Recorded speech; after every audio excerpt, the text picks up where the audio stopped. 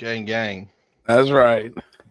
All right, Katie, first off, you have to explain this because we can read the comments where everybody's typing before the show. But he's probably washing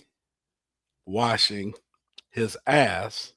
He just got a haircut.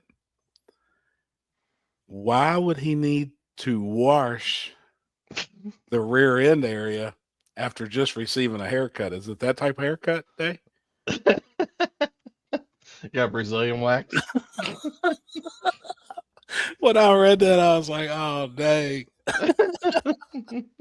My man done got all trimmed up. What's up, everybody? Man, we see everybody's in here. And what's up, Robert? Nick? It's all the same crew, ain't it? Every week. Dirty Every Dave, Push Rod Garage, Millie, Gabe. What's up, homie? Wish I could go live on my freaking Facebook, man. I got another month. So we got a couple more episodes. I'll be able to be back live. Oh, God, he's bald now. He looks cleaned up. I look the roughest I've ever been on here, all gray. And I don't ever let myself go, but a weekend out there on the salt gets you behind. I definitely cut some hair off because I could comb my hair. That's how long. No. That's how long That's how long my the top part of my hair. No, I ain't getting there. You gonna have it. Oh man, everybody's in here. Jet. How was Bonneville? Oh, we'll get to it. It was awesome. It was awesome. Y'all got the same 30-40 commenting, but you were almost 300 deep total last week. I know, man. That's awesome. Like, that's awesome. So I've been kind of napping, hydrating. I was laying in bed and it was about 7:50. I'm flipping through YouTube like always because I don't have TV. And I come across Chris's the title and stuff for the show tonight. This was like at 7:50. So almost an hour ago ish. I click on it. There was 5 people that already had their TVs or their phones or whatever waiting to watch it. And I was like, man, I don't know. It still blows me away today, I guess, people, because honestly, it's like me and Chris are just kind of chatting with ourselves. Obviously, we can't chat without reading the comments, but we're just 2 dudes that love racing and shit and hang out and sit on here and bullshit. So for everybody to hop on here with us and hang out, it's pretty cool. It's humbling for real. Because we ain't special. I felt like this weekend I hung out with stars, I guess, of the motorsports industry. Being with Alex Taylor all weekend. Like, I feel like she's probably one of the coolest, baddest females in motorsports. Yeah. I may be wrong, but in my eyes, like, I really look up to that chick. She's awesome. So to be able like that, so for people just that want to hang out and bullshit with us, though, like here I am, it's just crazy. It's humbling all the way around, I guess. Oh, absolutely.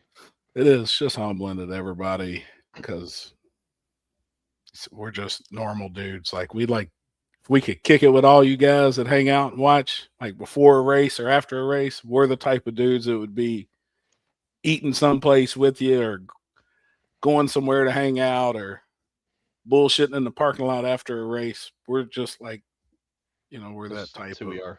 It's just who we are. It's how. So speaking of that too, here we are in Bonneville, Utah. Dude that watches us every week from Australia was blown away that I'm out there on the salt. Absolutely blown away. Had to come up. His accent. He was there? Was so gangster. He was there. He was crewing on a car. He's been flying over for like 14 years. And when he was just like, Happy, what's up, mate? You know, like he come running over. I mean, he was, dude, the happiest dude on earth. Had to get a picture with me. And then Jason and Brad was over messing with the car. And he's like, hey, you all get over here too. You know, I'll watch all of your all's videos and watch. I mean, That's cool. it was really, really, really humbling and awesome, man. So obviously I sat there and hung out with that dude as long as I possibly could, you know, until his car ran. And he's like, man, I'll see you, you know, some other point this weekend. And it was cool, man. It really was cool. That's awesome. An Australian, you know what I mean, that watches us. Yeah. Don't know if he comments a lot. He watches all the time. He watches enough that he knew everything that we've been talking about the last few weeks. Been keeping up. He sees all the naked pictures and the RVs, the hot dogs. Like he knows the whole story. You know, like it was super cool, man. I mean, it's just weird. Cool. I mean, it's cool, but it's also just it's weird because like you would never expect that there would be somebody from another country that like knows your life that like that and we're out in the middle of the salt in the middle of the desert, right. Like hanging out, you know. Yeah. it was really humbling. And then even when we're walking through the airport, a guy comes up to Jason and was like, you build race cars? And he's like, yeah, you know, build race car parts and stuff. And he's like, man, I know I've seen you all on videos before. And he's like, yeah, I mean, maybe, you know, like we do got some cars, you know, make some YouTube videos and this and that. But it's just, I don't know, it's wild, man. It's wild. Yeah. What's that one comment say? What's that from? The little purple square. Whoa. Yo, bro, shit. Just wanted to show some real love for your stream because you genuinely got crazy potential, and I'd love to connect with you or with a top Twitch streamer who pulls thousands of live viewers and has over 3 million followers. He's actually smaller creators growing. Is this some type of spam? Yeah. That's crazy. So they're just trying to get paid for something, ain't it? Yeah. You're going to come along and push you along to greatest heights you could ever imagine. Yep. For a low cost of $4.99 a week. And then figure something out, and then sure enough, your bank account is in Abu Dhabi. Yep. Negative. Yep. I was gonna say my Twitch ain't got shit, so I can tell you that right now. I'm behind on comments. James Glenn, that's why I'm happy, because you guys are real. Thanks for letting me hang out every week, guys. See, that's what's up, man. Like, that's awesome. And like I was saying too, I hope to one day be able to meet like everybody that comes on here and hangs out. I hope there's a race you can make it to, or I hope we're in your area or something doing an event. Like, well, whatever. A lot of people we have met. I mean, absolutely. That's kind of the fortunate thing is like, I mean, I'd say most of your other platforms, you know, that do these types of podcasts, you know, they probably don't know. Yeah. 70% of their shit, probably more than that. Oh yeah. They have no idea they're, you know, way more than that. Any of their audience ever. Yeah, no. I bet some of them they've met 1%. Yeah. Real, you know, like realistic numbers, 5% would be a bunch. Yeah. You know, some of them's following and stuff. Hold on, I'm still way behind. I'm gonna get caught up. We hadn't heard from Uncle Jeff in a hot minute. Man, he has been thrashing. I do know this, Tyler. He's been thrashing on his building. He had 18 guys show up this morning. They've been pumping concrete in that thing all day today. So he's been thrashing, trying to get his shop together. I still talk to him about daily. So he's knee deep in concrete tonight. I know that. May still hop on. What else we got? I'm gonna get caught up. Yeah, for 1,000 a week, I'll share the stream to all platforms. I'm with you. I I bet need to you start will. doing that. I need to start reaching out to people like, hey, man, I can take you to new heights. Yeah, you know what? I'll share your post. I got you. 500 a week. Sound good? Perfect. Yeah, Sign me up. yeah. But just for you, I'm gonna cut you a deal. We'll just call it 250. Yeah, exactly. Yep. Perfect. Let's call it 250. What up, dude? What Up. Love to meet all you guys one day. It's coming, man. It's coming. I'll be dropping by at Warren the Woods. I haven't met y'all yet, but you're always busy there. Hey, man, we ain't ever too busy. Ever. So just come up and holler. Like, Especially when we got a few drinks in us. oh, for certain. Look at my dude. What up? What up, homie? What's going on? Chilling, man. Chilling. Just glad I'm to be doing. home. I met you guys at Milan, the World Series of No Prep. I think cool people for sure. Bullshit longer. Met you two at Warren the Woods this spring. You both were cool, down to earth dudes. Man, I feel like all of us, everybody that has anything to do with this that pops on here, we're all the same. Like, I guess I do agree. Like, that may be what we are, just like normal dudes. Mm-hmm. Outlaw Media. A few of us has met and kept up with each other too. Absolutely. Yeah, I do. Like, I do that all the time. Chris, I got a bone to pick with you. What the hell did I do? Shit. Like a chicken bone or like a dinosaur bone, a rib bone?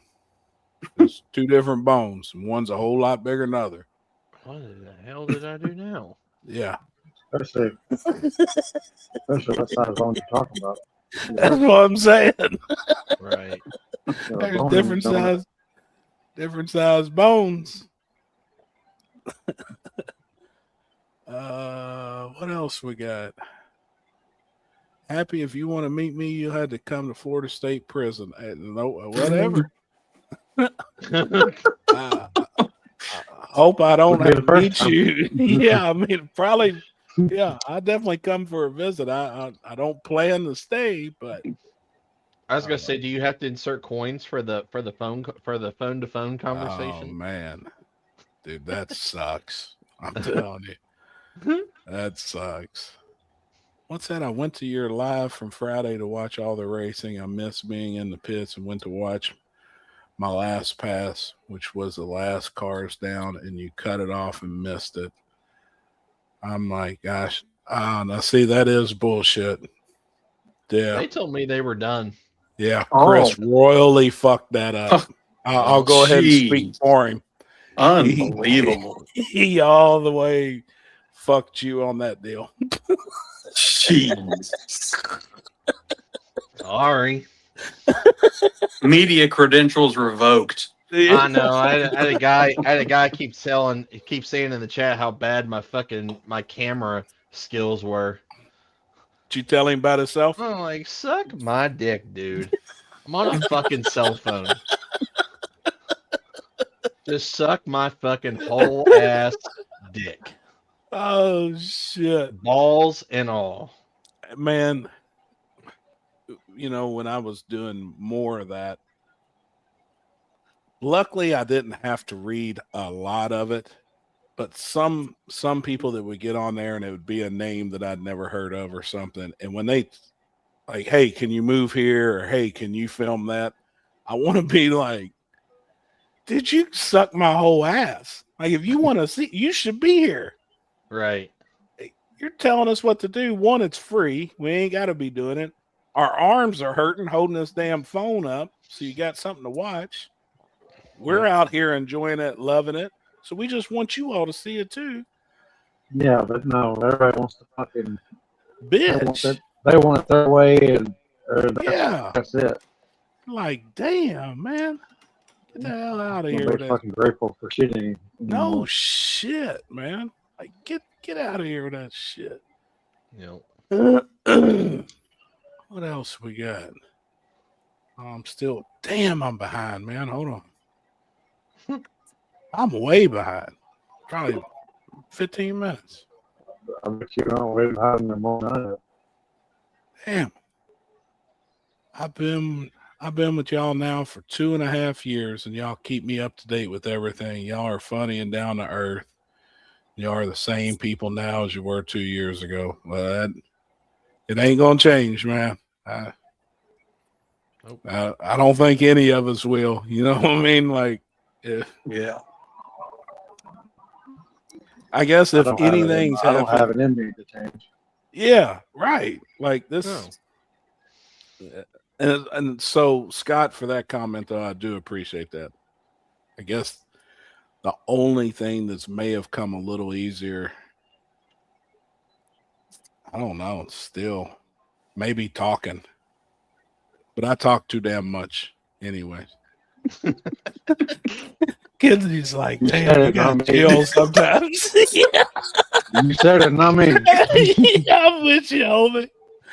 Kids, like, damn, if you just shut up.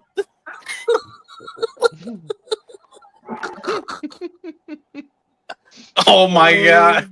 shit. Read Katie's comment. Hold on. I'm so far behind. I am too. Like, I'm way back on comments. I am too. I'm still reading prison comments. Dude, Katie's comments got everybody's beat. Hold on. I'm trying to get caught up. I'm flipping through now. I'm just gonna go on to it. Chris is not the same. He gets laid now. Are you saying he's mellowed Oh, out? son? shit. Oh my His God. ball just on a drop. Oh. She takes the stress out. You her. Oh shit! Oh, boy. Katie's my hero. That's good. That's good shit. Yeah, but Tommy's new ride looks pretty badass. It does, man. Looks like a really Tommy's cool new truck. ride? Yep, it's getting I mean, looks like a serious piece. S10, really nice chassis, pro charged. Chris, you went and checked it out, right? Yeah, we got to check it out and get to start it for the first time. It was only the second time that truck's actually ran, and it was on like regular gas before, and then they switched it over to methanol, and it's definitely. I mean, the chassis sweet. Obviously, Larry Hoke built that truck. It was, I think, the very first truck he ever built. Wow. As a full-blown chassis vehicle. It's got some tips and tricks in it that a lot of people I've never seen, as far as like where they're hanging weight and such like that I'm sure that he has adapted to his own vehicle. It probably makes I know what it made on the dyno, but the dyno, they should have like put it on a hub dyno instead of a normal dyno. Yep. So I really don't know what that truck actually made, because it was probably blowing the tires off. But It'd probably make a lot more than it would make on a dyno too. You know what I mean? Like, yeah.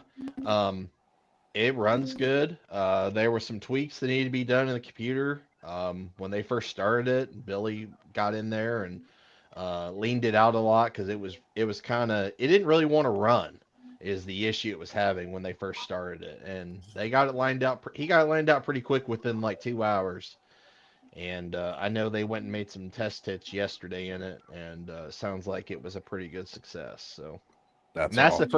That's the first time that truck's been down a drag strip. Oh, really? That's the first time that it has made it out of their driveway. That truck's been together since last year. Wow. Well, that's awesome. Yep. So he was the very first person to go down the drag strip with it. And went to National Trail and did some testing. Yep. Cool. When did that happen? When did they test? Monday. Yesterday. Yeah, yesterday. Yep. Awesome. Yep, that truck is kind of, they built that truck to run some certain events. I know like King of the South is going to be one of them that they want to go and they want to go participate in, Sure. and they think they have a chance to go far with something like that. But it's also got tweaks and stuff to where it could probably run on our no prep stuff. So Well, Corley it'll better be- watch the fuck out. No shit. right. No shit. Damn, hell yeah, man. That's cool. I don't know. I don't think I've seen it. I'm just, I'm out of the loop on that. Yeah, I'll find it. It's nice, man. I just actually seen it last night as soon as I got home. I watched the Gen 2 Garage channel and while I was laying in bed, and it's badass. It is a nice piece, man. Is it a big block? Yes, Big block Pro Charge F3, I would assume. 136. 136. Good shit, man. And, Yeah. So it's a true streeter.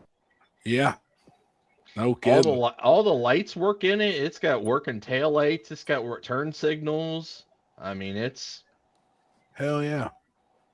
Any chance to see it at 304? that might be a possibility.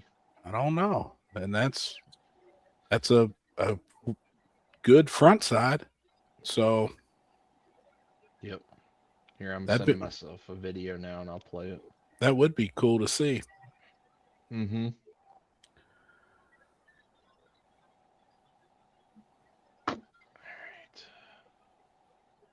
Oh, Chris, I need to send you. How do you want me to send you pictures? Just do it through Messenger if you can. All right.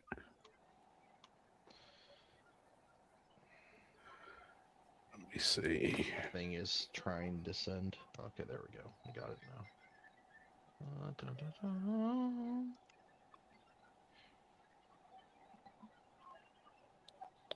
I'm gonna send you a bunch of stuff, and then we can flip through and Yeah,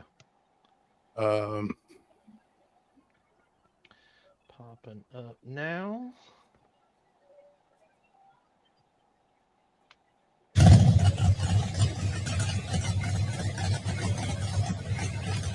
Oh shit! yeah, it's serious, homie.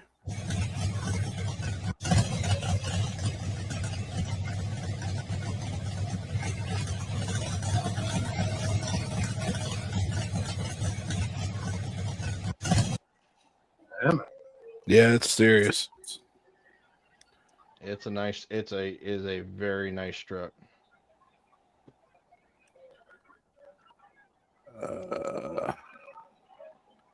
Hold on, I'm gonna send you a bunch of pictures, and then we'll check them out. I got some videos too. Bunch of them same picture. What are they doing? What are they doing with the other?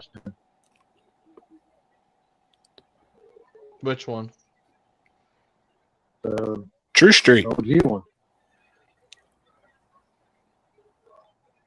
You talking about Billy's truck?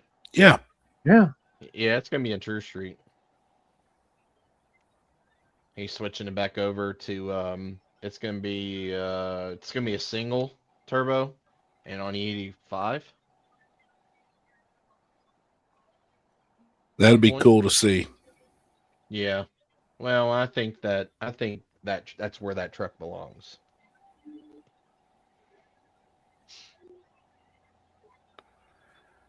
All right, I sent all kinds of stuff. I don't know how long it'll take. What's that? S10 in the left lane, happy riding the elk in the right lane. Jeez. I've been watching Guy's channel for a couple years now. It's a nice build, good fit and finish. It does look like a really, really nice, well-built truck for sure. What's it saying? Not giving up much. We got 100 people. What? We got 100 people. The numbers are what matters.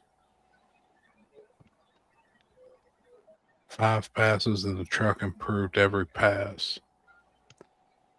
That's a step in the right direction. Yeah, that's awesome.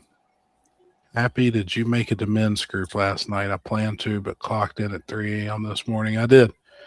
We flew in. I think we landed back in Cincinnati at like 2:30 yesterday afternoon, and then went straight to the shop, hung out for a bit, had to get the shop and stuff cleaned up, and had a really good night, the men's group last night. Most of the time they say the summertime kind of slows down, and it's obvious. You know, people's going to kids' sports and just got to be home and get the yard work done or whatever it is in the summertime. It is easier to go to a men's group when it's cold and there's nothing else to do on a Monday night. But we've been having real steady, solid groups of guys coming, still 50 to 70 guys. So it's awesome. New guys every month. It's awesome. There was some we didn't see, but then there was quite a few new guys too, and yeah, it's awesome. Last night was really good. Jason spoke, and it was good. He referred to a lot of actually been out there on the Salt Flats in Bonnieville, and really good message last night. Good. All right, you want me to dive into all that stuff you sent me? Yeah, we can. We'll see where you start. But I will say, with Bonnieville, if you are a motorhead into motorsports at all, or just enjoy old school hot rods, the amount of history that is involved around Bonnieville, dude, it's unbelievable. And I didn't know that they actually started racing out there. The first organized event was in 1914. Actually organized event where cars were running. So I started thinking about it, and I was like, well, in 1914, could you imagine the roads? What's going on here? Wait, hold on a minute. Everybody says very bad, very bad. I'm frozen. Chris probably dropped the butter on his keyboard. It's buffering bad. It's lagging hard. Huh. Let us know when it gets better. That's weird. Wanted to make sure it wasn't my Wi-Fi buffer here as well. So I don't know.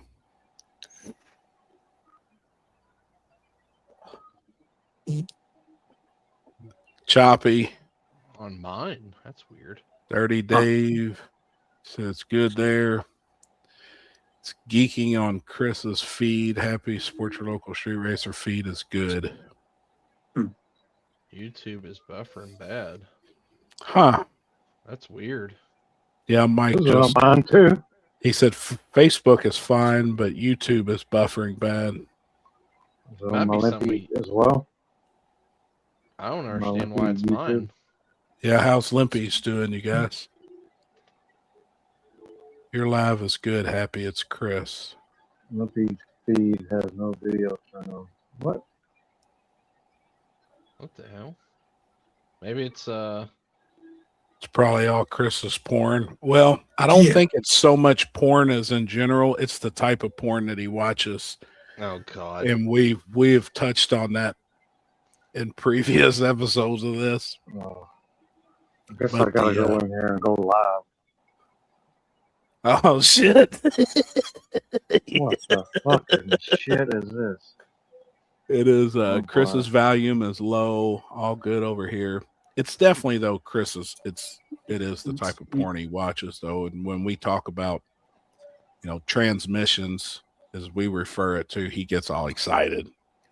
Yeah. So we got to add the missions part, because if we Yeah. just talked about trannies, Because he's all into that ATS. Jesus. I mean my ears, Dextron. my dude's ears perk up like a Frenchie's. No. Here's Oh. tranny. No. cheeks get red and ears pop up. Chris is getting shadow banned on YouTube. Probably so. It could be. It may be. Is it getting any Hell, I better? didn't know you had to. I should be live now on all my shit. On my, I stopped back in, it was like you used to, just fucking go live. Right. Well, the No kidding. viewership showed back up. So Is Chris good now? Happy's feed is indeed a lot better. I don't know what's Six happening. pack. What's up, six pack? It 100% cleared up. Huh. Maybe Oh, it's what just it on was. YouTube. Okay. It's better on YouTube now. All right. No, but I didn't realize that they had started racing out there at so early. Well, like 1907 was the very first organized. They said they were actually racing stuff there in the late 1800s.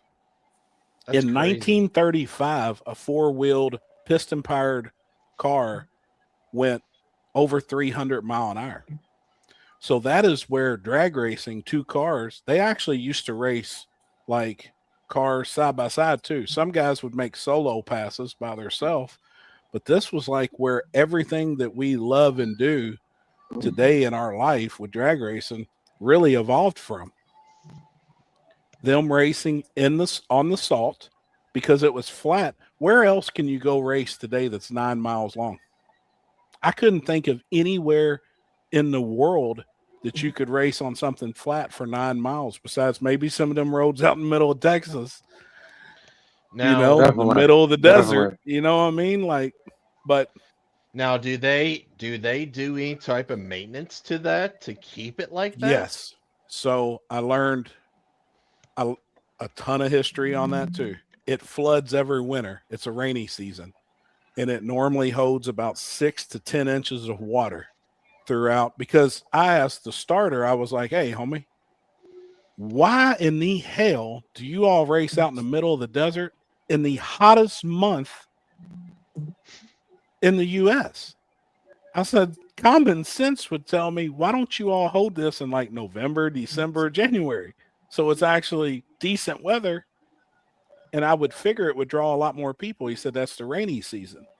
And we have to have the rain because the rain, like sloshing back and forth on top of the salt, is what smooths it out. Yep. If it didn't have water, the salt would bust up and would crack up. Yep. And you couldn't even race on it. I figured this out too. Obviously, that was a lake. So it is a dry lake bed now. The lake there was 1,000 feet deep, and it was the size of Lake Michigan 34,000 years ago. Really? Yes, sir. They figured somewhere between 18,000 and 34,000 years ago, that lake was over 1,000 feet deep, and most of all Utah, which is big, was covered underwater. Mm-hmm. And Utah is a big ass state, man. Well, then when you Big look up on mountains too. dude, the mountains, homie, are massive. Mm-hmm. They're not hills, they are mountains. When you look up on the mountainside, there's a line as far as you can see on these mountains. We think that was the water line 34,000 years ago, because the same line you could see across all these mountains for miles as far as you could physically see with your eyes. The line never moved. And I was like, dude, this is wild. But the water is what smooths the salt. When they showed up last week out there, they actually dragged chains and like box tubing, and they have GPS that makes the track. And it's each track is about 100 feet wide. There's 3 courses, course 1, 2, and 3. Course 3 is the shortest. It's 3 miles with like 3 mile shutdown. That's where you get your license. When you graduate from course 3, Then you can move to course 2 or course 1. Course 1 is the fastest course. So today, about 3 hours ago, Nick just completed his last license run. He now has his Class A, and he can run as fast as he wants to go tomorrow. So right before we left, he spun the car out, and that was on his final license pass. Well, when he spun the car out, they come and put a sticker on the car, and you are not allowed to touch the car until they come and inspect it. So even if it's damaged, you can't start working on it or trying to fix it until they sign off on it. Once they sign off on it, it allows you the opportunity to work on your car with your crew. Then they have to come back and recert the whole car again for you to even make your pass. So we all day yesterday, he spent working on that car, trying to get it ready just to make a pass today. He made one Kentucky time about 3 o'clock. So that would have been 1 o'clock out there. Then he was done for the rest of the day.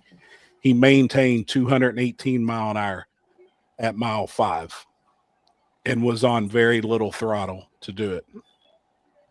Also, this is what really blows me away. The record that he's trying to break is 264 mile an hour.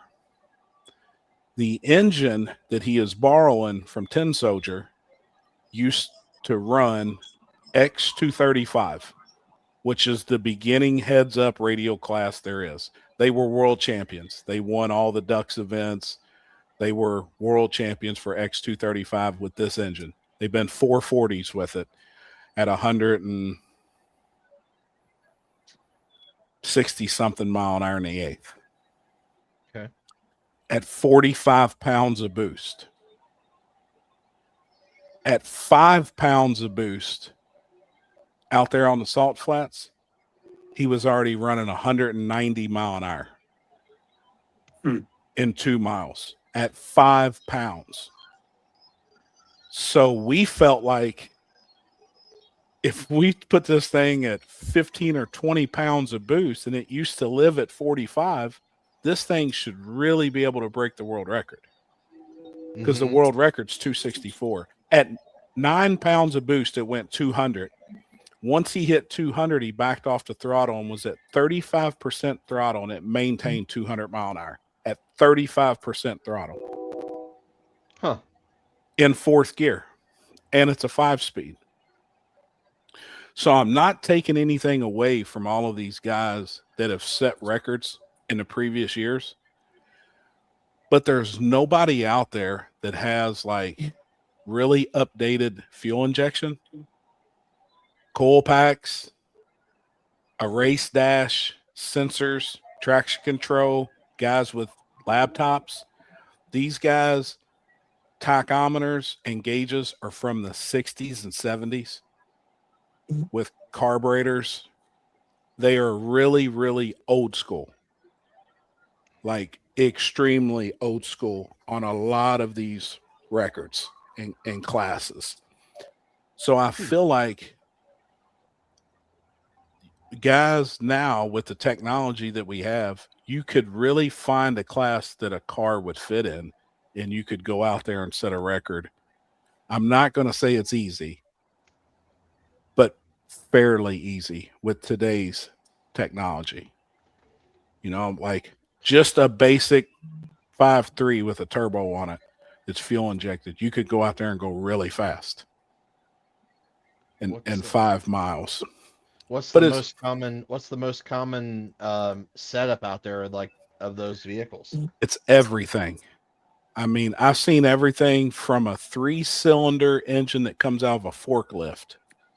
It was a forklift like Kubota tractor engine, 3-cylinder with a turbo on it. Yeah. It was in one of those streamliners. It went 184 mile an hour. Huh? A forklift engine. The coolest world record I seen, and it got broke. We seen it get broke. Well, Saturday he broke it and was going to impound. So once you beat a record, your vehicle goes to impound. They bring white These guys are all dressed in white with their rule books. They come over with all their gauges. They tear your stuff completely apart pretty much. They pump your engine. They check your fuel. They check everything. Once you pass impound, they hold it in storage all night, so you can't mess with it. The following morning at 7:30 a.m., you go back to the starting line, and that's your chance. Now, you can put fuel in it. You can put ice in it, whatever. You can check tire pressure, but then you have to back up the record run from the day before it went to impound to be an official record. There was a 1919 Harley Davidson, and it had a single cylinder motor on it. It was called a Misfire. The world record was 21 mile an hour. This dude Saturday busted its ass and went 25 mile an hour. It was the craziest shit to watch, but it was so cool. Like, to see all these Harley dudes on the starting line, they're with this dude. And when he went 25 mile an hour, like, everybody went crazy. But, you know, I mean, there are so many records you could go out there and try and chase and go after. I mean, anything. There was a 50cc front wheel drive scooter. Like, I've got a picture of it. It's a moped that's front wheel drive with a 50cc engine mounted like on the forks. Well, there's a big difference between front wheel drive and rear wheel drive scooter. So it's two different classes. Like, it is insane. And everything would have these homemade superchargers or homemade blowers of some sort, or the amount of nitromethane out there is insane. A lot of stuff that's naturally aspirated is running nitromethane because it's unlimited on fuel. Oh. Or there's classes out there that you have to run spec fuel, and there's a Sunoco semi, and you have to buy the fuel from Sunoco. And then they check your fuel, you know, if you set this record. But dude, I learned so much just in a weekend about that place because I just kept asking questions. Really, I was just blown away. Mm-hmm. It is very, very, very slow paced. People get on us at some of these events about downtime. Homie, Saturday, they may have ran one car every 25 minutes. And I was like, holy shit. How many cars were out there? It is about like the world of drag racing. It had, I think this year they had 98 entries. Okay. 6 years ago, they had 500. Oh. Damn. That's how far it's died. So I asked that too. The SCTA, which stands for Southern California Timing Association, is who runs it. They also run the same type of race at El Mirage. It's in Southern California. It was a real private group. So back in the 70s, 80s, 90s, they kept their group together and didn't really want new blood into the sport. They kept it really like they had a core group of 500-600 racers. You know what I mean?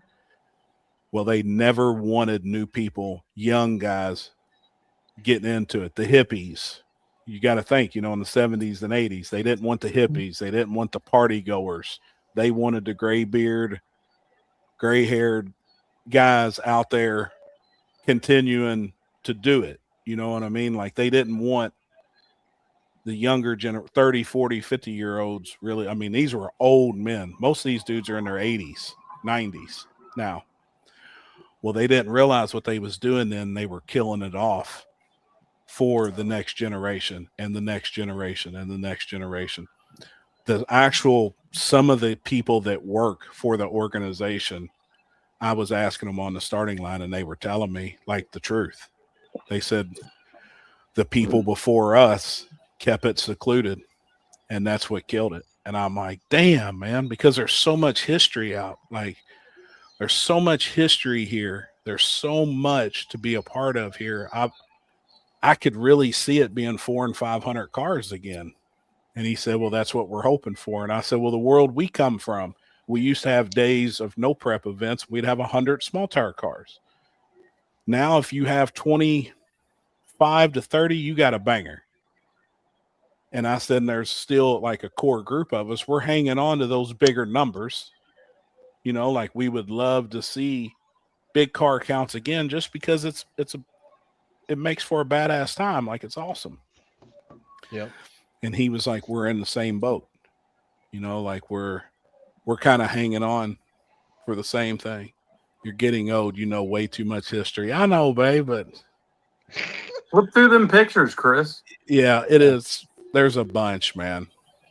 Well, quite a few. Oops. And it's cool that on that sign, and I've tried catching it, but it actually says Bonneville Speedway. And there is no speedway there. There is no permanent structure there. It's a 2-lane blacktop road for 4.5 miles. And once you get off the blacktop, it's 5 miles on. This is the line getting in. There's no gate. There's no nothing. Once you get off the end of that blacktop road, it's open salt.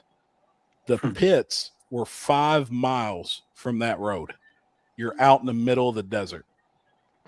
From your trailer, your pit area, to course number 3 was 6 miles.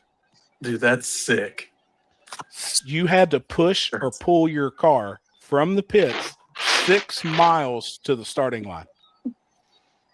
That's mean, crazy. Drag racers, if they went out there, would shit. I just be like, what? It was Right. just, but what in the hell are you doing? I don't know what's wrong. It like won't let me. You got to start at the other end. It won't. I can't. You've dicked it Yeah. all up. Yeah. It won't let me do it. Unreal. You know, my You daddy just always click them said, at the bottom of the screen. Smarter You than gotta be smarter than what you're fucking with. I don't see the picture at the bottom of the screen that's showing what I'm looking at. We can. Yeah, you got all the pictures at the bottom. Yeah, you just I got that. That one was cool. Now that is the state line. So, you know, the casinos obviously are in Nevada. The parking garages were in Utah. Yeah. Really? Yeah. Mhm. It literally on the line. The line goes right across their parking lot. And I said, man, I got to walk out in the street and take a picture of this shit. It was pretty cool. How the hell does that work? How are you a business and you were in 2 different states? Well, that's Nick Taylor there on the sidewalk. So we, of course, you know, we're yelling. I was like, hey, what's your name? He's like, fuck you in the other state. All right. Yeah, that shit was wild. Oh, there we go. Okay, now I'm here. Now I can see everything. Holy shit. Maybe just now loading up. This was day one when we get there. They were changing the gear. They had done enough math that they realized the car wouldn't run the mile an hour with the size tire that was on it. And What kind of tire do you like? it's a what Goodyear, pretty much like a front tire. It's 4.5 inches wide.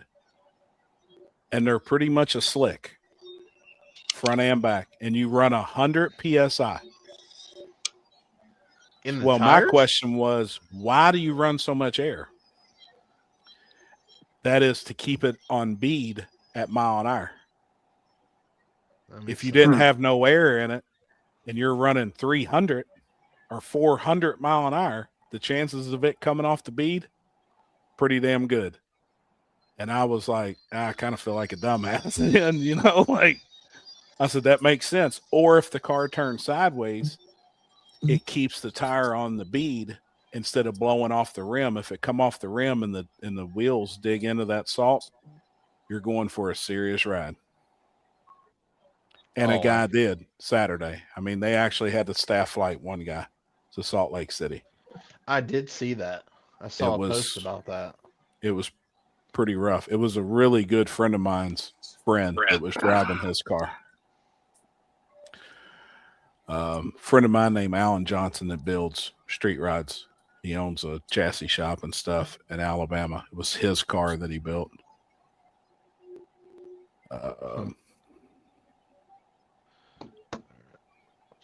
Okay, there we go. Now I got it. Now it's fixed. It was probably the most beautiful sunrise I've ever seen, man. I don't get a chance to see many sunrises, but this one was the way it comes up over top of the desert.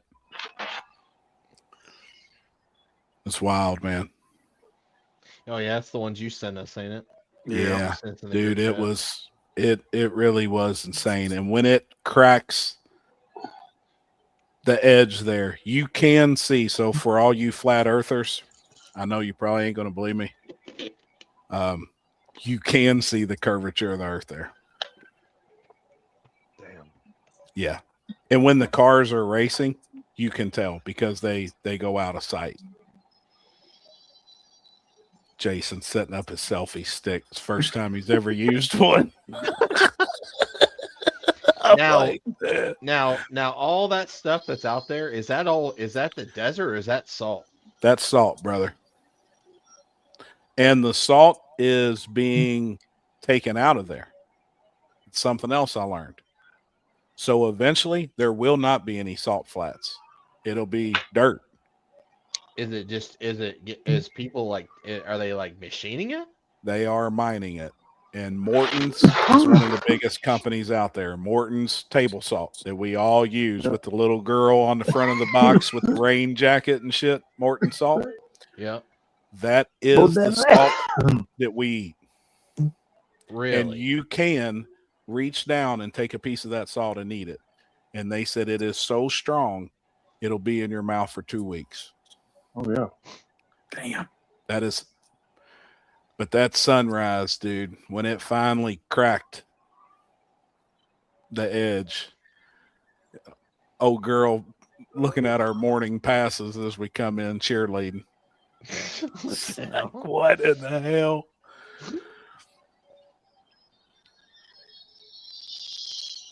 Yeah, they don't want you driving on it when it's wet because it makes ruts and they can't get them out.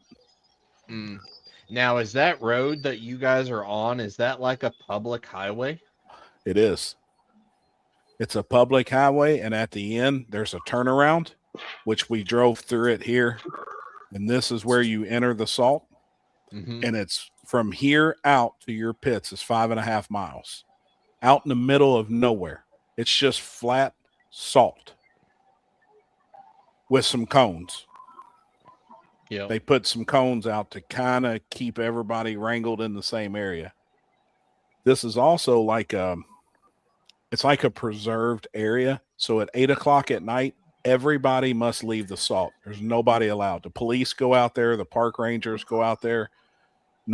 If you're caught out there, they're going to lock you up. Oh, shit. So you can't camp. That 2-lane road there, I wish you could really zoom up. But I just tried taking a close-up of what it looked like. It looked like slush, like slushy snow. Yeah. And It it's does. wet.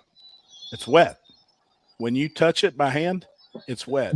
And it is the hottest air I've ever felt before in my life. Nonstop, every day we were there. And that salt literally pulls the moisture out of your body.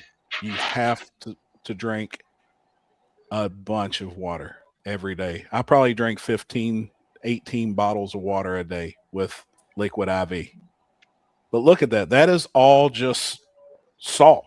And that's the sunrise over the pit area. That's crazy. It is insane.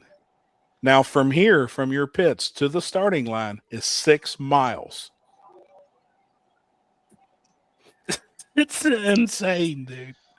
I couldn't imagine. I mean, most guys, I assume, was all pushed and pull and all that stuff, just like a normal, small car or whatever, right? Yeah. And look how rough it is. So it's not, I was trying to take that picture to show you guys, like, it is not smooth. You know, it's not like concrete or asphalt. It's these dudes are going 4, 5, 600 mile an hour on That. On a junk No ass prep. road. Yeah, I mean that's serious no prep. And I was trying to clip the moon there too, which was wild. Sun's Yeah. up, moon's out, you know, all at the same time. Drivers meeting, this was it. Massive, ton of people. They go through a ton of history, you know, while you're there. Really cool. They pay a lot of homage to Mickey Thompson. Mickey Thompson had a lot to do with racing out there, you know, kind of in its heyday. Mm-hmm. Really cool. His brother still races out there. This is impound. So these cars had already broke a record. And then that's impound. You got to pull it in there. And then there's a rule book on top of the cabin there of that car. And they're going through and checking absolutely everything. And then it has to stay there overnight. You can work on it in impound. You got 4 hours to work on your vehicle, and that's it. Or until the lanes close. The lanes close at 5:30. Everybody has to be off the salt at 8. What's that say? Open wheel cars like Lakesters and Roasters class have roosters coming off the tire during a pass. Absolutely, they do. It's shooting salt up way in the air. Do the cars undercarriage rust since it's salt? Absolutely. Cars that have a lot of steel on them out there, we noticed everything that was steel on the vehicle was rust, was solid rust. And I mean, like, these cars are really heavy too. Yeah. A lightweight car out there is 5,000 pounds. Did anybody break the sound barrier while you was out there? No, the course is too short now. Oh yeah. Yep. So the only place they can do it now is like El Mirage, or they call it Black Rock. It's in the desert somewhere in California. Yeah, that's Yep. Yep. That's where. Does it smell? It doesn't. You actually, it's so dry. You can't really smell anything but fuel and exhaust. And it dries your nostrils out. The humidity out there every day was 2%. So, how did you like that compared to the snow and salt on the? Yeah, no shit. Night and day difference, man. Night and day difference. Isn't El Mirage a dirt lake bed? It is. Yes, it is. Nick said his Camaro weighs, I think, race weight this weekend, Junior Johns. He was 4,600 pounds. Is there, I assume obviously they add, you know, what's like, we see everybody put their weight setups like they do in no prep. Mhm. Is the weight setups similar to something like this? So obviously, Nick Taylor, being from the no prep drag racing world, we look in the back of his car and he has those lead pucks that bolt around the roll cage. Mm-hmm. Like we use. All of our guys, you know, every one of our racers has the same type weights for the most part. Well, Sunday after he spun out, a couple of the guys walked by his car and was like, hey, dude, your weight is all wrong. Like, this is a mess. We don't do that shit out here. So when we left yesterday, these guys were going to go over and help him try and move some weight around, scale the car, and do some shit. Most of these guys' frames on their car is solid lead. They want the weight below the axle in the center of the wheels. Mm-hmm. They want it under the bearings of the wheel. So your spindle or your rear axle, they actually want the weight even with that or below it. Huh. And a lot of the streamliners that you would think were really light, they're 9,000 to 10,000 pounds. Really? They are excessive heavy. That's the only thing that's holding them to the ground, homie. or the aero of the car. That's why Yeah, they but- spend so much time in the wind tunnels. Makes sense, I guess, especially if you're going that fast. Yeah, It was- can you imagine what like a quarter of a degree Oh, dude. changes? Yeah, at 500, Yeah. like at 500 mile an hour. I mean, even with Nick's car, he realized that he needed to make a taller wicker bill. His side panels were really good and to help him go straight. And he even has the fins on his roof. If you can see there, he's got the little fins on the roof. But his wicker wasn't tall enough to really apply any downforce on the rear end. Mm. And they said, obviously, his front end, the shape of a third gen Camaro, is going to push the front down because it has a long hood that hits a lot of air. So Yeah. it's going to push the front down, but there was nothing to really push the rear down. So he's supposed to have made one yesterday when we left. Gotcha. Now, is there something different as far as like the exhaust being in the back bumper? Yes, a lot. So I overheard this conversation. He was on the phone with people way smarter than we are or ever claim to be. Nick is very fortunate in his racing career now, and people that want to help him are at the highest level. Well, Mhm. that behind the wheel right there in that picture is the exhaust. The inlet, this has got a rear mount turbo, and all the piping is under the car and inside the car. That's the exhaust coming out of the quarter, and the inlet is on the other side behind the driver wheel. They said at speed, that turbo is sucking so much air in from the left side and blowing out so much on the right side, it could literally suck the ass into the car and blow the ass into the car to the left at the type of speeds he's running. They said that exhaust coming out the side can technically blow the car over. And I was That's what like, he's having problems with. and that is how the car spun. The back of the Oh. car spun to the left. So that's when I overheard the situation or overheard the phone conversation. I was like, homie, I would have never dreamed of shit like that. So now looking forward, he's like, I should probably run the exhaust straight out the back and then try and run the inlet to get fresh air in somewhere completely different. Yep. But yeah, there's the exhaust there.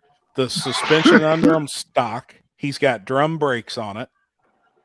The axles in it are stock. 31 spline. Well, I mean, it's got a he probably 9 wants inch. that for the extra weight, Yeah.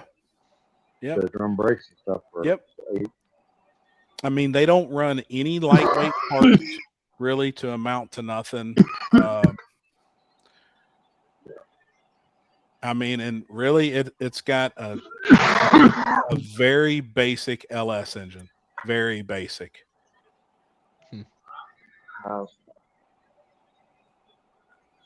Still had a legitimate alternator, a regular water pump, no electric water pump.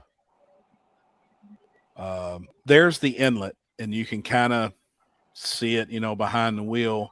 Well, to set the record tonight, he has to work on that. And they told him that is illegal. He has to cut that scoop off, and it has to be flat with the car, even though it's facing backwards, sucking air in. The scoop is illegal. What you mean, like in their terms of their rules, it's illegal, or is it for Yes. the? Okay. It's just for aero. They feel like something protruding a body like that out of the side could be for aero, and you can't have stuff like that for his class, Gotcha. even though he is running an altered class.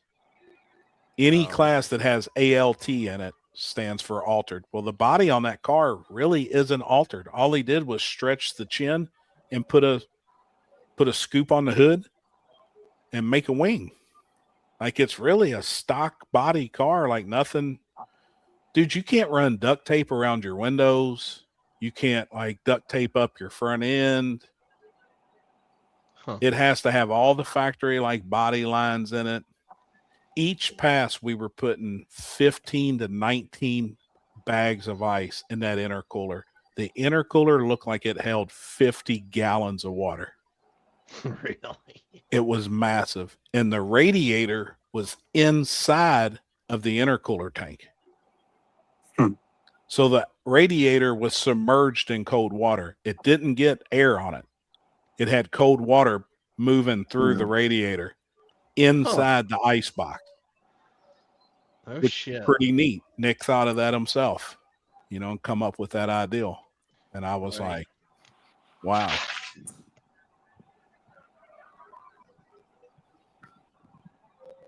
That was She's That's- a gangster. She's a gangster at her Dude. photos. that was a good picture, man. And we were in the pits and she goes, "Hey, can you all push the car back? You know, I want to get this picture," as the sun's coming up behind the car. And that was when I seen that one like finished and edited, I was like, that's badass. Like, You can really see that scoop too in that picture. yep. That's And it's a crazy. really cool ideal. And the only reason he made the scoop so it wouldn't suck salt in. He said, I was just going to leave it a hole. He said, but I Right. made that reverse scoop so it couldn't suck up salt. Well, now he's nervous when he does take it off. Obviously, it's do going to that. suck salt up, you know, and run through the engine. Right. So he's actually thinking about covering the hole and just letting the turbo suck air in from the whole rear hatch area, because there's a firewall behind him inside that car. You can't see from the cockpit into the back. It's a big steel sheet that goes all the way to the roof, all the way to the floor. This is when he got, after he had wrecked it out in the desert. I took that picture and we could jack it up, put it on jack stands, and then the officials have to come and totally look at everything. See if the wheels are bent, see if the tires are scrubbed too hard, see if the chassis is bent. It looks like that thing's just got like regular steel wheels on it. It has to have steel wheels. Aluminum wheel would probably crack under pressure Yeah, unless that- they were solid billet. It's nothing we have ever thought about in drag racing is the same with land speed. It's just not. The cages aren't the same either. Cages won't work. This is at the local auto parts store. He chucked the belt off of it, so me and Brad went up to CarQuest, and that is a legitimate old belly tanker off of a World War II airplane that you can get in. They let you get in it and close the capsule and stuff. What? Look at where your head is, though, when that closes. You can't even see out of it. You've got to look up, and it's got like a mirror, like a submarine would have that faces forward. What? And that was something, you know, like they would race in the 50s and 60s and shit, because they felt like back then that as long as it was aerodynamic, it would go faster. That had like a blown V8 in it and was a real legitimate race car. That's crazy. It's wild, dude. That was, some type of V-twin. Harley.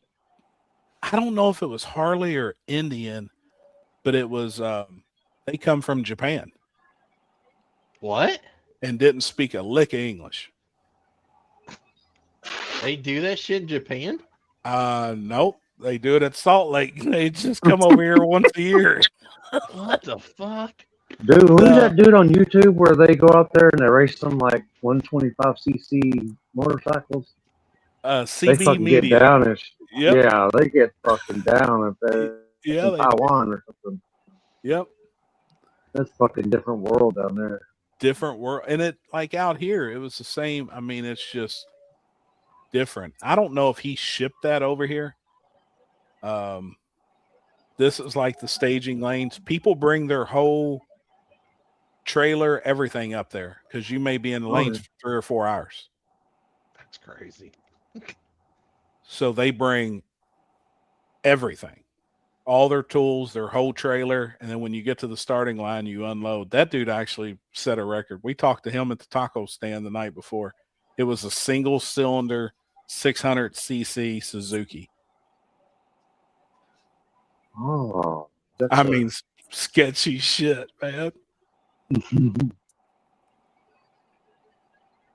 Oh, there he is. See the firewall in the car?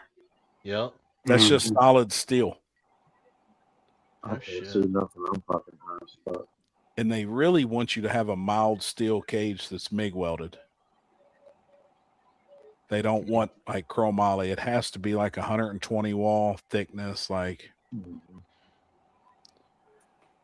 and then a massive intercooler. But dude, it's salt as far as you can see with the human eye. I mean, it's wild. It is like you're on another planet. That's a video.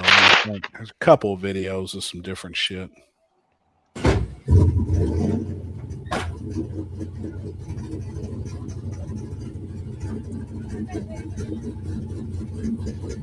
So what's wrong with the hood? The hood's good. It's the scoop behind the driver tire he's got to cut off because they're scared that it'll help him. Okay. The driver. Yep, right behind the driver tire. The steer tire? The drive tire in the back. Yep, as soon as he goes to take off here, you can see it. That scoop. Oh, okay. And that's the inlet for the turbo. I mean, you could see her dually pushing sand up or salt. Yeah. Like it's wet. Look how rough that shit is. Now, how and fast? It's cool that on that sign, and I've tried catching it, but it actually says Bonneville Speedway. And there is no speedway there. There is no permanent structure there. It's a 2-lane blacktop road for 4.5 miles. Do y'all hear that? And once you get off the blacktop, What? It's 5 miles. What's going on? This is the line getting in. There's no Chris, gate. what you got going There's on no here? Bonneville Speedway. I don't know. There is no speedway there. There is no permanent. I don't know why that just started playing. That was really weird. Creeped me out. Hold on. We got a fucking delay refraction here. I don't know why that just started playing. That was weird. You heard?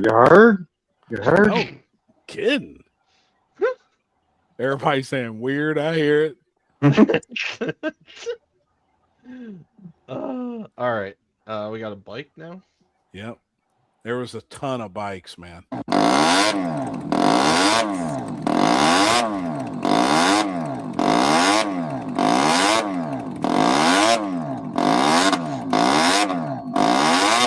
This shit's crazy.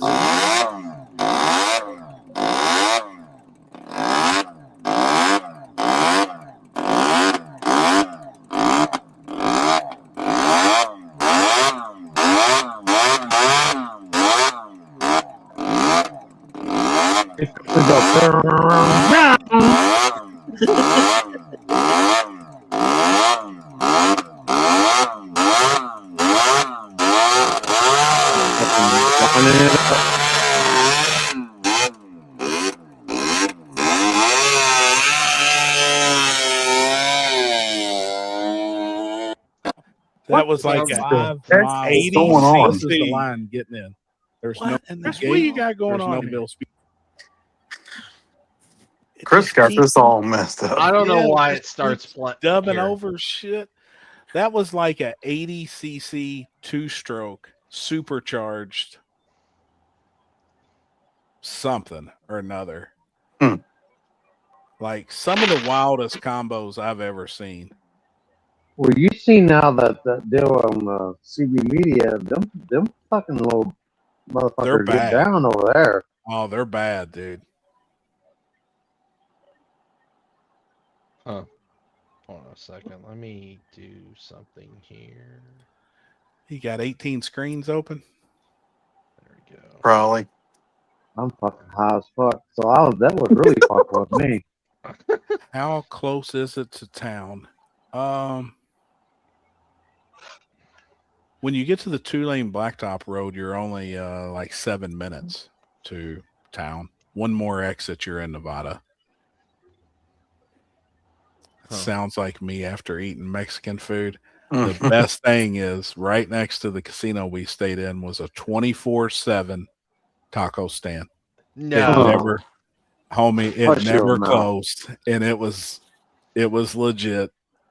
I mean, very authentic tacos. Was very it Utah or was it Nevada? Utah, Utah. but it. Oh. Oh man, it was good, dude. 24/7 at any time, 4 o'clock in the morning. If you want to walk over there and get you some tacos, That's the How way much- that's the way God intended. Shit happen. right? How much money did you lose in the casino? I didn't bet $1, man. No, the fuck you didn't. Swear, never even put It's a your dollar. in lie. the You slot tell it machine. any way you want to. Swear, it's the cigarette smoke was so thick in this casino. I couldn't hardly even breathe in this place. We literally walked through every afternoon and went straight to the room. I didn't spend $1. I probably should have, because I did walk by one roulette table, and the way I bet with the middle and third 12, I would have won the whole entire screen. It never hit the first 12 or zeros. I was like, it's telling me that I need to pull over here and gamble a few $100, but I didn't. I never did, man. Never did. This car was really, really cool. This was a naturally aspirated roadster. It had a Roush and Yates small block Ford in it out of a NASCAR. These were NASCAR guys. Oh shit. Probably And it SP2 was- headed. It was cool, man. It was badass. And this thing went like two something. That thing had a turbo 4-cylinder diesel Oh yeah. from Yeah. Sweden. They were from Really? Sweden. Yeah. That was pretty neat, Yeah. man. Them were the ones you see that fucking they try to break the sound barrier and shit. Yes. Yep. Them big long motherfuckers. That was really cool. They're like 12 to 15,000 pounds. Yep. That's really it, Chris. That was all the pictures and videos and shit. It's definitely something to see though, man. Like, it's definitely something I feel like all hot rodders or motorheads should go do. Hopefully tomorrow Nick breaks the record. Hopefully I get a message from him that it's an impound. You know, that'll be really cool. This was hold on, I'll send you this.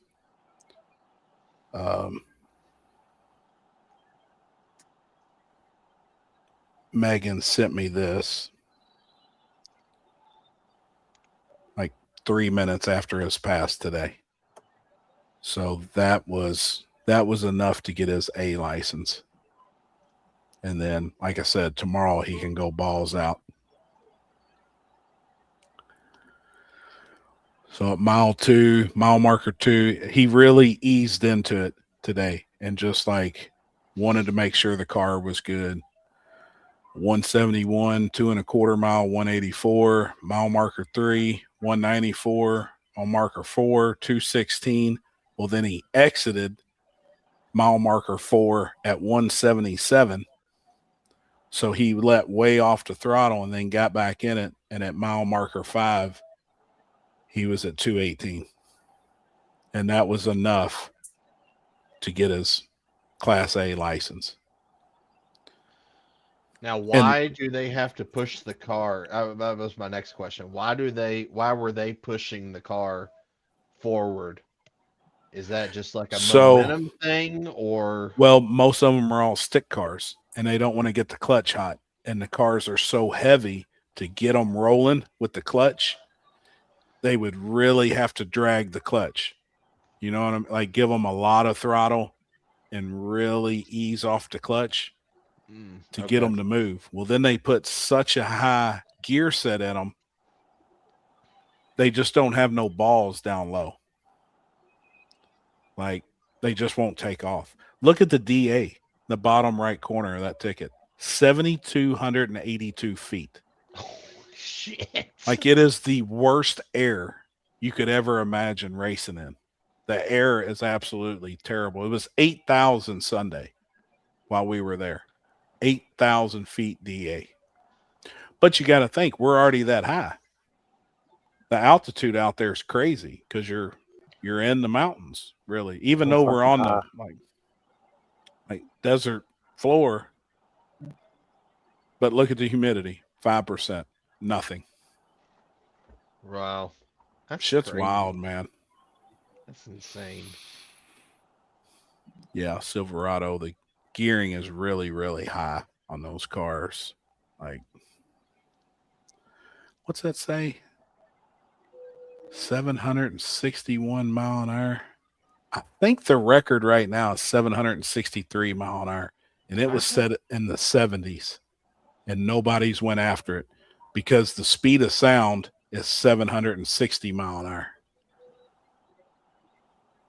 Somebody just sent me that. 2021 World Finals.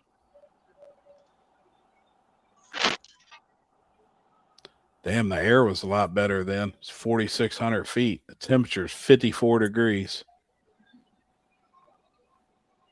Mile marker 3, 420. What class is that? 3-T. He said that it was from the Turbinator that he helped pit for. This was a test pass. Oh, hell yeah. Was that a streamliner? See in the comments? No, he was messaging me. Oh.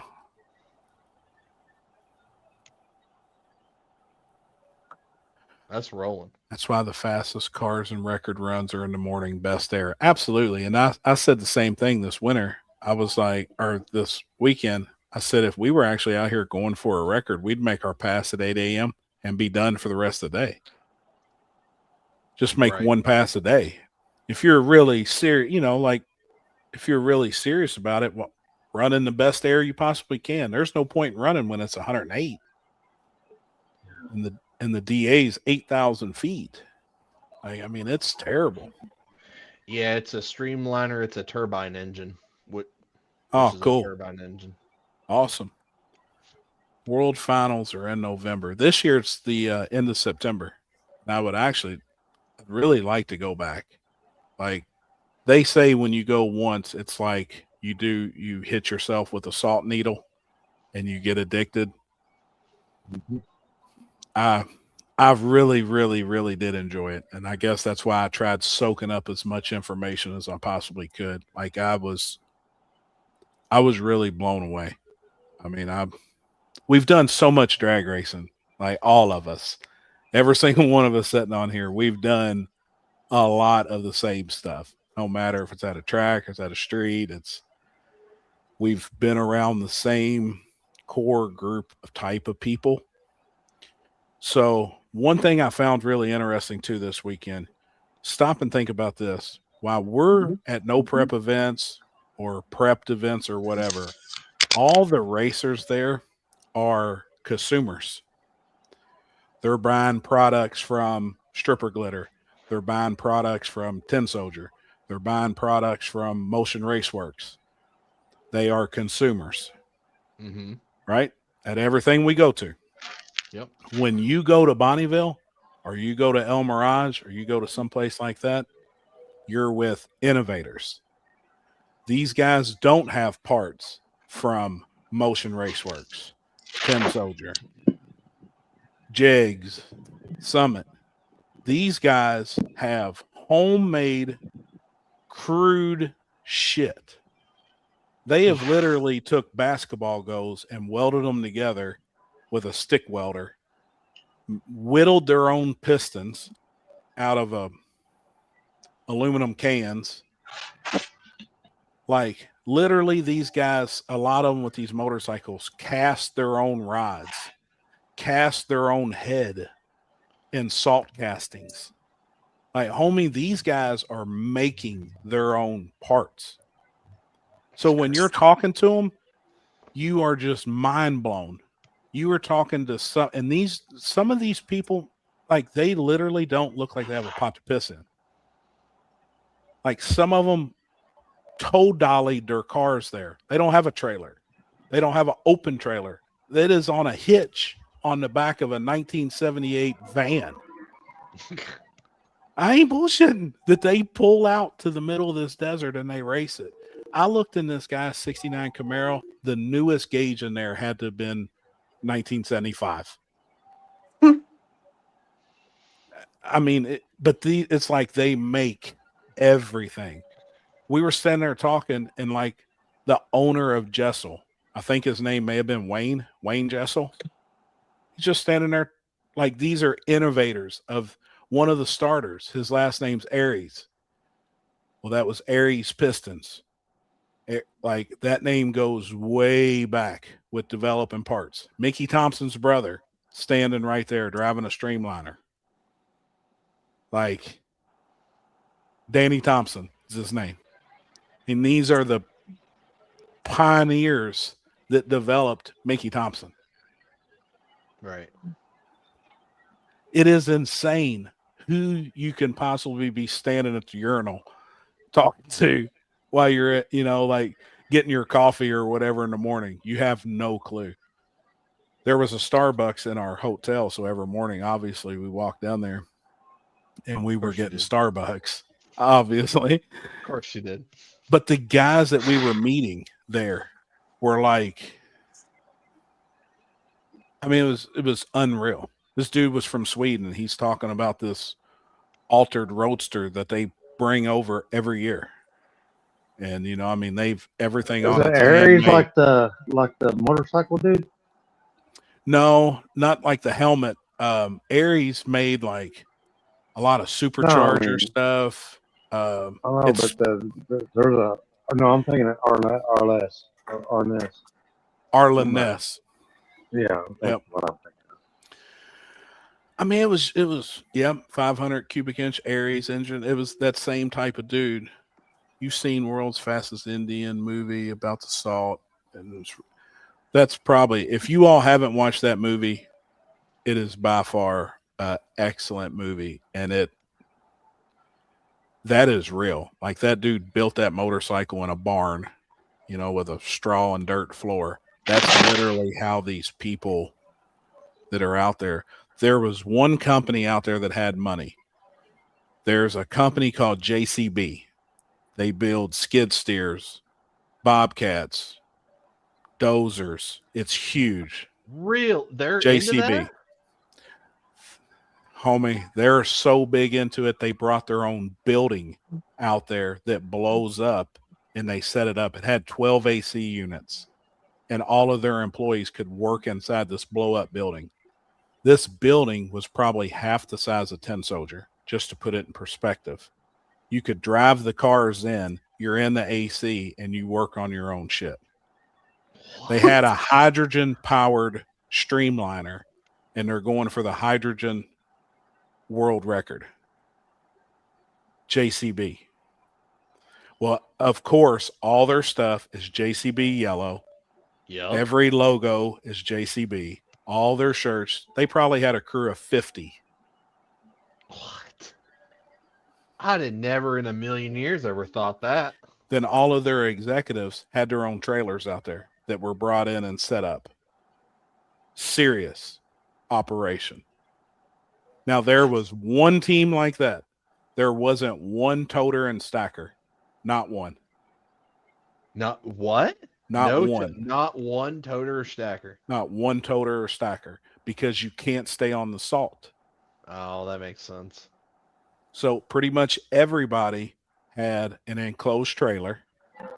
They unhooked it. They leave it on the salt, and then you drive your truck into town and stay in a hotel. Or if you brought a camper, you can stay outside the gates. And it's thousands and thousands and thousands, 30,000 acres, I think. And it's called the Freeland. You can just pick a spot out in the middle. And there was there was probably 1,500 campers. There was people staying in tents, not in tents, in sleeping bags on an 18-foot car trailer, open trailer, and they look like burritos. There Hell was yeah. a yellow burrito, an orange burrito, a green burrito. They were all in their sleeping bags, and I was like, man, them dudes are ate up with the salt right there. They brought an open trailer where they were elevated off the salt, but they were in sleeping bags. Was Cool it as did it hell. get cold at night? It does get cold. Yep. No humidity. So it was Well, I 70. didn't know over that part of the Yeah. summertime it gets chilly. It was 70, but it felt like 50s. You know, the breeze. It was cool. And then I did do a little homework. Now, like in December out there, the high's like 35 and the lows are in the teens. So it gets brutally cold out And I there. bet you it's windy as shit too. You know it is. And all the mountains be covered in snow, and like it snows and rains, and it's funky, man. Is the salt a national park? Or are they allowed to mine the salt? Okay. They are allowed to mine the salt, and it is a national park. So it's both.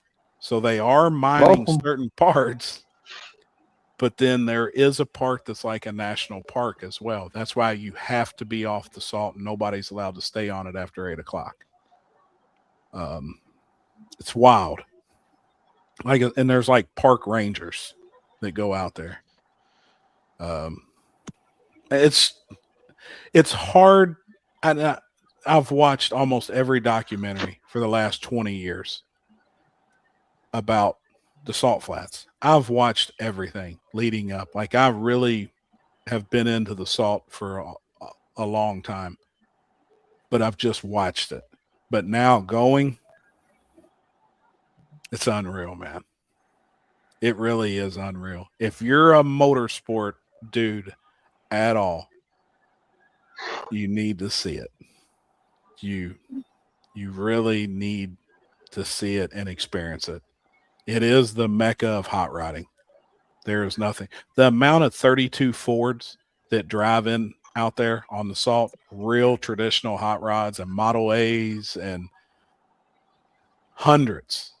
And they just come out there to drink beer all day under their canopy and hang out and smoke, and, you know, they're having a good time.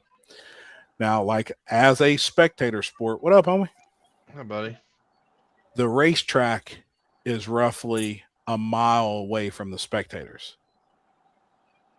So you have to have binoculars to see, and you have to have FM radio because there's no announcers. It's on a radio station, 89.3. Okay. So everything is broadcasted through FM radio. And that's how you hear every time, every speed, the driver name. I actually went and sat in the car and filmed it for Jason and Brad's YouTube. The radio is as Nick made a pass. But they were so concerned with course 1 and 2, and he was still on course 3, they didn't really announce his shit. So today he made it to course 2, and there's been a live feed going for 7 hours, but it is painful to watch.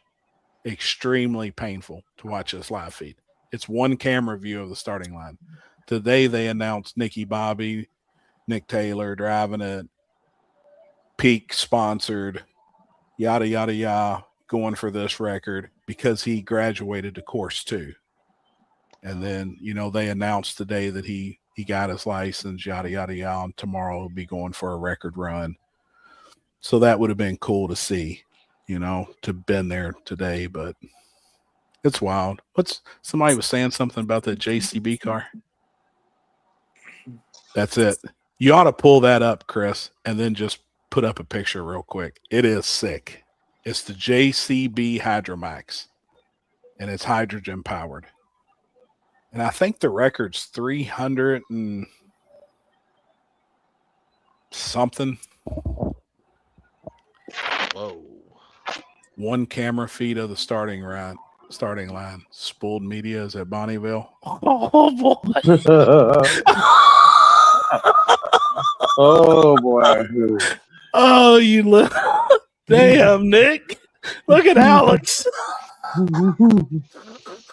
Oh boy. Shots fired. Oh shit! Yikes. Oh, damn. That is pretty funny, I'm not gonna lie.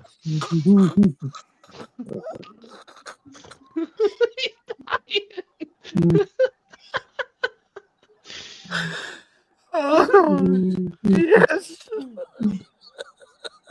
Everybody else is dying too. Oh, Oh, shit. Oh, I love seeing Lippy laugh like that. Motherfucker!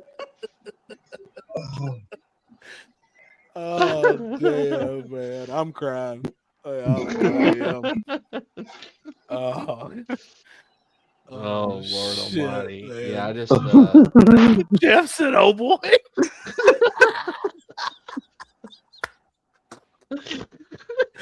Oh shit! Oh, damn it, man! Oh shit! Oh, I think I just hurt my gut. Damn it, man!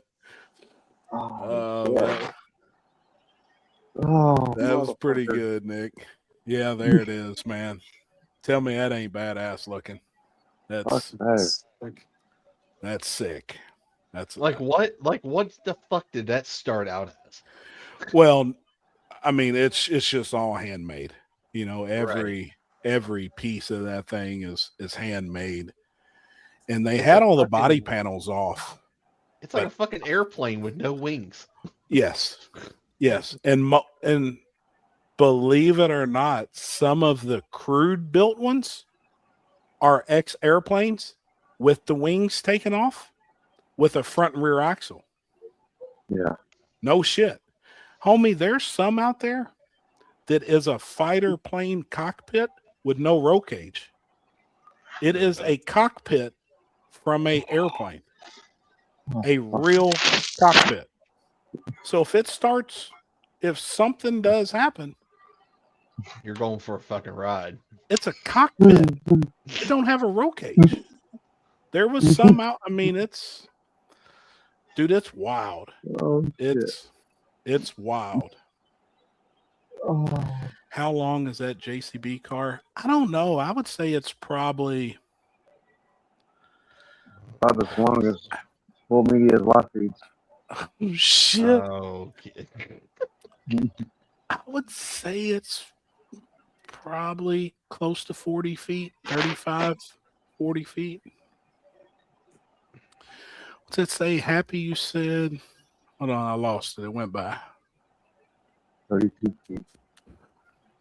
Happy, you said after a record run, they got to back up with a run. How many attempts do they get to back up the record? So, as far as I know, so say Nick's record that he's trying to break is 264 mile an hour. Tomorrow, if he goes 265, then the car goes to the impound lot. It gets all checked out to even see if it's legal to try and break it again.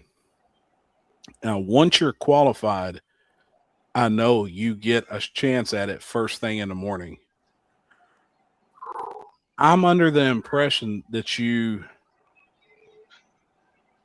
need to back it up in that next run, the way I understood. And I think if you don't, my understanding is you have to requalify again, go through impound, and back it up again, because it has to be all legal. Because if you go back to the pits and work on your car and you change something and go out and set the record, that it's not a record run, if that makes sense. So it's like you have to qualify, then it goes in the impound, No, and they go through everything, is it just me or is it? and then the next run, would be your record pass. 2-way average for a record. Happy, yeah, but they don't do 2-way now. It's only one direction. They don't run it backwards like they used to. And I know that used to be a thing because if wind was blowing one way and not the other way, sometimes it would slow the car down. Well, now they don't do a two-way. It's all one direction. So it has to go to impound. You can't go mess with the car. Once it leaves impound, you get a chance at it the following morning. Fucking insane. I think she was going for 500. Are you all talking about Jesse Combs? I think she was going for 500 front wheel. Did not agree, apparently. You know how much ice this thing uses per run?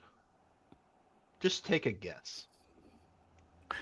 I don't know. Like shit, just in the intercooler, we was putting 15 3-pound bags. So we was putting 38 pounds of ice in just the intercooler. Just I mean, throw a number because this is insane. I have no idea. I don't know. 150. 551 pounds. Ah, dang. That's insane. 250 kilograms for each run. So every run they do, it gets 500 pounds of ice. That's why they got this AC building, probably producing their own ice. It would have to. Guarantee it. They had their own generator systems out there just for them on a flatbed semi. Big generators that would like power a hospital. Massive. Like 2 generators on a whole 53-foot flatbed. Powering this building that's a blow up because it can't be a permanent structure. Right. It was insane to see what they were doing compared to 98% of the rest. I mean, insane. So I'm sure that the JCB team will be successful and probably set a new hydrogen, world record. They said each turbo compressor spins at more than 150,000 RPM, as close to 300 degrees Celsius, pumping the equivalent of a standard bathtub of air every half second. It's insane. I mean, it's wild seeing some of this stuff out there and what people think of to go fast. Like I said, this one thing, the Streamliner had a 3-cylinder tractor engine in it that come out of a forklift, and he had went 184 mile an hour. But then on the same hand, this Harley with an engine on it called a Misfire engine set a world record at 25 mile an hour. Was a world record. So it's crazy the difference. Now that's a serious piece. That's the guy that sent me the time slip earlier for the Pitzak. I remember that car. That's isn't there was a guy from Indiana that works on that. I've seen him comment before on Facebook on stuff. His name, Jeff, is it Jeff Holtz? Is it Jeff Thomas? No, Yeah, no shit. I don't remember. That's the gentleman that sent me the picture of that. That's super cool, man. That's rad. I do remember that car though, or Streamliner.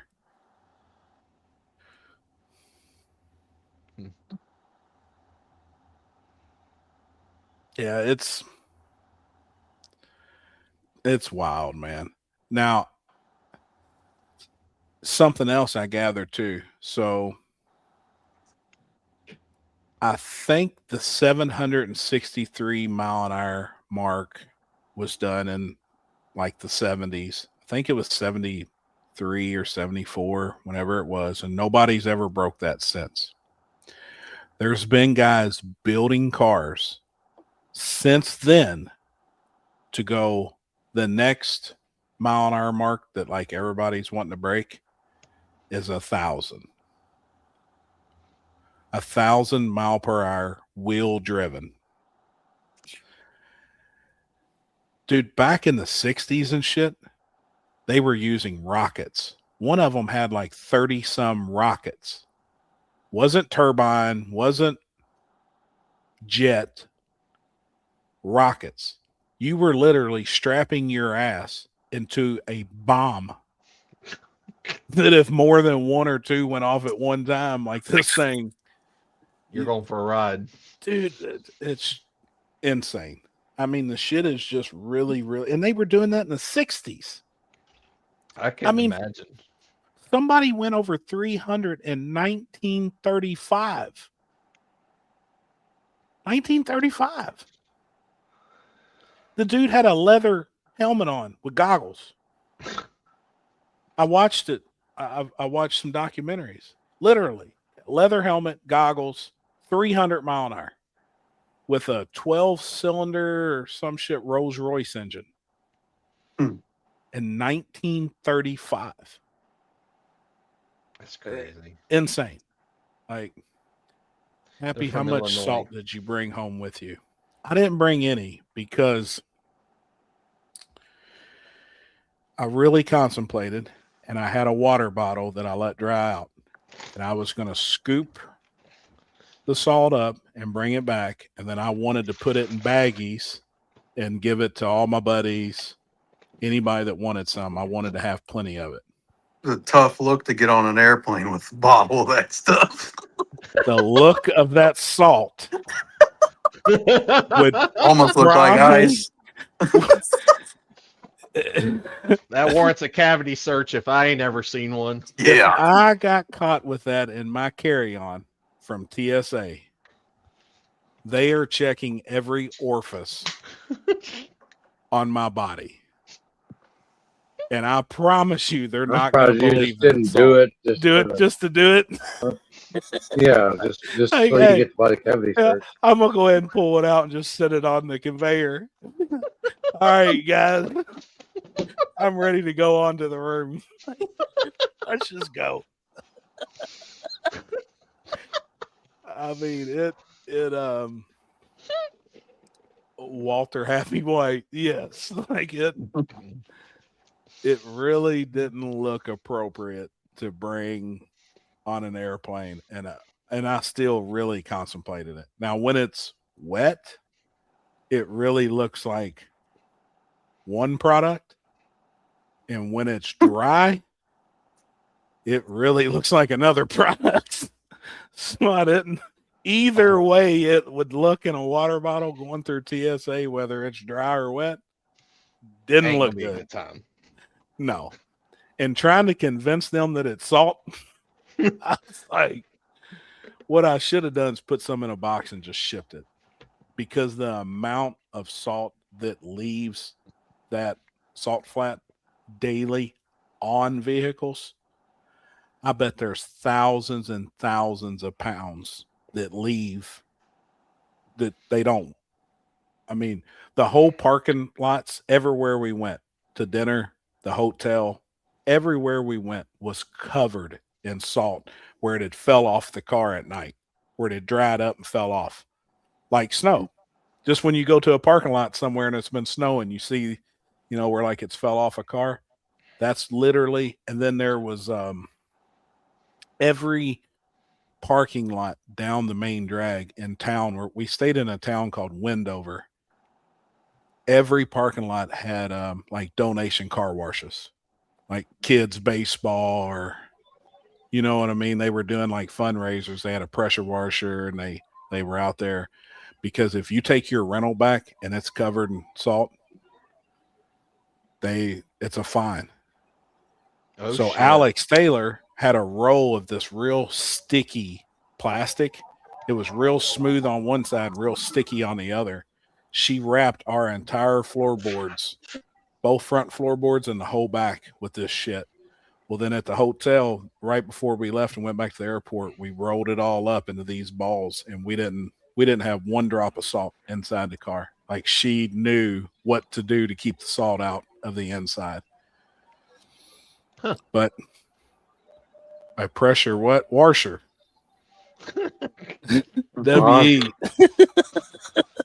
Worse. Washer. Worcester. So it's just wild. Like I don't know.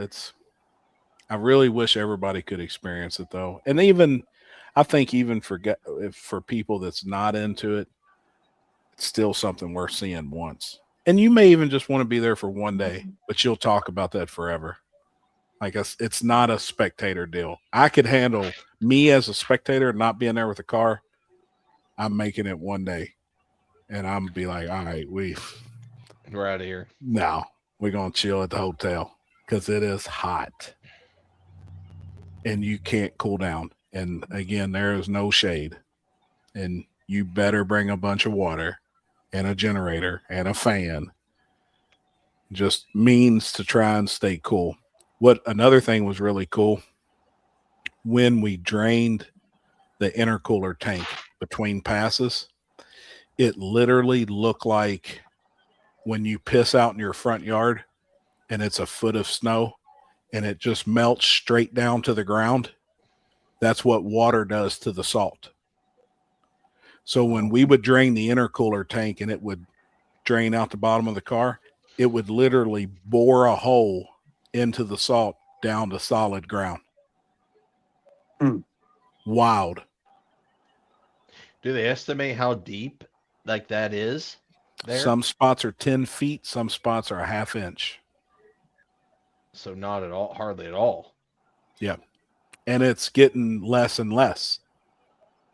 Got to think that this has been a thing. The salt bed has been there for 18,000 years, they estimate it. That's when the lake dried. Mm-hmm. So I could only imagine then the depth of the salt. Right. You know what I mean? So for 18,000 years, it's been eroding or it's been dissolving or whatever. Obviously, in the last 100 years, they've been mining it, with technology and figuring out, hey, who do you think was the first one that maybe killed a deer or something or a bird out there? And it's like, hey, we're going to sprinkle a little bit of this dirt this white dirt we're walking around on this bird we just shot. And then they think, damn, man, that tastes better. That's like where we go float the river and stuff at. You can see how the river's cut through over time. I mean, they're 300 feet in the air, and you can see where the river was. Yep. Versus where it is now. Yep. And they just had, I think they just had another 100-year flood down there. Holy shit! No kidding. Yeah. Remember that one that I was on that one time? Did that again. No shit. A couple 2-3 weeks ago. And you said it can come in so fast. You can be out there just cruising in your raft, chilling and shit, and then all of a sudden it goes from having a good time to a bad time real damn quick. Yeah, you can see the bank. We watched the bank raise up 4 feet in like 30 minutes. And then water got warm. It got warm. Really? And then we got off the deal because they were mandatory evacuation, and the trees and stuff that were just hauling ass coming down the water. Oh yeah, that are broke off and stuff like that. Dude, by the time we got to the last crossover, the water was already up to the bottom of the bridge. Damn, dude. Yeah. That's just wild. Happy sounds like a geologist after his first trip. I'm telling you, Tyler, like I really did do a ton of research while I was out. I just kept asking questions because I was so fascinated with it. And like, I really do love learning, like no matter what it is, where I'm like, I feel like I try and learn something every day. And I was blown away with it. Like, sounds like Happy done found the dinosaurs. Listen to this shit. So, dude, it's crazy how much you learn though. You just keep asking shit. They said there's spots out there on that sand that does not flood. that water doesn't get to, so it doesn't move it, that you can still see the horse hoof prints and the tracks of solid steel and wooden wagon wheels from like the pioneers in the 1800s. Oh, yeah. That's how that is it is. There is so much vast area out there that's unexplored, that's Damn. never even been seen hardly. But there is pictures. People have walked up and actually been like, holy shit, it's still there, from horse and buggies traveling across this desert 150 years ago, or 100 and whatever, when it was horse and buggies and shit, man. That's crazy. Really just interesting. Like it really did. It's very interesting. I mean, just every part about it. Did you guys Well, I fly think- into like Salt Lake City and stuff like that to go there? Yep. Gotcha. Did who made the comment about school media? I think that deserves Nick Butler. a comment I think that deserves like the comment of the week. He's gonna have a drink waiting on him at Warren Woods in September. I promise you that. He Oh brought my me God, a drink dude. one time, so I'm gonna have him a drink. Oh, So, yeah, he's got one coming for sure, man. That was good shit. Man, you should have went and explored shit. You did all exploring shit. Went to Skinwalker Ranch and tried to jump on that place. What is that? Wait, you don't know what that is? No, that's over in Nevada, isn't it? I learned about salt this weekend. I don't know about no it's- skin. I was gonna say that's in Utah. What Oh, is it it? Utah? It's a ranch, and it's like got some weird shit. Like what type of ranch? Is it Hidden like Valley or like we the talking bunny about- ranch that's in Reno? No, Or- it ain't nothing like the bunny. Oh, okay, because I was gonna say there really ain't rabbits there. I mean, I guess some people may call them a rabbit, but He pulled a rabbit out of his ass. what does it say? I just want to hop on and say thank you to all the racers for sharing. They did trying to find the person who hit me at Warren Woods in May. So wish we could go in September. Damn, Ashley. I'm very glad and thankful that you just pop on here and type something out. Yep. The amount of people Thank that you. was worried about you and the amount that we talked about it too on here. I'm just glad to see that you're on here, and that's awesome. So that means a lot. You're very welcome. I think that was definitely a joint effort from everybody sharing it, and I hope everything is well with you, and we definitely hope to see you at a race soon. Promise you that. So Exactly. just glad to see you on here, and man, that's awesome for real. Yeah. We was worried about you a lot. We was thinking about you a lot. I was messaging you, dude. I was trying to keep up with it as much as I possibly could, and yeah, it's glad you're on here with us. Yep. What's that say? Skinwalker Ranch was the owner by Bigelow Aerospace. Oh, y'all talking about Bigelows, and I'm thinking of Gigolos. Isn't it on like Netflix or something like that? Isn't there like a I'm gonna Skinwalker have to Ranch? look this shit up now. It's on the History Channel. They have the highest concentration of UFO encounters in the U.S., even the Native Americans. No kidding. I wish I would have known that, for real. But we didn't have a lot of time. Like, we touched down. There was something that I wanted to personally see. Probably won't get into it a lot on here, but there's something that I personally wanted to see in Salt Lake City. So Brad was driving a rental car. We went and seen it. We drove around it. It's a whole entire block. And then we headed straight out in the desert because it was already late. So we didn't wind up getting to our room till like 1 or 2 a.m. whenever we flew in. So I say Ethan and I had a blast at the race. We will be back when it's safe for me to be out again. You all know how to put on one hell of a race. Oh, man, that's awesome. Yeah, that's awesome. Just get well. Racing will be there. You know? Yeah, we'll always be doing that no matter what. So just get well. And yeah, we'll see you soon for sure. Yeah. That's awesome. Yep. There's a show on the Skinwalker Ranch. Supposedly some crazy shit goes on there. Man, I wish I would have known about that. Man, I just finished watching, what was it, the Beth Dutton deal, Yep. the Dutton Ranch or whatever. Yep. I was like, holy shit. I know, dude. And I hate that we got to wait for the next season because it's good. But the good thing is, I don't know if you watch Reacher. You watch Reacher? Nope. On Prime. Nope. He's coming up new season next the middle of this month. Is it good? He's one of them. Oh Oh, yeah, yeah. it's one of them. It's good. It'll keep you entertained.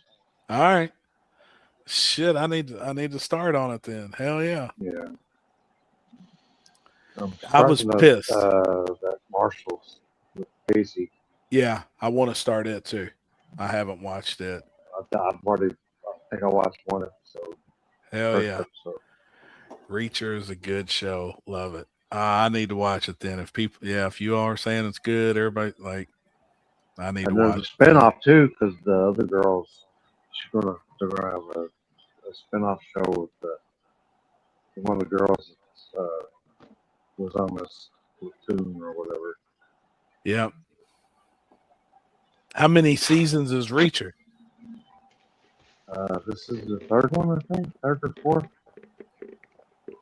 1, 2. Oh, so This there's might be plenty to 3. watch. Plenty Might to be watch. 3, I Yeah. think. Hell yeah. Yeah, Alan Richardson.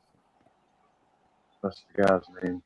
All right. I'm going to He watch it. fucking look like he's country boy. Corn-fed Yeah. motherfucker. Hell yeah. Happy that you wear your Space Jams out there on the salt? No, didn't. Did you get Chuck, sunburned? what's up, homie? I didn't. Dude, I wore enough sunblock and one of them white shirts. I had on a big fisherman hat. Sombrero. Like, I took all precautions. And I do understand that it is real that you will burn your your bag. Like it will 100% burn your bag out there. And everybody kept saying that. Make sure you wear like underwear. Don't wear boxer briefs because if your bag's hanging out, like it will sunburn. And I'm like, yeah, right. It will burn all the way up in the corners of your legs or your thighs, the reflection off that salt. It's serious. Well, I rubbed it all down. It's just like fucking walking on glass. Yes, sir. Out there. That's exact. Yeah. That's all. Mirrors. Little mirrors. Mirrors, yeah. Mirrors. Yep. Yep. You're exactly right. What'd that say, Chuck? Hold on. Let me see. He has like 12 viewers on his new podcast. Way to go, Spool Media. I guess you accomplished what you set out to do. Great job. Oh, shit. What podcast is that? What we got going on? Is it live right now? I don't know. Same night as we're live? Huh. Well, good shit. I don't think so. Dude's a straight effing liberal. Won't watch his crap anymore. Reacher. Oh, don't tell me. I won't watch it. Yeah, he's a big liberal. Now, Ah, damn. Oh, I didn't know that. Sheriff. I don't get into Country. politics and shit, so. Nah, I don't. Yeah. Sheriff Country is pretty interesting as well. Huh. Check out Sure, Blue Mountain country. State if you haven't. It has Allen in that. It's hilarious. Who the hell is Perez Hilton? Hold on, I'm getting caught up. Every season's in a different city. It's season 4, I think. Happy it's 80s, like ass kicking show set in modern day. Huh. Well, shit, I need to watch it. Yeah. Absolutely. You'll like it. Hell yeah. You got sunburned balls? I didn't. I took everybody's recommendation and lathered them up, but they will definitely. Did you burn. get suspenders? Did I you should pull 'em have. up with the suspenders? I should have tucked them in my waistband. I just call them hangers. Is what I call them. Yeah, no kidding. No kidding, man. What's that? D team, including the junior dragsters, the Quakers, was a dream come true for our oldest son, even with going out first round. That's awesome, man. I mean, that's awesome. Yeah, I think they had like 10 or 12 junior dragsters. Holy shit. Good deal. Yeah. That's good stuff, man. Yep. No, it was last night. I didn't watch, but I see it in my feed. Oh, okay. That might ain't bad. Yeah. I mean, All right. Do we need what? Alex laughed. I was going to ask him. This motherfucker just casual. I got some exciting news, but I don't know if I can share it just yet. Oh, shit. Oh, shit. I gotta have a meeting. Do you want to share yeah. your Good, your, homie. You want to share your Vietnamese story with the class? Oh, brother. Oh, you all got them pictures too. I Yeah. put them in the group chat. Oh, Yes. yes, we Oh, do. yeah. Oh shit! What happened? Reach out and touch a little bit of cloth. Oh boy! So before there's a Korean restaurant and it's about an hour or so away, and they have a Is this buffet. place where we going? We have No. pho or foo or No, that's Vietnamese. oh, This is what? Korean, Same. and they, Same thing. I thought it was homie, they Vietnamese. have this buffet, and it's this meat. It's called bulgogi. No. Bless you. Yes. Limp, I'm telling you right now, you would love this shit. It is fantastic. It's probably the most tender steak. It's well seasoned, and you just put it on rice. Like Oh, yeah. it's just meat and rice. But Oh, it yeah. is I'm down. I'm down. it is fantastic. You don't wrap it in nothing, and you can eat all you want. It's a buffet. So Oh, I'm shit. tearing this shit up. I sent them a picture of my last plate. Didn't even get any rice because I was full. Yep, that's it, Nick. Yes, sir. I call it bulgogi, but then I think the Oh, American people call it bulgogi. I've been around quite a few Koreans. It's not steak, it's dog. I hear you. What in the That's fuck close is enough. bulgogi? It's steak. It's bulgogi. Yeah, but Bulgogi. what fucking animal did it come from? It's steak. It's beef. They have pork bulgogi. They have chicken bulgogi. It's spicy, but the hot powder bulldoggy. Oh my god! No, They're gonna make me pee on myself. oh shit, man! Dude, it is so freaking good. Like it. Bulgogi. Say it again. Dude, it is. He sounds like so he's trying to hold his tongue and say full media. shit. Damn it. It is really, really good. Like it's very good. But I had too much to say. and and I had recommendation of probably staying there and using the bathroom, and I was like, no, I'm gonna head home. I'm I'm gonna chance it. make it home just Yeah. fine. He Yeah, said I'll I be got fine. 3. He said he had. Well, let me see. He had 3 servings. 3 plates. Is And it then just they like gave- going to like where you leave hibachi and you need to fucking hit that I shitter know. before you Stay. leave? Yeah. Yes. Was it like that? Yes. Oh boy. And so I know they were probably cracking up because we have our video game group chat, and I'm sending them pictures, and I sent them a picture of Oh, my boy. plate. Well, then a few minutes later, I sent them a picture of me driving down the road, and I'm like, all right, I'm chancing it. Well, and then you're about doing 20 minutes 80 later, you're I doing send like 80 another mile an picture hour. of the speedometer, and I'm doing 80. So I know all of them was like, oh shit. Like, He's in bad shape. Like he's, here it The comes. closer you get, the worse it Homie. feels, man. I get 5 minutes from home and I coughed in the car. And I'm like, you've got to be shitting me. He said blood pressure like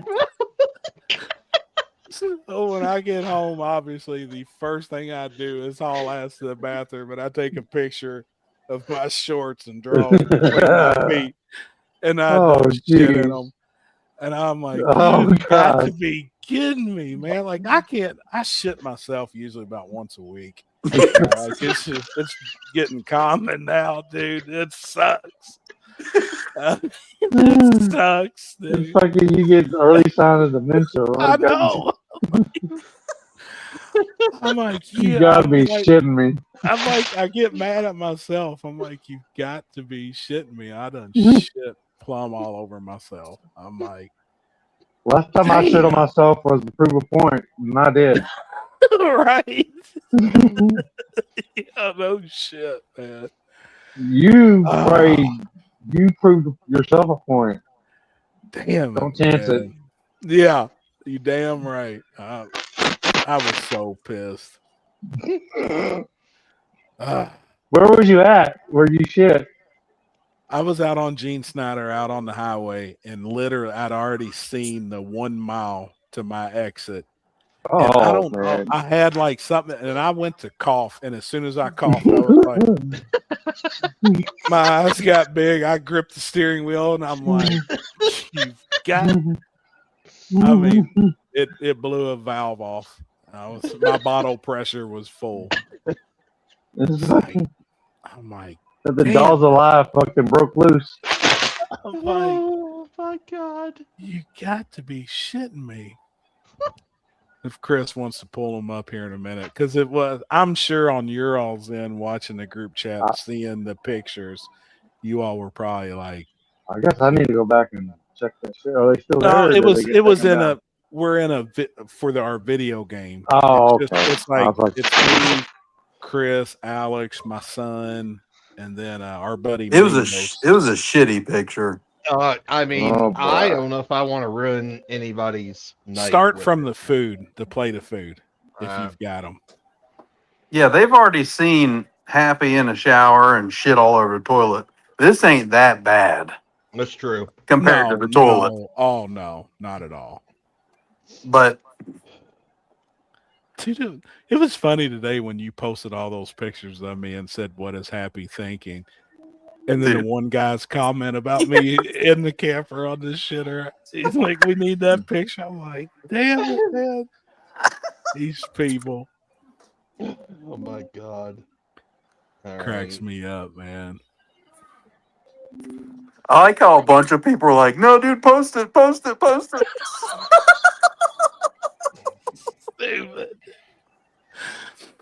Oh shit, man. The entertainment aspect of our show is Scott has a whole naked picture of Happy as a profile picture. Is it? Oh, there was a guy on here that did have it, didn't he? It's here. It's right here. Oh, there it is, Scott White.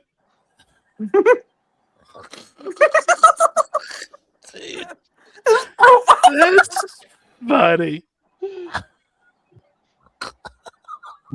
He had a What is picture it? when he first It's me naked sitting on the shitter in the RV. at Cash Days. He had a picture of Terry with shit, baby oil man. when the show started. Oh boy. Dude, that's funny, man. All right, here we go. All right, What I a got our mess. whole, I got our whole, the whole. And the kick and messages caboodle. back and forth, though, was what was funny. Oh yeah. That was good, man. So, yeah, I mean, you really, it's just meat with carrots. I'm and trying to onion, go there for real. And there was a chicken wing and a piece of fried catfish and a little sausage. What's that called again? Bulgogi. Or it is so freaking good, man. And then where is it? Hold on. It's out in E-Town. What Korean. ethnicity is it? Oh, Korean. Korean. Oh man, I'm telling you, the meat is so freaking good. So obviously, this is the first picture I send all my buddies, and I was like, "Hey, like they knew where I was eating." And I was like, hey, this is my third plate. This was a small helping of it. Like, I don't know if I ought to stay here for a few minutes. Everybody said you ought to stay. He said, Yep. Nah. So then my next picture, was the candy. Yeah. So them candies are killer. Oh, dude, they're awesome. So the owner of the restaurant brought me a 5-pound bag of hard candies because it's the best candy I've ever ate. Like it is absolutely amazing.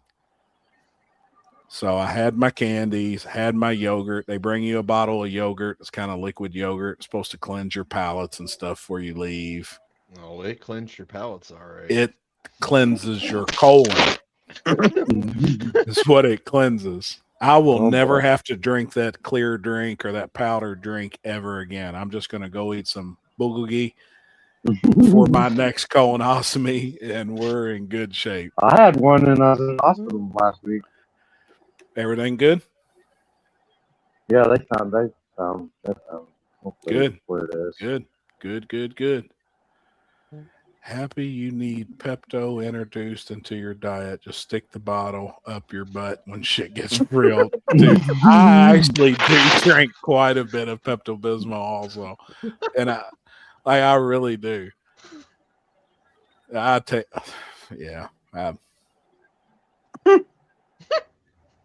Yeah, it's bad.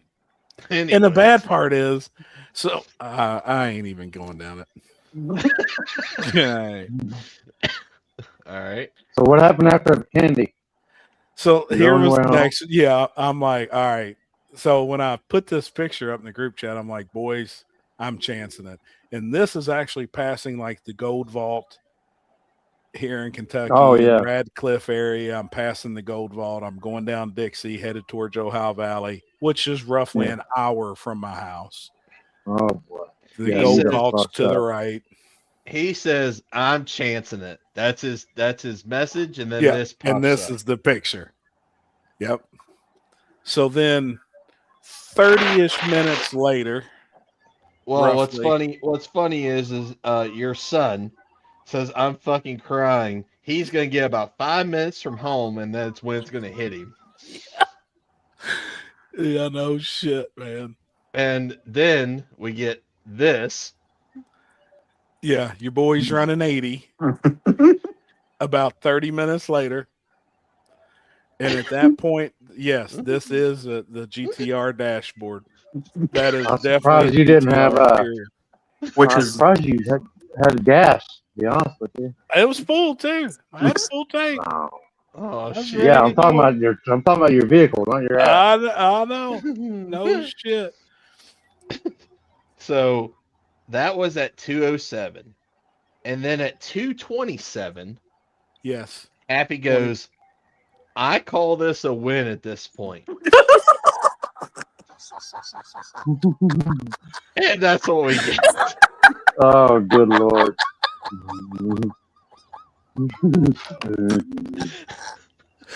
Yeah. was a win. Oh, You know it's geez. bad when you call it a win and there's still shit in your underwear. Oh boy.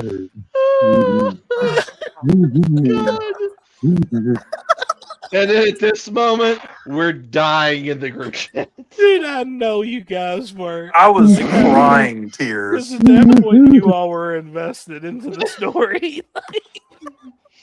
Because this was over an hour time span. Oh, you held on that long? Oh shit.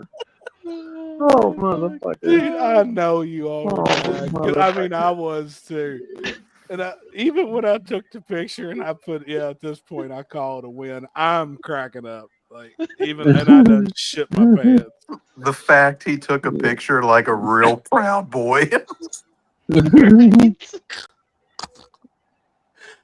Oh, damn it, man. That's funny. I mean, that is funny. Oh, the shit I go through. Daily. Literally. Yes. It's real life. Shit, I shit my pants at least once a week now. I mean, it's common. It needs to be like a segment each Tuesday. Jeez, man. Happy's shit What day talk. did you shit? What day did you shit yourself? Jeez. And that's And you can have viewers on those who no shit. y'all No can just have kidding, shitty man. conversations. I mean, this what a is- freaking mess. This is beginning to be a weekly occurrence now. I just want to point that out. Oh, it sucks, man. And I'm like, I'm all, I'm 47 years old and shitting my pants. Now hold on. Let's pump the brakes here. You did have a choice. I did, See- yeah. See, I didn't realize that the place was an hour from your house. Oh yeah. Oh. Oh yeah. It's When like you said that's that a you went big by the chance. mint and stuff like that, I'm like, Yeah. holy fuck. That Yeah, place is let He's me way know the where fuck it's out at. there. Oh yeah. Oh, yeah. I would not be chancing an hour. Literally. Hell it's- no, I couldn't even fucking make it from the hibachi place, and we walked there from the hotel room, and I From the fucking hotel. almost didn't make it Right. back to the hotel room. Right. And it's about the same as eating hibachi. I would put it on the same level. With and all the that's why- sauces and stuff. Yes. Mm. Oh yeah. It's so good, man. But What's I- it called again? I had Korean chicken Bulgogi. over the weekend. dude, it's so good, man. I gotta see if we got, because we got all kinds of dog Oh. food around here. So I'm gonna see So if good. we got some bulgogi. Most Korean people place. call it bulgogi. Bulgogi. Bulgogi is how like Americans, I would say, pronounce. Dude, it's Yeah. good, man. Any Korean, legitimate Korean restaurant should have it. That's like their number Well, the one. old lady's got to work in the morning, so guess what? Yep. Yep. I'm probably gonna do. I gotta take my. I got the trailer and my zero turn on the deal. Hell yeah. I'm gonna do some yard work, but apparently the dudes are gonna come over and do it. So take it back to the shop, and then Yeah. I might go look for some Korean Yep. lunchtime food. Oh, dude, it's good, It's man. killer. And that's It's my all it's you my need. favorite food, kind of food is Korean food. It Thanks is to so Paige. good, man. Yep. It's very, very good. To say, don't feel bad, dude. I have a rod holding my pelvis together that makes me piss when my ankle twitches. Ooh. I got a rod between my pelvis too. You heard? Yeah, no shit. Holding your bag down. Yeah, that motherfucker. Gravity done set in on that motherfucker a long time ago. Holy shit. Makes me piss when my ankle twitches. Man, I'd nonstop have on a ankle boot or something. I'm here. I got pissed. Damn. You may have to zip tie your ass happy when eating those Asian dinners. I know, and I almost did the same thing today. I went to that Chinese buffet down the street. Oh man, I know, homie. That one place. The one me and you'd go to all the time. Oh man, Dude, I know. I went solo today. I woke up and just from the flight and everything yesterday, I was hungry this morning. I didn't eat before I went to bed. And I'm like, man, I'm going and getting me some food. And literally, Limpy knows it is 1 mile from my house, and I haven't made it back. There has been times I have not made it the mile. And pulling out of the restaurant, I'm in great shape. I'm like, oh, boys, we're good. First stop sign. Like, oh, shit. that's down there by Papa John's or whatever, isn't it? Yep. Right across the street. I mean, it's Oh. I love Asian food. Like it is But literally that place got a lot it's good. to choose from. Yes, it does, man. It's good too. It's always consistent. It's good. It's just I like all Asian food. Chris, you need to experience some Asian food with me. I know how you are in your diet and everything, and My diet. well, cheeseburgers and bread and pizza, Okay. and Well, I know what you eat. Buttered and rolls, and Yeah, they got that shit up there too. They got all that shit at the they do. buffet. Yeah, they do. Pizza, They even got American food too. they do. I Garlic bread? got a goodie basket over the weekend. What'd you get? And Oh boy. so she's camping this week, and I'm Yeah. looking after her animals and stuff. So her and her daughter got me a goodie basket. Are you So ready last for year of the what's? week, You ready? You ready for what's in it? Oh boy. I would know that there's bread. There's a fucking bag of dinner rolls. Dude. You're gonna turn into a yeast.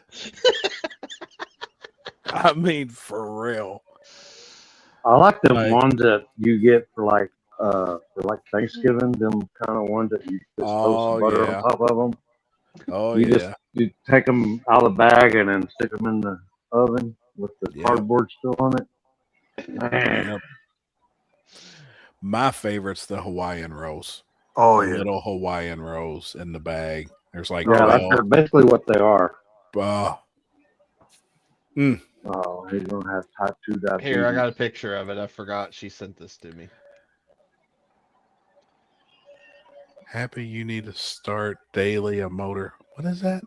Just start dailying a motor home in case you need emergency. Folks. Yeah, Don't no let- shit. Just don't let him drive it over a bridge. Yeah, no shit. Jeez.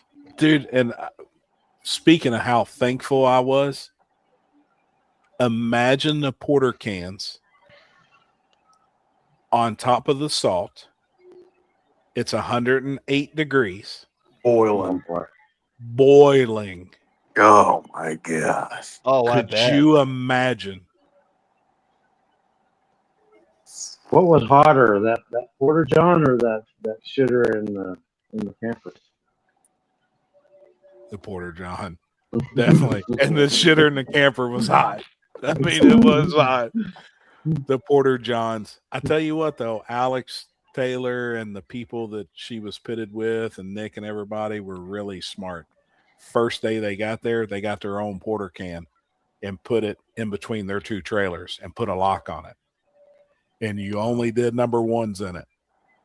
So all the women had a clean porter can that actually didn't smell, because if you are only pissing in it, it don't smell with them little blue things in Yeah. it. You can't smell it.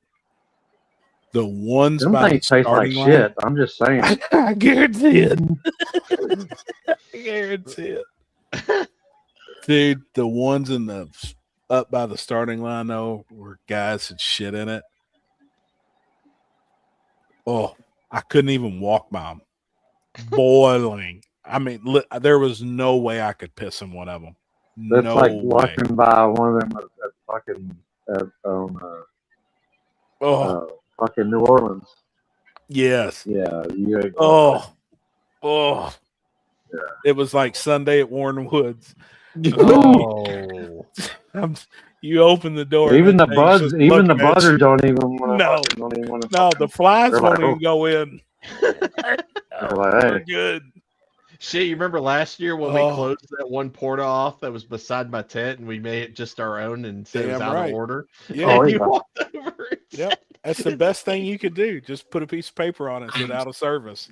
Don't nobody go to it. Like they Right. really don't. How in the hell can a porter john be out of service? You know, it was that weekend. anybody with any common sense would be like, "Oh shit, I'm going to that one." What in the hell you got? You got a Mountain Dew, a bag of rolls, Hershey Kiss. What's in the brown bag with the yellow tape? That's regular Lay's potato chips. Regular Lay's. I see. What's the red top? A That's Coke. a Coke.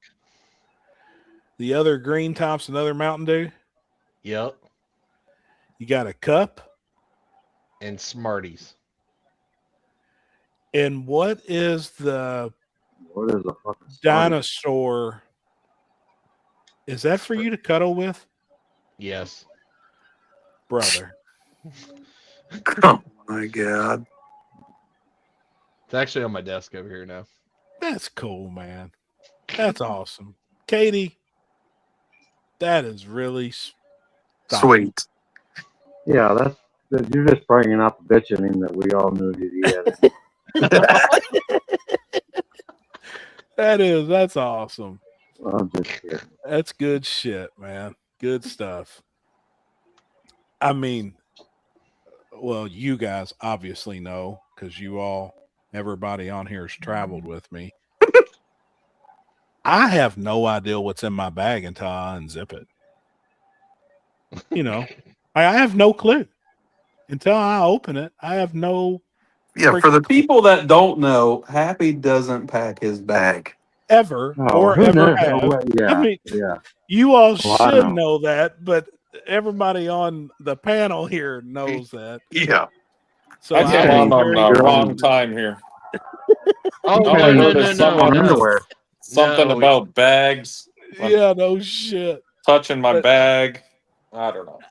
I Oh, kind you of get missed- the same thing though, Chris. Like when I unzipped my luggage when we were at the hotel, there Oh, was boy. some treats and and I had my candy and I had I like, distinctly remember the last time we were all together and somebody had packed your bag. You had all these meals, and every one of them had a note in it. had a note that was labeled and I love you on the nuts, and I had grapes, and I had some pepperonis. So I know how it is to have a gift bag. I mean, do men ever pack their own bags? So, I think some do, Millie. I do. I do. I do. Fucking Happy's the only one that gets treated like a 4-year-old. Real men pack their own bags and make their own lunches, but this guy's got a little fucking knapsack, bag packed, fucking peanut butter sandwiches to go on trips. A knapsack. Fucking ridiculous.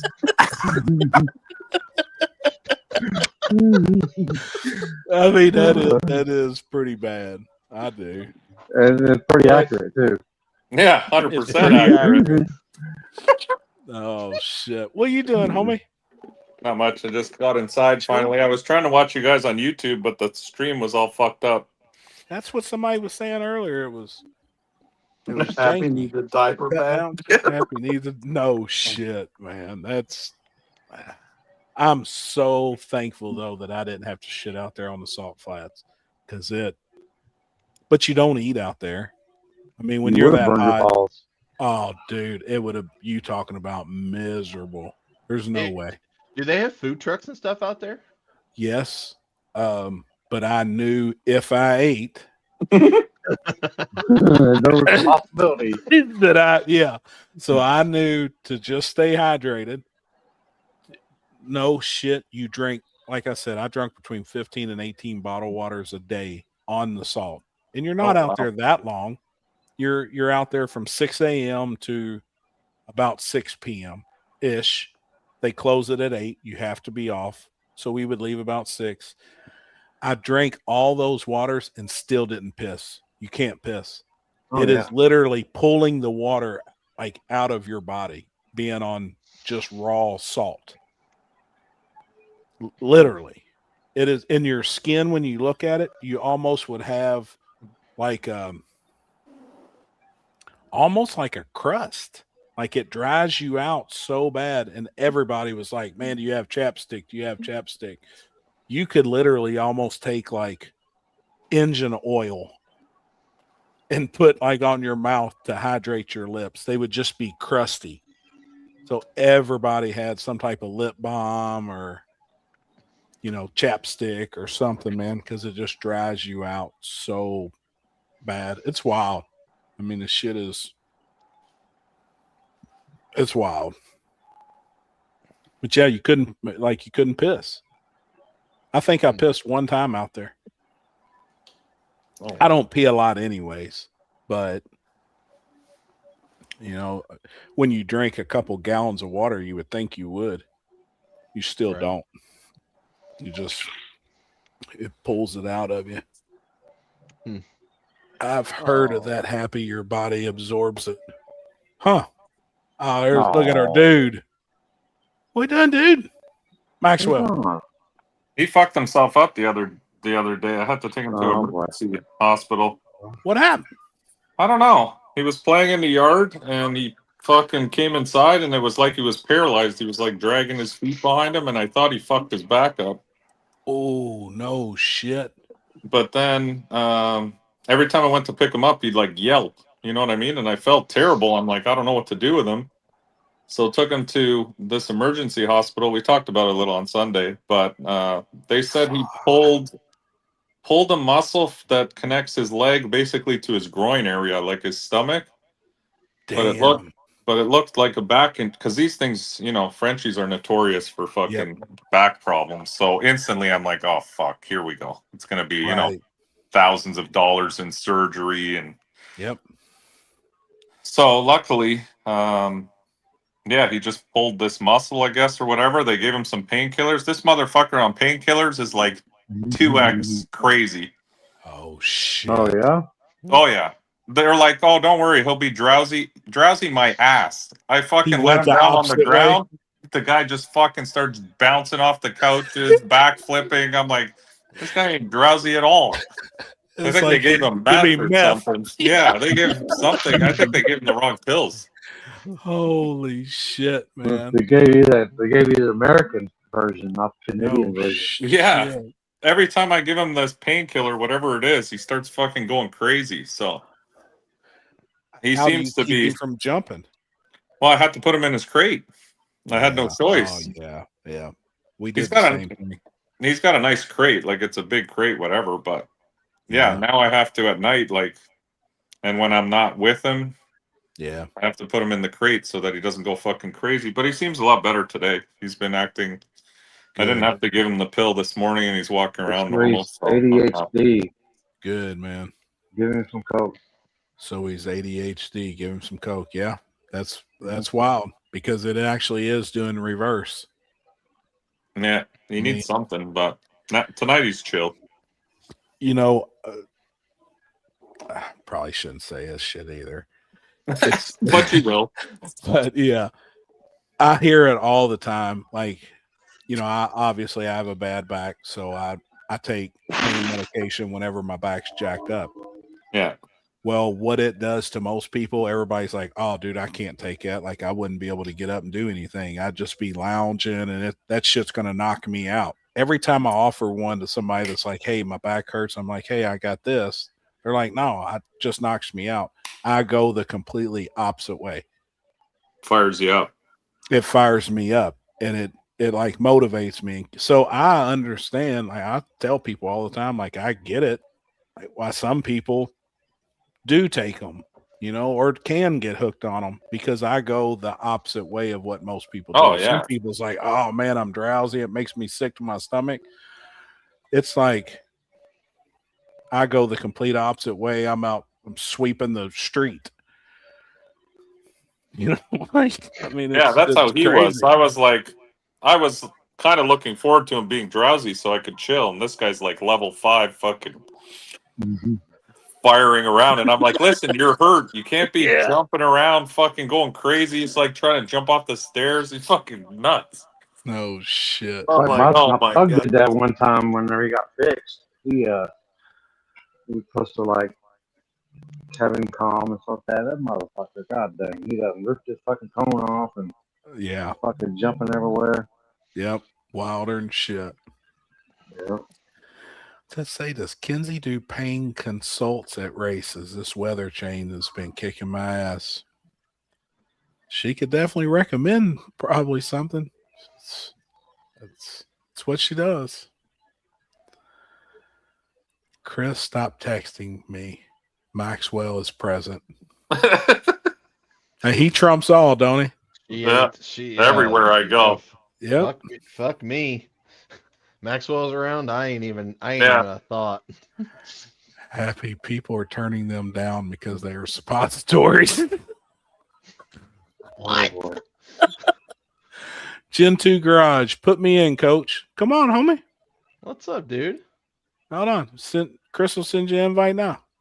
You coming on? What he said? Come on. Do you want it? I'll send it to you. Come hang I'm out good. with My us. fucking phone's about to fucking die too. Tommy's earned a lot of respect from me now. He's come to the right team, I see. Limpy done said you better watch the hell out. That's a bad unit he's got there. I ain't even gonna fucking pretend. Pretty damn serious, man.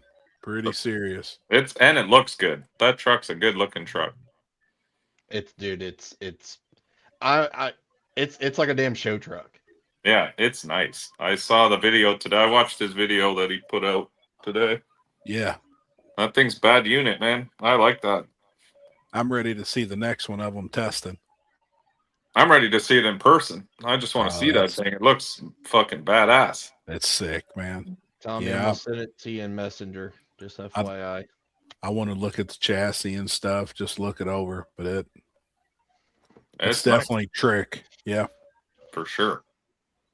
It should be in your Messenger. Every time I see those S10s, I just want to get the Sawzall out and start cutting mine up. But No, just get another body. I know it's so hard. My buddy brought Yeah, out that no. Colorado, and I'm like, oh man, that truck's so nice. I gotta paint mine. I gotta clean mine up. Mine's fucking raggedy. It's been through everything. Nah, just fine.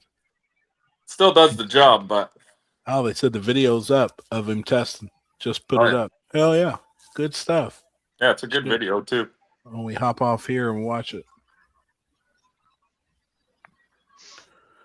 Hell yeah. Good shit.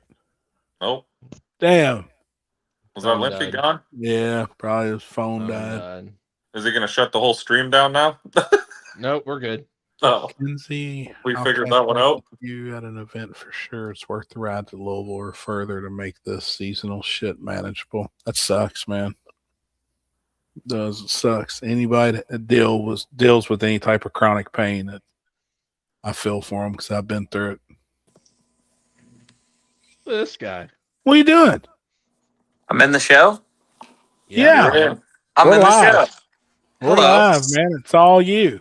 Yeah, I hopped on there. Man, what are you boys doing tonight? Because you guys got like 130 people watching.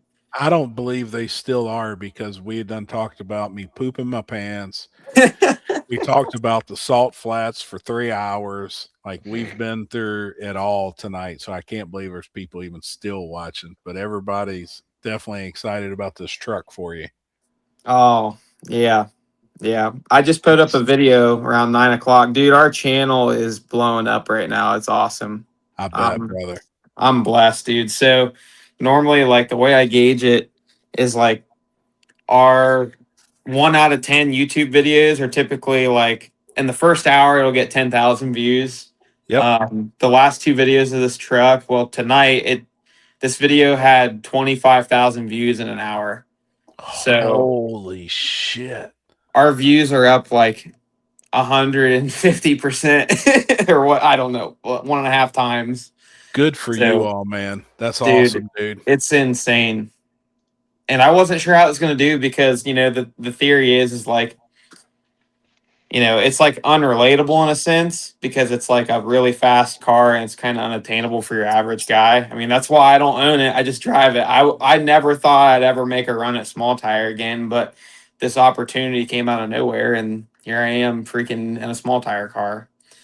Well, So I think though, as you say that, I understand it from your side of people maybe not understanding it or not being drew to it because of what it is. But I think so many people are proud of you that when you have the opportunity to drive something like that, everybody's going to be fully on board and focused on what you got going on and just proud of you. You know what I mean? yeah. Well, thank you guys for being supportive. I mean, most of you guys have messaged me and like immediately when the first video and when the news broke, like everybody was super supportive. Mike messaged me and Chris was even there. Chris knew before all y'all. He was there one night. But Yep. Yeah, you guys have all sick, been dude. super supportive. I really appreciate you guys. That is so sick, man. I am. I'm proud for you. Proud of you. You know that anyways, but Yeah, thank to you. have man. the opportunity to drive something like that, that's a serious piece.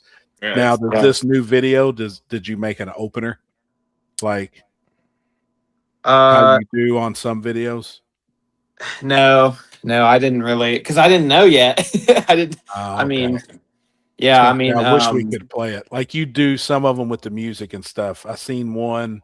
What did you make? You made a post or something with the music in it on Facebook earlier. Yeah, I put up a reel today. On this video, I did do a little like music section, but it's funny, like we have such a hard time with copyright music that normally I have to get like crappy like Yeah. stuff off of Epidemic Sound, but I discovered this new app called Suno. And so if you hear anything good ish or better than normal in the videos, it's AI music.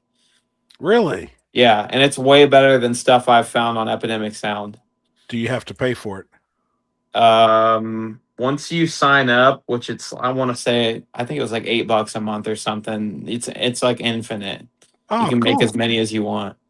So But yeah, if I we noticed played that too. If you put AI music, it never copyrights you. Like if you even No. the Cool. programming we have now, I figured it out that you can just make AI music. It makes songs Yeah. or whatever. It's all bullshit. But once you create, now I will say like Suno has a library of like other creators that have posted their stuff that I say created, they just prompted it, and you can't download their stuff just like they can't download yours. So if you went, I think if, oh, that's cool. but I don't know though, like you can't download it, but if you screen record it and put it on your YouTube video, I do wonder if it would get it because like there's so many of them. How would it know who's licensed to it legally? I don't know, but yeah, I don't think anybody cares because all we did was put in a prompt and we got a song. Like, what are you gonna do? Like, this is my song. Like, get the Right. fuck out of here. Right. But yeah, Justin? man. So That's an awesome comment. He said, is it not relatable in a sense? Question. Sure, but difference is that we have seen you work so hard on growing the channel and your knowledge of these cars that we are proud to see the progression. That's awesome, man. And that's more or less what I'm getting at. I think everybody's going to be super supportive no matter what. And no matter what Tommy gets in or Allison gets in, whatever, because they've been brutally honest throughout the whole journey of growing this. And it's awesome to see, man. You get an opportunity to drive something like that. What's next? yeah, You know, like it's sick, man. It's awesome. I think Well, it's and because it's an S10, and everyone knows that guys who drive S10 are badass. Yeah. So and that's pretty kind cool. of the yeah, that's kind of the joke is like we don't really like. Obviously, I want to keep it off the wall, but to me, it's the nicest thing I've ever seen. But they're like, that's why we paint it gray. Like, if you hit the wall, we'll just fucking put a we'll put a bet on it. Like, whatever we got to do, it's all good. It's an S10. Damn, man.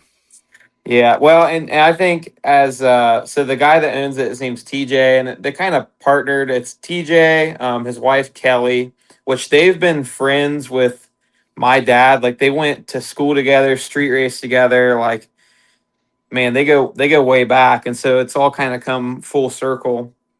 And then the other two is Jim and Susan, and they're like just an older couple that they come up here in the summer. They usually live down in Florida, but they drive their motorhome up and they stay at TJ's. And they've known each other for like 6 or 7 years. So TJ used to run Southeast Gassers. He had the Greenhorn 55 Chevy. Yep. And they met through that. And like you'd think like they've only known each other 6 or 7 years, but you'd think they've been friends for 50 years. Just a great group of people, and they've all like built this truck and kind of split things. That's kind of been half and half. And Wow. you know, it's not like they're growing money on trees. Like they have normal jobs and they worked hard, and like so I think when people realize they're normal people that, you know, like it's just a combination of a few people that have all donated to this truck, and in a way, and I think it's a relatable in that sense that it's still normal people that have they're hardworking blue collar people that have just all collectively put into this truck. So in that sense, it is relatable, I think. But, Right. yeah. Dude, that's awesome. What is the so Chris touched on it briefly earlier when we very first got on and was talking about the truck and you guys. What was their main goal to race with it? Like what were they building it for? Is it a radial truck? Is it a slick prep truck? Like no prep? It's a bit of a Swiss Army knife. The main goal is obviously small tire right now, but it's got like 16 inches of stock front frame rail. It's still double A arm. It's still got S10 frame rails for like 16 inches. So there's some radial classes that we could fit in. It can fit a big tire, but I can tell you right now, I have no interest in that. Sure. I like small tires, but yeah, I mean, we all kind of agreed we want to pick like 4 to 5, 6, however many, you know, races we can kind of do. We're kind of figuring it out still, but like King of the South's a big one. Like that's a good small tire front side race that we want to go and travel to. You know, any of these good, like I haven't talked about it publicly, but the first race we want to hit is my brother's race. Awesome. And that just kind of worked out to be that way. So we got 2 weeks. We got some changes we're going to make. We got to put a different converter in it. But like races like that, like decent front side races, like we don't want to have to go 390s next to Bill Lutz or nothing, but Sure. like mid to low 4-second front sides, which honestly, that's a pretty, like that's not that even hard anymore. People are going crazy fast on stuff that we would have never thought you could go that fast 2 years ago, 3 years ago. But Sure. you know, we'll see. Mainly small tire, but yeah, it can take radials, and we can run some competitive radial classes eventually, maybe. But So since I haven't watched the video yet and I don't know the information you're releasing of the truck yet, like time wise, but in testing, have you went faster than you've ever been? not yet. Okay. And I'm All holding on to that strong because I'm like, the Falcon could still beat this thing. That's But- good stuff, man. Yeah, well, so I mean, we made 5 passes. Thanks to Trails, they've been doing private test and tunes, which has been great. $200, and we made 5 passes, and there's only 10 cars on the property. Like that is Killer. so valuable. Yeah, killer. So we got out there to Trails, they were open from 4 to 10. We made 5 hits, and what it started off, the first pass, like it went, but obviously we had the normal first race car bugs. Sure. It like hit the track. I don't know if it like they had so much timing pulled out of it in the first 60 feet that it like nosed over, and then it like came to life, and then it white smoke. You'll see in the video. So like it kind of spooked me the first pass because it was like I knew that if it came back on, it was going to be a party, and it was. So like it came in, and I was like, oh shit! Like I forgot we're not in a turbo car anymore. Like Yep. this thing is instant. And but you know, every pass we made adjustments, and there's some cheated up shit on this thing that, you know, I am not allowed to film underneath of this truck. I'll tell you that right now. It's got, Cool. you know, Larry Houck built it, and he's got some cheated up shit. I'll just say that. That's Well, awesome, man. Not you know. cheated up, just innovative. Innovative. That's right. Yeah. innovative. So That's awesome. yeah, and Larry was out there at the track with us, Good. helping us, and yeah, so it's just funny, like, and that's the way I'm kind of treating it is I get to drive it, but also I'm getting to watch like all these smart people, and I'm getting to learn. It's almost like an internship, is the Yep. way I look at it. So I'm getting to be around all these really smart people that have been fast, and it's crazy how ass backwards a stock suspension, 3,200 pound Falcon, the strategies you'd use for that, just flip it all upside down when you get in a real race car. I mean, just completely ass backwards. Throw it So out the window. throw it out the window. Yeah. So it's been awesome. I've already learned so much in one test and tune. I mean, it's just stupid, but That's sick, man. Can you Yeah. say who's tuning it? yeah. Well, actually, so I had never. So the guy that wired it, his name's Jay Wire Solutions. He's from Michigan. So he was at the track and he did the initial dyno, Mhm. and so he was there, kind of doing the fueling and timing. Also Jeff Niceswinger, who's not really known in the small tire no prep world, but he's tuned a lot of alcohol cars. Yep. He was there, super knowledgeable, kind of an old school guy. Yep. But and then my brother, who was doing a lot of like helping Jay learn the power management stuff. I think Jay, he does a lot of sandrail cars, which was interesting. So we had like a lot of worlds kind of combined, and we all put our heads together. And sometimes when that happens, when you get a lot of people with different opinions and there's 10 different ways to get down the racetrack, and sometimes that can clash. But something happened Monday, and we all worked together, and it was amazing. Like Awesome, dude. everyone heard each other out, and everyone worked together like flawlessly. Like it was just awesome. Good Yeah. stuff. When's the next outing going to be? Well, we're Billy's race at 304, August 14th, 15th. I think that's what we're going to try and hit. But testing more before that. Well, I don't know. We got to try and we might. I don't know how long this converter deal is going to take. In theory, we should just be able to switch the stator, and then they might even gear up the Pro Charger already. So Does it need a looser converter? yeah, so that's kind of the problem. Is it was so tight. Like a lot of Pro Charge cars, you can't even hear them shift because they need to spin those things high to spin the blower, right? And this thing was only flashing to $6,000. We were shifting at 8,200. It was shifting at 3.5 seconds way out there, and it dropped 1,200 on the shift. That's killing it. Yeah, that's dude. tight. Yeah, so we only went 150 with it, 151, and but it was only making 24 pounds of boost on a 136 it had a 123 gear set. I'm learning all this Pro Charger lingo, It should make 50 pounds. it should make 45 to 50 pounds with the right gear set. Yeah, it should make 40 some pounds. We didn't want to make more than 50 yet because we wanted to live, but Right. we might not have a choice. But we're hoping that was the most Charlie ever made with that same blower. And that's what 50 pounds. Yep, and that's what Jason told me. They're like they had to crank on theirs to get it to go 176 was their personal best mile an hour, which wasn't far off from the nitrous, if I believe. I know the 60 foots were matched. Yeah. And I'm not hating on the Pro Charger. It's just I think a lot of guys have figured out that if you're going to do a Pro Charger, it's going to be on a Hemi. Sure. So, but we'll see. That's why we're kind of being selective. Yeah, they'll still run on the right surfaces. Yeah, that's why I told him. I said we just got to be selective where we race. If we show up at freaking the Winter Series, like obviously, we're not going to be able to run 4.0s and 390s. So, but we'll get there. It's a brand new truck. So, yeah, awesome, man. Well, good for you guys. I'm glad everything's working out already. What converter's in it? Probably his name's Turner. That's all I know. Okay. So it don't have one that there would probably be a stator laying around then.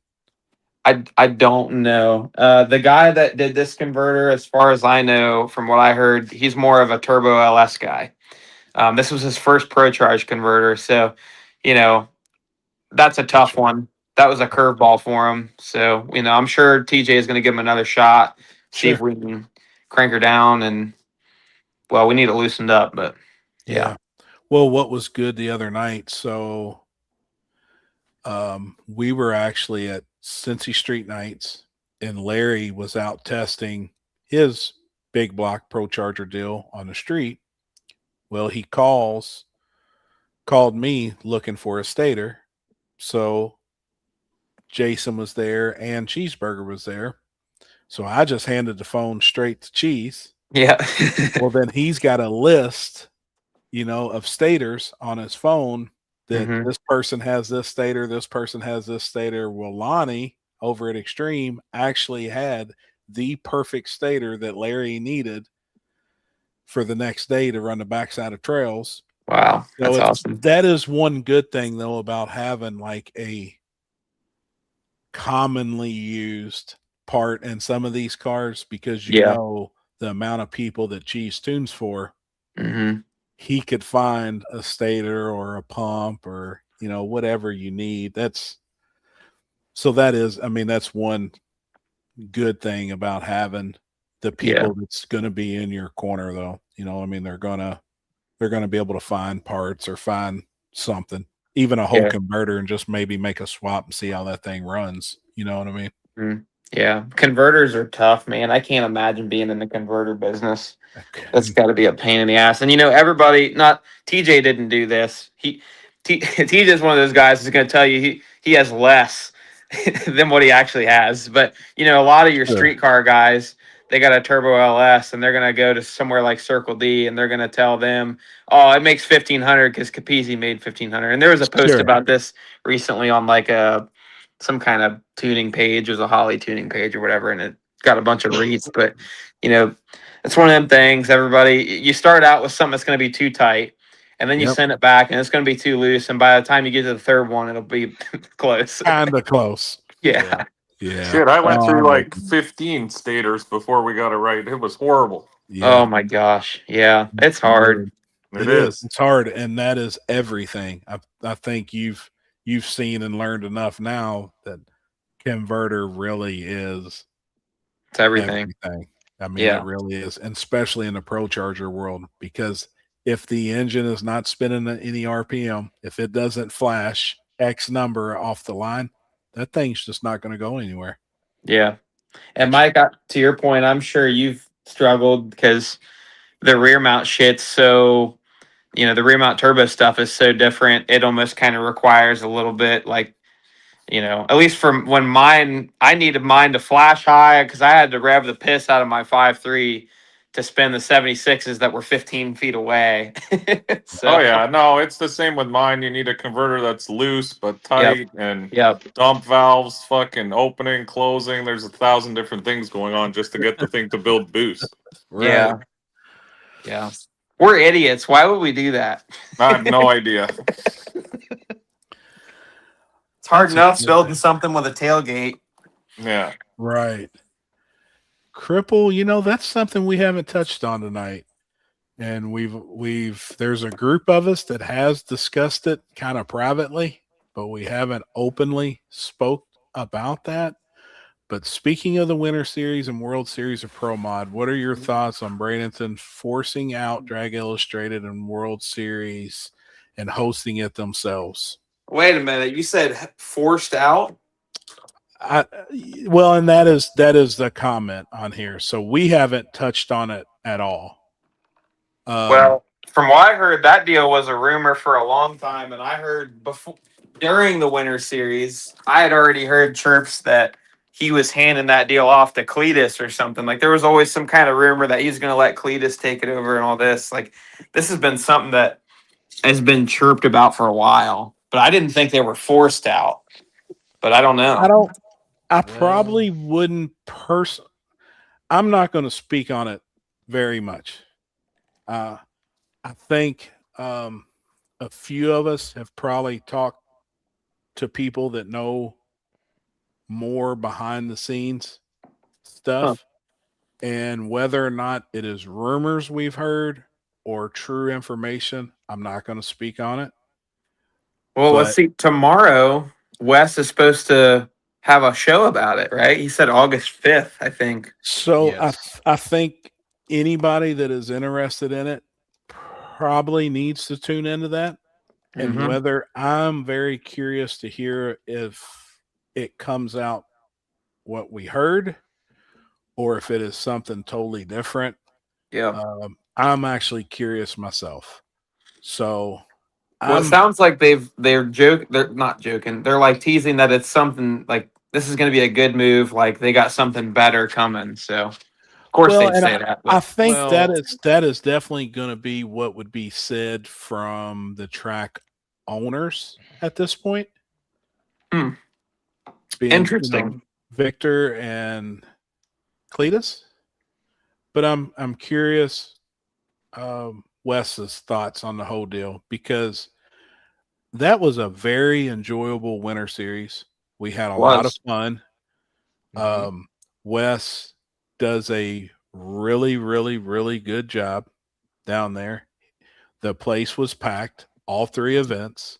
It is very well organized. It's ran very well. Yeah.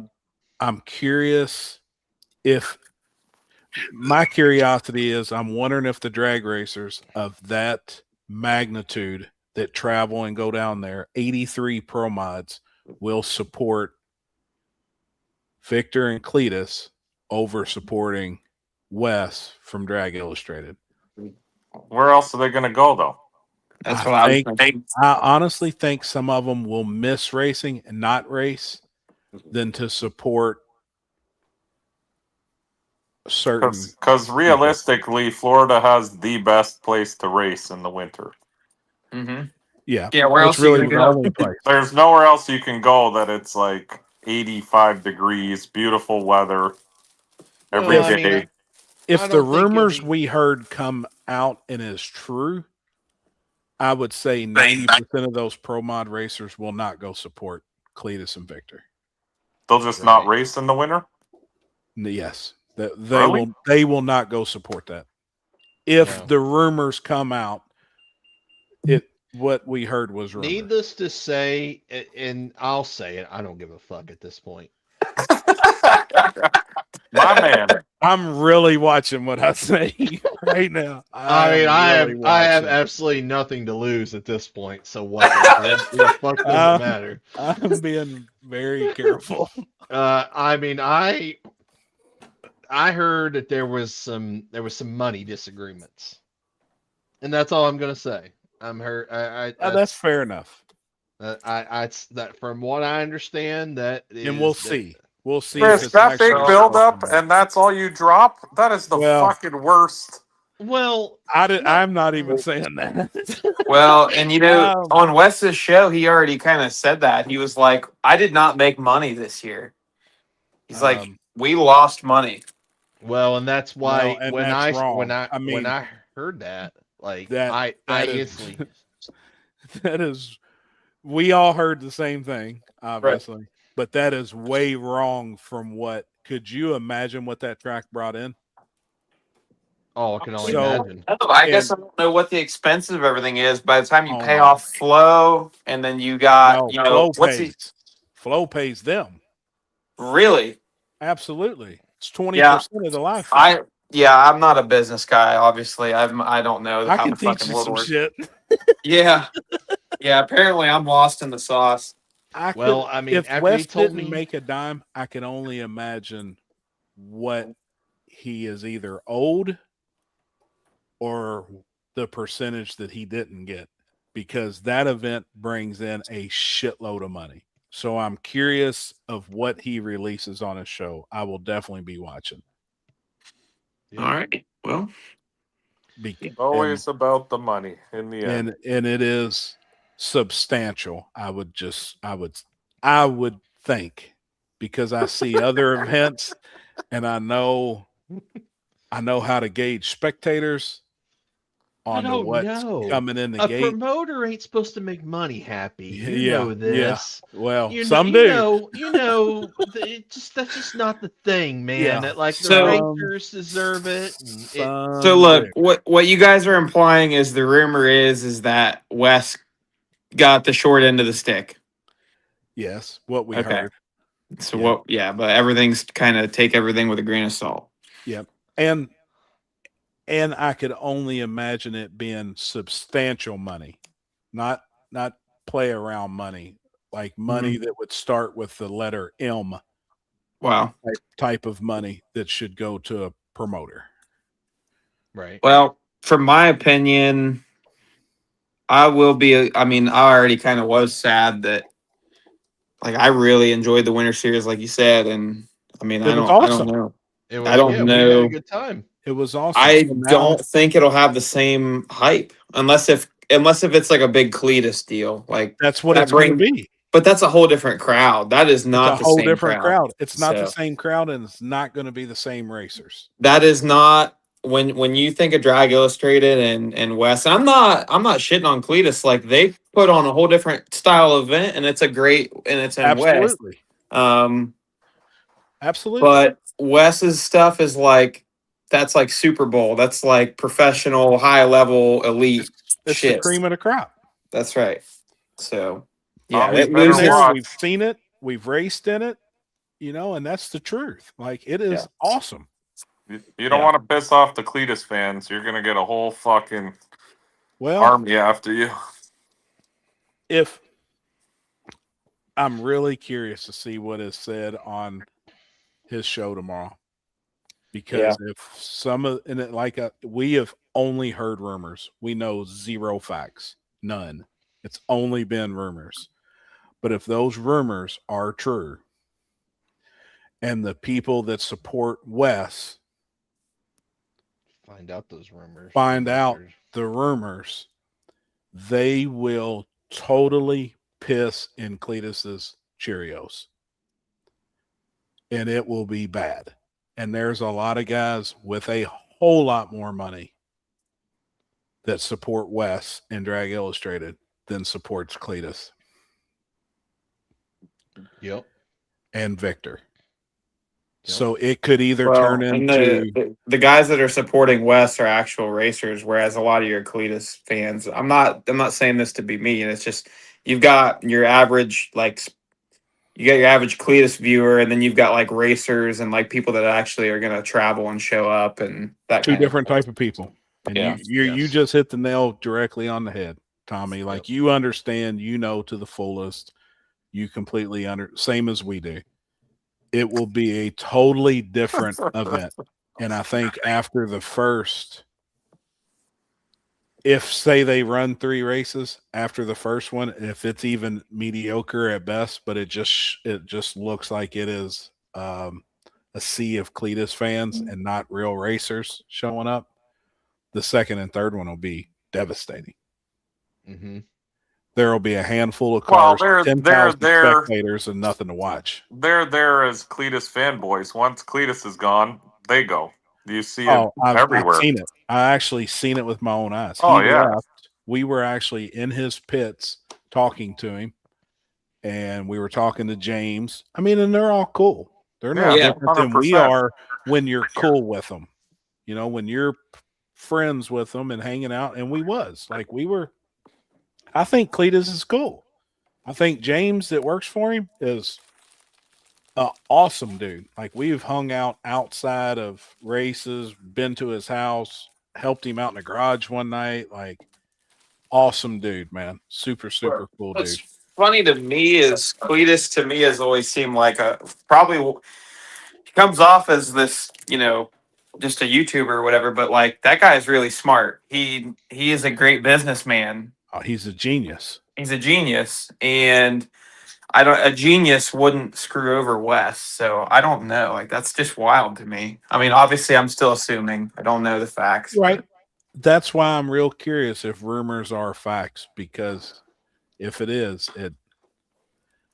Well, money That's does a lot. upsetting, man. Everyone knows money does a lot to a lot of people, so it all depends. so does greed. You know, Yeah, and- you can be the best businessman in the world, but if you're looking, he's got a lot of money out as well. So if he can make more money somewhere to help fund new projects, some people, there's never enough money for them. You know what I mean by that? oh yeah. Well, and They they make Cletus probably 10,000, has. then they want 100,000, and then they make 100,000, and they want 1,000,000. Then they make 1,000,000, then they want 10,000,000. Like it never ends. Oh yeah, it never I ends. I don't even think it's greed though. I think it gets to a point where he probably has over 100 employees that rely on him to make bread. You know what I mean? Like he's the boss, so he's got to do what he's got to do. Probably. I don't know. I'm curious. Well, there's that, and a lot of it, I'm sure, is also entitlement. Not entitlement, but you know, when you own something like that, you feel like, you know, this is my place, this is what I'm doing, blah blah blah. It happens a lot. I don't know about you guys, but it's happened to me dealing with track owners and stuff. They're like, it's my track, it's my this. It doesn't matter if you worked for the last 6 months promoting this one event, it's still my place. So I need, you know, Yeah. Oh yeah. oh wow, you brought in this many people. This is amazing. So I'm gonna need more money. Yeah, You know what I thank mean? you. Like it's like, Yeah. oh, okay, that's cool. Yeah. Oh yeah. Man, that Yeah. I'm really, really, really curious, and we haven't touched on that at all. And I didn't know if anybody in the comments would even touch on that tonight or speak on it, because we've heard rumors and new stuff for months, and we just Yeah. really haven't. We just haven't touched on it. And Hell, we knew stuff at the last race. well, and we physically seen it with our own eyes. Yeah. There was drama that happened at the very last race where there was screaming happening at each other, and the sheriff department were on the starting line. And I've seen it. I witnessed it. I was standing there on the starting Ooh. line when the police came. Oh Sure. man, that's actually a good point. I remember, I don't know if it was the second or third race, there was a big deal with the payouts of Little Gangsters or something else. I don't know if it had anything Yep. to do with. That was Yeah. that was the third race. I forgot about that, man. That was a big freaking hoo ha. Yep. Somebody saw some stuff when they went to go get somebody's payout. I ain't gonna Yep. say who, but they saw some stuff between some certain individuals that are obviously very high up Fucking Chris. I love Chris. in the totem pole of Braden Motorsports Park and West Buck. It was a shit show. Like it This was is- bad. This is fucked up, but did they see the green solo cups? Was there that? Was there a tiny wiener dog and like No. God, I hope, Oh boy. I hope my family isn't watching. Tommy over here stirring shit Don't up. worry about it, Tommy. It's just us on here. We've already ended the live. It's just Yeah, us. Yeah, we're it's not just- live, that's not good. at all. Yeah, No. yeah. Ain't We nobody said, "Oh, on that's here. good." No, we really. You go are. ahead and say whatever you want, buddy. Hey, this is why I can't be on shit like this more than like once every year.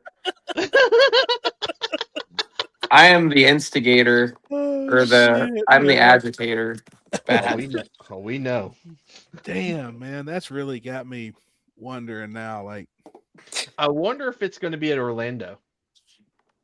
No, I would doubt that because Orlando's already booked up every year. And from what I've seen on the Facebook Orlando pages, everybody hates Orlando now because they're they're very democratic there. From what I've seen, yeah, Right. I thought I saw like, I don't know how it was over the winter or what, but like they banned pit vehicles. yeah. Like They what? changed it pretty quick though. That lasted a few days, and then they did change some stuff. Must have. Yeah. And because the bashing that they got on social media was rough. Yeah, SGMP, that's a good one. SGMP would be good for that series. I- The problem, I though, could see that. the only issue there is when you get into those winter months, February, March, it can be Yeah. fucking cold there. Yeah, it could be Oh dangerous. yeah. That's the only issue that I would see. If you have a really good winter that stays warm, SGMP would be great. But this is what I'm EBT? saying. Florida has the spot. Like there isn't. This is what kills me about Immokalee closing. The reason we loved Immokalee being South Florida like that, it didn't matter what month it was. February, March, January. It was always warm there. Always. You could shorts and t-shirt. Yeah. I wonder what about Gainesville is the only other one really. That's that kind of. Possibly. That's But- far north again. See, the problem is Yeah. in February and stuff, when you're even North Florida, it gets cold up there. It snowed on day 0 of sick week. Tell them, Yeah. Chris, we were freezing our titties off. Absolutely. Fuck yeah. Well, and I hope to God it wouldn't be at Gainesville because if ooh, boy, Gainesville was rough, but I think that was sick week's prep team. Sure. it could be. That was literally. I've never seen a racetrack just like. It was like 50 degrees outside, and it was peeling up like Warren the Woods if it was 130 degrees out. I've never seen a race like it. Like somebody could walk across the track, and it would be like their shoe print, but it would just be concrete. Peeling the rubber up. Yeah, but like the rubber wasn't even thick. It was just like a thin rubber, and it just like it didn't adhere.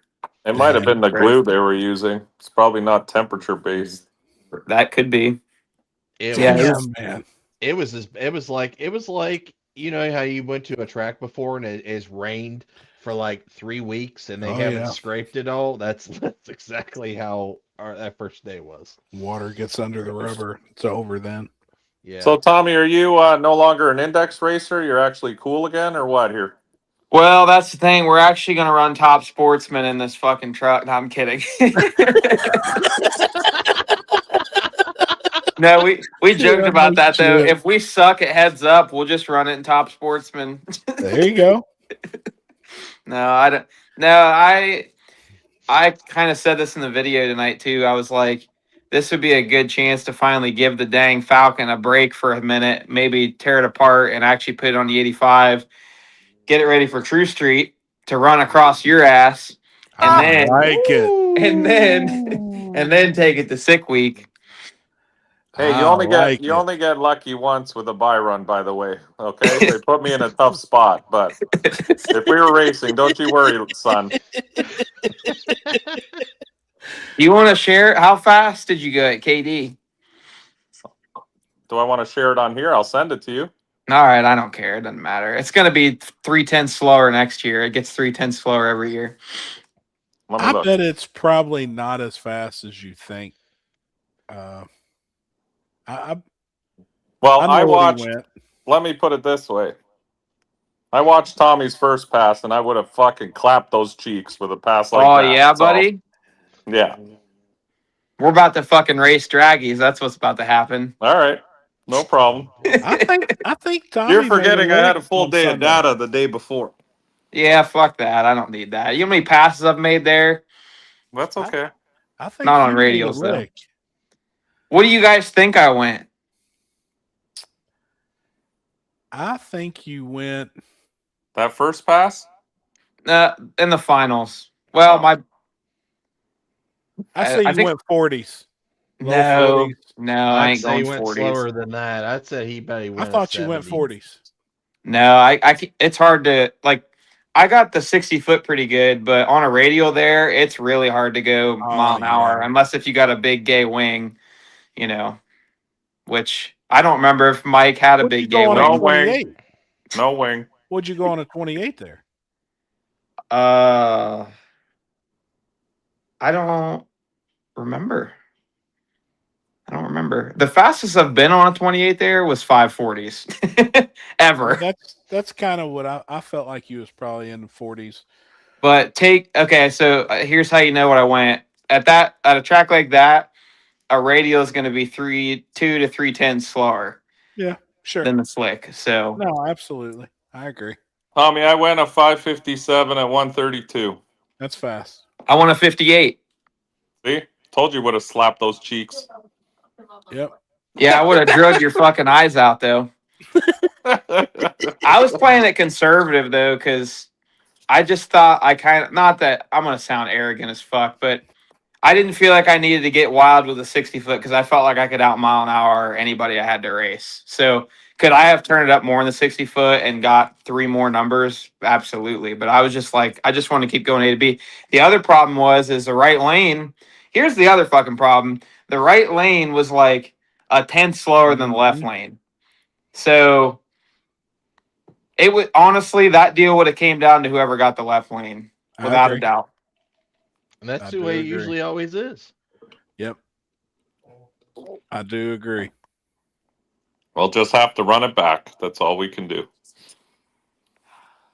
That would be a good time, though. I mean, now is the time if you do get a chance to let it rest for a bit to go ahead and make that change, man. Because I mean, not like we'd love to see in True Street racing where True Street goes, but to be able to do sick week in that car, dude, how sick would that be? Yeah, For I just real. got to figure out how to. I'm either gonna gas or the quarter panels, just death wheel them off. Oh Or- no, you got to do something to be able to get the rear end down far enough to change them tires. Yeah, yeah. Well, if I like, if you look at like Steve Morris's car, he's got on his wagon, his whole quarter panel, Zeus fastens off. Yep. I could do something like that, but the only reason I'd say I'd cut it apart for like one sick week is because the car needs restored anyways. Like, it's what I would be cutting out is Bondo and rust. Oh So- yeah. and then I just take it straight to freaking House of Pearls afterwards, or whoever. I don't know. I wouldn't take the Have House them of Pearls. patch it up and fix it. Yeah, but I don't know that I ever really want to redo the car because it's got a soul the way it is. Yep, Yeah. So I don't know. you're right. It's There got ain't no point character. in making that thing super nice. It's cool, Nah. man. I mean, it's cool. It's perfect. I would love to have you in True Street. That would be amazing. So if you Well- can make that happen, Honestly, look, this is what True Street needs: is two assholes talking shit to each other to hype it up. It does. oh, I already got Floyd for that. Don't you worry. But you can jump in too if you like. Yeah, I'll jump in on the monkey fucking a football. I love some good shit talk. So I will say this, since we're on the subject of the Winter Series. I did get a phone call months ago to bring our True Street rules There you go. to the Winter Series if Wes was going to be doing it at Bradenton. So I thought that would be really cool for the class because we've only really ran that class on no prep tracks. Yeah. So it was going to be an opportunity that we could put this rule set that we have in Kentucky, Indiana, Ohio, that we all come up together pretty much with, to really take it and put it on a main stage. Because this year at the Winter Series with Wes, they were not going to do the 28-10-5 class since they only got between 16 and 20 cars at all three events. Mhm. Once they lit the boards, it killed it. Yeah. Well, the question from the promoters down there to me was, well, how fast can True Street be with that rule set at a good track? Well, obviously it's going to be the tire that's going to hold it back. But there's no rule set on power plants. So we could take a 959 cubic inch motor and put it in a serious chassis, since there's really no chassis rules besides the no tubular front end. It would have to have a section of stock strut tire and something, but we could put something together and probably really push the limit of that tire and go fast. But they asked me, they was like, how fast can that class go? Well, I honestly think somebody that had their shit together could probably go really deep in the force. You're talking about True Street rules, so like a Our True 275 Street radial. Well, it has to be DOT approved. Man, put them suckers on the rowdy radial rules. Make them run a 235. That'd be sick. I didn't want to change the rule setup since there's so many cars that fit that rule set. We seen Yeah. at Warren Woods, we had 66 cars. So my thing was, and talking to the people that I needed to talk to about doing it at the Winter Series, was how would I handle that? Well, it's no different than how Little Gangsters was handled, and that's how I said it. We can't have an open invite. We'd have 120 cars Mm-hmm. that wanted to come to Florida and race True Street during the winter. A heads up class in front of that crowd. It would have been massive. So my theory and thought was, hey, anybody that's really won a True Street event this year that follows our rules would obviously get an invite. We'll look through the spreadsheet of who ran True Street at all of these events, and like your top 8 guys, We're going to narrow it down to 64 cars at first, and that's going to be the first 64 invites that get thrown out. Obviously, you'd have to lock in, and we'd do an alternate list, but I wanted to show up in Florida this winter, run True Street with 64 guys at all 3 events. And I That'd be think it would gangster. have been an absolute banger. I mean, You can I could- ask you you But we something though? You could couldn't get- release this until all this other information else comes out. Right. Because You could obviously we're not going to work with 32. Cleveland. You could get 32 Florida cars alone. Yeah. Well, that's what I'm saying. I mean, it could be absolutely packed. All them Dragon Everybody Drive in 850 Indiana- guys down there are going to fit that class. So, yeah, it'd be Sure. popular. Dude, everybody from the state of Indiana, Ohio, Kentucky, Tennessee that runs True Street in our area would want an invite. They're going to be like, shit, I'm going to Florida and running the Winter Series on this stage, the World Series of Pro Mod. Could you? I mean, it'd be massive. So, Oh. let me ask you this. I think I know your answer for the races that we are typically at, like Warren Woods. And okay, so why not put a cruise on True Street other than the fact that it's a pain in the ass at a hole in the wall track where it's That is just kind the of only reason. that's the only reason. act- That's what that I is- figured. That is So, the only reason. At a place like that, that would be freaking sick to do an actual cruise. 100% it would be. There Yeah. would be. Oh, yeah. Because you That could would be get in and out. badass. Like we could actually get every car out, take the cruise. I mean, Hey, we would you know do what- it. And You know to what me, you do? that can loosen up the rule set so it's not so political and you don't have all these people with gray area shit. Just make them do a real deal cruise. And for the I mean, I'm not saying the rules need to be wide open, but like you don't have to like constrain people with like because I think rules like when somebody looks at a ton of rules like that can scare people away or shy people away for some reason. But I Sure. disagree. I mean, I well, but really now think if though somebody this if they don't rule fit the set- rules, they're just gonna run away. I No, really that's think not this rule true set, though, because- is really good. I really do, man. I think if you loosen the rules, you scare people away because then you get a car like Happy's talking about that'll just donkey stomp everybody, and then it turns into small tire version 2, Yeah, you're you're right. where you And we lose could. all the cars. I mean, honestly, if you stop and think about it, and us racers on here right now, if somebody had an unlimited budget and set out that, hey, I'm building the most gangster True Street car for 2027, and you're starting from scratch right now with nothing, you could build something to that rule set that on a front side surface like that could go really fast. Luckily, we haven't took this rule set to anywhere like that. Mm-mm. It's always been pretty much traction limited. Well, Or- not to pick on Brandon Dollar, but that's who you're explaining, and he's nice enough to not want to go donkey stomp True Street, even though he probably could or almost. I mean, I don't know what Sure. rule he doesn't fit besides methanol, That's it. but that's a gray area rule because I know your rules aren't like this, but there are some rules locally that they, in a way, say you could inject it with meth. Like if it dries up there on gas and then it's meth injected, like that's some gray area shit. But See, I changed mine to one methanol injector. yeah, well, I'll just Or get I one of them changed big this Johnnies. rule set. Right. Well, and Cali Nate was the very first one. He's like, homie, I could technically have one injector or nozzle or solenoid that opens up that sprays into the intake plenum that would probably power the entire car. And I'm like, Wild. yeah, I'm sure you probably could. It'd be something look like from NASA, like a paint can, a gallon paint can on the front of your intake that would dump enough methanol in that thing that you could technically run it on one. Like there is some shit that people could do. Yeah. I come from the other side of the coin here. I think we need to tighten up the rules and keep a Well- consistent rule set that keeps all the cars on a level playing field. Yep. And that's why my plan is to not make any changes now besides maybe rewording a couple of things. Mhm. Just better choice of words, but technically not changing the rule, just wording it a little more proper.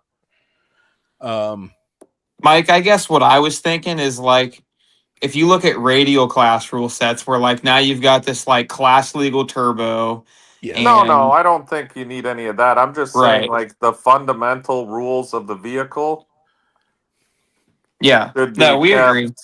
kept the way it is, because the minute Yes. you start loosening this stuff or whatever, if anything, they need It to gets be. out of hand. Charlie Brown will be We there. learned this already. Yes. We've already learned this lesson with small tire. Everyone said less rules, and everyone And was we like, did "Yeah, it. yeah, work harder, do this, do that," and then now here Now we look are. at it. The Yeah, car counts are fucking toilet water. I agree. And it's proving right now that True Street rule set is awesome. It has Well, got. True Street is good because everybody's competitive. I agree. You I know what I agree. mean? Like, you don't see one guy out in front of everybody just destroying everyone. But Absolutely. every not. race is like quarter panels, half a car, or like. Yeah. You don't see just one guy fucking bring a car like you were talking about earlier. That's the problem. You bring a car out like that that's built for that, It's going to kill it. the class is dead. And I know of cars being built right now that are going to be fast, but I think on the places that we take that rule set, it's still very limited. I think that tire can only go so fast on those certain surfaces. Mhm. But if we had the opportunity to go to Bradenton for 3 big events, the Winter Series, somebody could show up with something Oh serious. yeah, no, for sure. We went one of the very first times. So the very first time we ran that rule set in West Virginia at Southside for their grand opening, it was called. The second one was called The Comeback. I can't remember what that first. Do you remember, Alex? Very first time we went to Southside. The comeback. I No, think that that's was what the it was. second one, wasn't it? Or was it the No. comeback two? I thought the second one? comeback was the Very was the first first one? one. It was the comeback. So we I remember ran the that video same- title. We ran that very same rule set, and there was a Nova there with a 700 and some inch Sonny Leonard motor in it. And this Mhm. dude could literally drive that car anywhere on race fuel, and it fit all the rules. Well, he cleaned house, naturally aspirated, and it was set up to spray it. It made 1,200 horsepower naturally aspirated and could legitimately, it drove down the street on pump 93. And then when he was at the track, it had a whole nother set of injectors with just race fuel. He ran like C16 on the motor. Well, a car like that could really do some serious shit on a surface like Bradenton. Like, could go real fast. And Hey. I'm glad people like that haven't showed up yet for the class. Well, I think they haven't showed up too because there's not a lot of money. It's not, and that's Let's be honest. I At want to 150, keep that money out of it. yeah, at $150 buy-ins and stuff like that, It's you're not looking gonna at a get couple of crazy. grand Yes, to win. yeah, So. $3,000, $4,000, $5,000 max usually. Max. You Yeah. know, Happy, what do you think would happen if you did try to take the radio class approach to a no prep?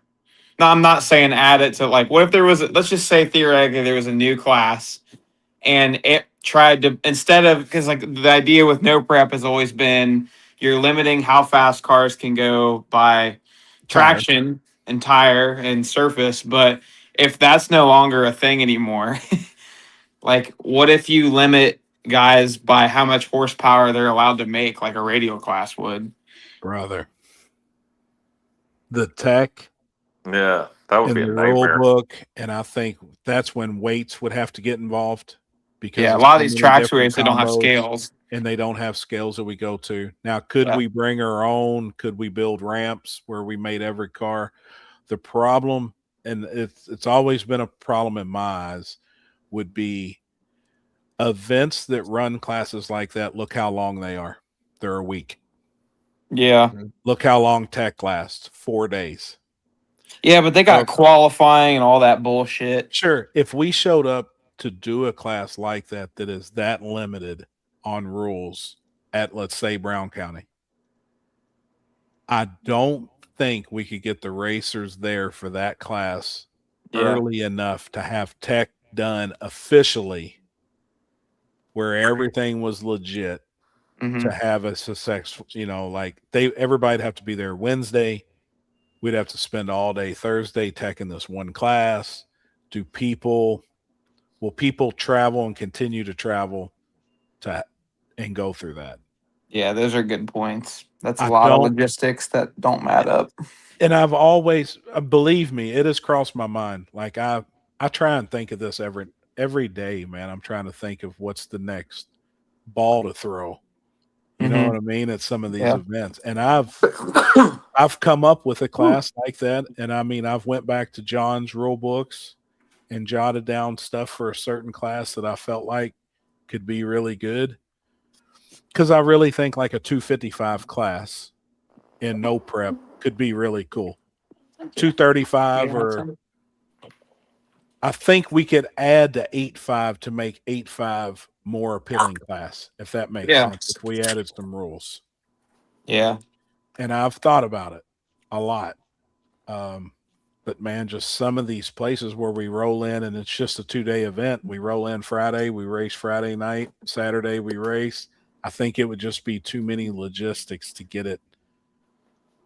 Yeah, get it all in. even the winter series for some people, like myself. You know what CJ said to me That's when too we were at much. KD? CJ Buckner, he was like, I just want a class that's no wings and no traction control. He's like, I want everybody to just go back to driving their cars. The amount of people that I've heard from that was no traction control would blow your mind. I believe it, dude. I've heard it more commonly recently. It would blow your mind, the messages that I've got from people that want a class like that. And that's a big index racer problem, too. All the index racers are like, man, this is stupid. We're all just racing sensors. Yeah. And I mean, back in the day, too, when those guys were cheating with electronics in their 6AL boxes, Yeah. that nobody could see. I mean, that's been a cheat for years. They've had Yeah. shit hidden in 6AL boxes for years. Yep. You know what I mean? And the wires come out of it, went to other sensors and done other shit. The amount of stuff that we would have to deal with, we would have to have a computer guru that understood Holly, that understood Haltech, that understood Motec, that understood all of these ECUs that could actually go in there and look. Because if not, and if we made everybody run one box, a 7AL or a 6AL box, they would still cheat. Mm-hmm. There would be shit 100%. hidden. There would be shit hidden that we couldn't find. I mean, that's... You know what I've seen them do at some races at like the radio shit? They actually have actually at the winter series, I noticed this. They would randomly check people's data logs for lockup. You'd actually have to have the tuner with the data log ready and be like, let's see it. Let me see if you got lockup. Yep. And that was pretty common. Obviously, the first thing, which not everybody does this, some people use traction control with, engine plot, but you could obviously, as long as they don't have a drive shaft sensor, then at least they don't have that, which that's easy to look at. But Sure. Yep.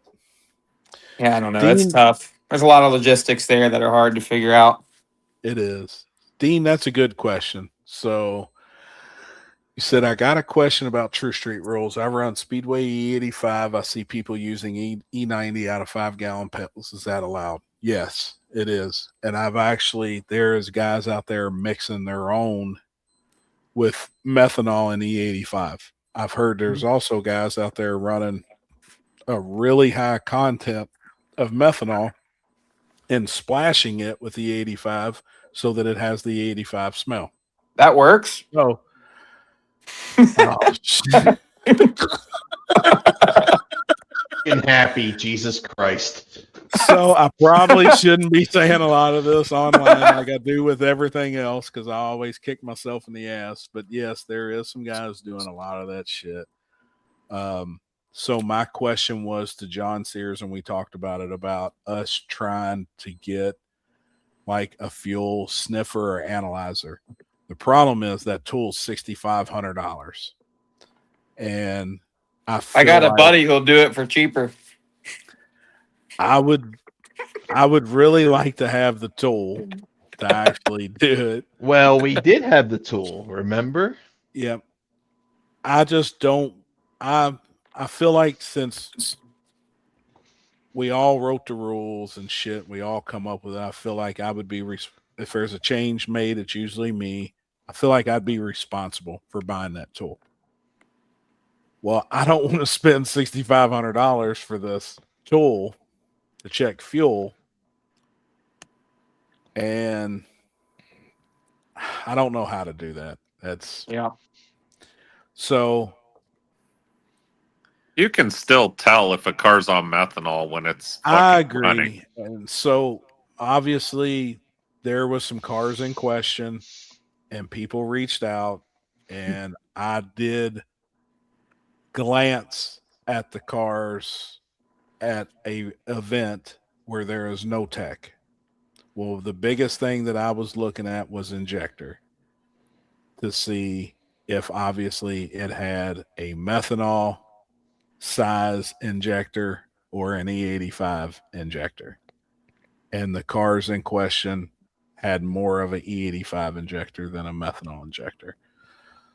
So are people slick enough with changing the labels on them? I don't know. Like, has it went there yet? I don't know. When I did make the post that we were going to be checking fuel randomly at Warren Woods, some of the racers in question Did not show up. messaged me immediately with questions on how we're going to check the fuel. So I'd already been there with some racers that ratted other racers out. I make the post that we were going to randomly check fuel, and the racers that were ratted out immediately messaged. And I'm like, homie, you are telling on yourself without having to tell on yourself. Like, this looks really bad. Why are you messaging me, asking me about fuel? Do you have a guilty conscience? Well, I did run methanol one time at an event, but it was test and tune, and I wasn't in True Street trim. And I'm like, fair enough. But yes, we're going to check fuel. So a couple of the cars in question was on some type of E fuel because you could clearly smell it. And we did suppose we had a tool that was coming, and I never physically had it in my hands to use it. So I don't know. Looking forward to it. If the thing was, I was really excited to possibly do this class at the Winter Series, because then we would have John Sears that would also have the fuel tool. I think there needs to be something wrote in the True Street rules on E of what percentage of methanol would be legal, what percent would be illegal, and that would fix it all. But we have to have the tool. Was fuel checked during Warren? Is there any methanol in E85? No. But there is an E98. I can't hear Mike anymore. I know. You can't hear me? No. And that happens sometimes when like people come on and come off. Sometimes people lose hearing other people. Oh, well. But yeah, there is a certain percentage of methanol in like E98. So I don't know. We've got to figure that out. Back in my S10 days, my dad was mixing Ignite Red and E85. Sure. And mixing all kinds of shit. We ended up melting my fucking motor because of it, because it ended up separating in the fuel drum. It sat too long and it separated, and it was all bad. Yep. Well, and I do know that like that Ignite fuel has methanol in it, because one of the Ignite E's was in question, and one of the racers that we all know that runs nothing but Ignite fuel called me and wanted to know how we're going to test it. Even though he has a really, really fast small tire car, he also has a red True Street Fox body car that runs a certain Ignite fuel. And he was going to bring me a sample of E, the Ignite, and then some samples of different methanol. And I was just going to keep them all in a bottle and write down what was what. And then you can see how they separate in water. The difference. So that was going to also be a way we could test it. We could technically just put a beaker in everybody's fuel cell, you know, get X amount of fuel, add X amount of water, and see the separation. Yeah. Some Bill Nye shit. Yeah, I mean, and I don't have a white scientist jacket and nothing yet, and so I didn't want it to get that far, but I don't know. Then I almost have thought of if we could have a lock-in list for racers that run E, and you have to say what kind of fuel. I'm not worrying about any type of race fuel because anybody can run any type of race fuel. But if we had a lock-in list of everybody that ran E, and you had to buy X amount of fuel at the track, we would just have the fuel on site, and everybody's got to buy the same E and run it in their car. Yeah, in theory. I mean, we could solve that problem, especially at Warren Woods. Yeah, Well, but how do no. you stop somebody from bringing their own jug? Like, even if they bought the shit. Well, I know. I mean, it would have to be where you brought the car up. We actually have to put the fuel in it. Oh, You got to right. seal it some way, like the pump gas drags used to be back in the 90s. Yeah. Like they would only pump 8 gallons of fuel in your car. You had to get all your fuel from them, and then they put their own label on it, and you could see if it had ever been tampered with. I mean, there's so many there is ways to do it, and I just hope we don't have Right. That's a get fucking pain. there because it is a pain in the ass, and sometimes I almost hate it, but I feel like keeping methanol out of the class was the right thing to do. And I feel like a lot of the racers has agreed on that. Like, believe me, man, I really think about this shit hard. I put a lot of effort into it, and I think of so many different scenarios because I always think of me as a racer, how I could outthink the rule setter promoter. So I'm always trying to stay a step ahead how to enforce shit. Yeah. And it's hard because I see both sides. Well, I think that the whole teching of True Street, it's going to have to happen often, even more, just because of the fact that there are guys out there that have ran True Street, and you go and tech their car, and it doesn't meet the rules. I loved it, dude. I agree Some with way or that. the other. I 100% loved it. I love that I'm technically out of it, and there is a tech guy that's teching that is reading what's wrote and the way he deciphers it, and kick 4 people out.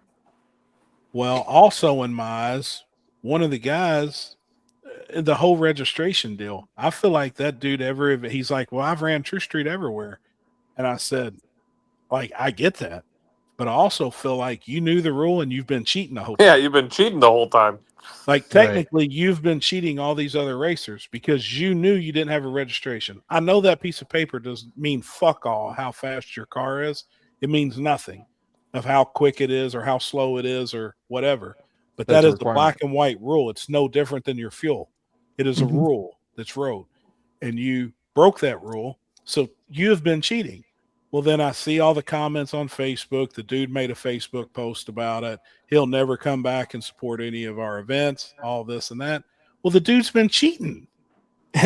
And he got called out on it. I love Yeah, those posts when people get mad caught. about that? Yeah, Like, the dude How got could you be- caught cheating, and he's mad. and then he's mad, and I'm the piece of shit. Yeah. Oh yeah. Those Facebook But he posts told are on the best. himself. He actually told, I let the racer talk long enough to plead his case that he totally 100% told on himself. I said, dude, do you know how to read? And he's like, yeah. I said, have you read the rules? Well, yeah. And I said, okay, did you fit them? And he's like, well, no, I knew I didn't have a registration. I said, well, you told on yourself, dumbass. I'm like, come on, dude. Like, I know it doesn't make your car any faster, but is it wrote in black and white? And he's like, yeah. I said, do you feel like it's cheating? Well, no. And I'm like, well, I hate to tell you, but if I shoot somebody in the face and they die, you know what that is? That's murder. I'm not going to get off with some other bullshit because that's the way I feel. At the end of the day, I just shot somebody and murdered them. I'm going to go to prison for the rest of my life. Like, I'm trying to real easy, common sense shit. And he Yep. just couldn't get it through his head. The other guy's car hadn't been registered since 2018. It was 10 years out. I'm like, dude, I'm sorry, but why ain't you smart enough to get on ChatGPT, like I said, and make a fake registration? Homie, I make a fake insurance card, fake registration, whatever. It's going to look legal from the state of Ohio, Kentucky, Indiana. I'll have one in every state I go race in. Dumbass. Like, people are just, whoo. I'd like to make a comment on that. So Uh-oh. at Trails, they had a daily driver class, and that Oh, not to boy. even start that, but there was some guys that had 2-steps. Allison had a 2-step, Yep.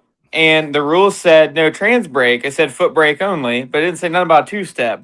Yep. Well, Allison and I went up and clarified and said, hey, she has a 2-step. Yep. And they said, no, just don't use it. And I'm like, that's fine. No problem.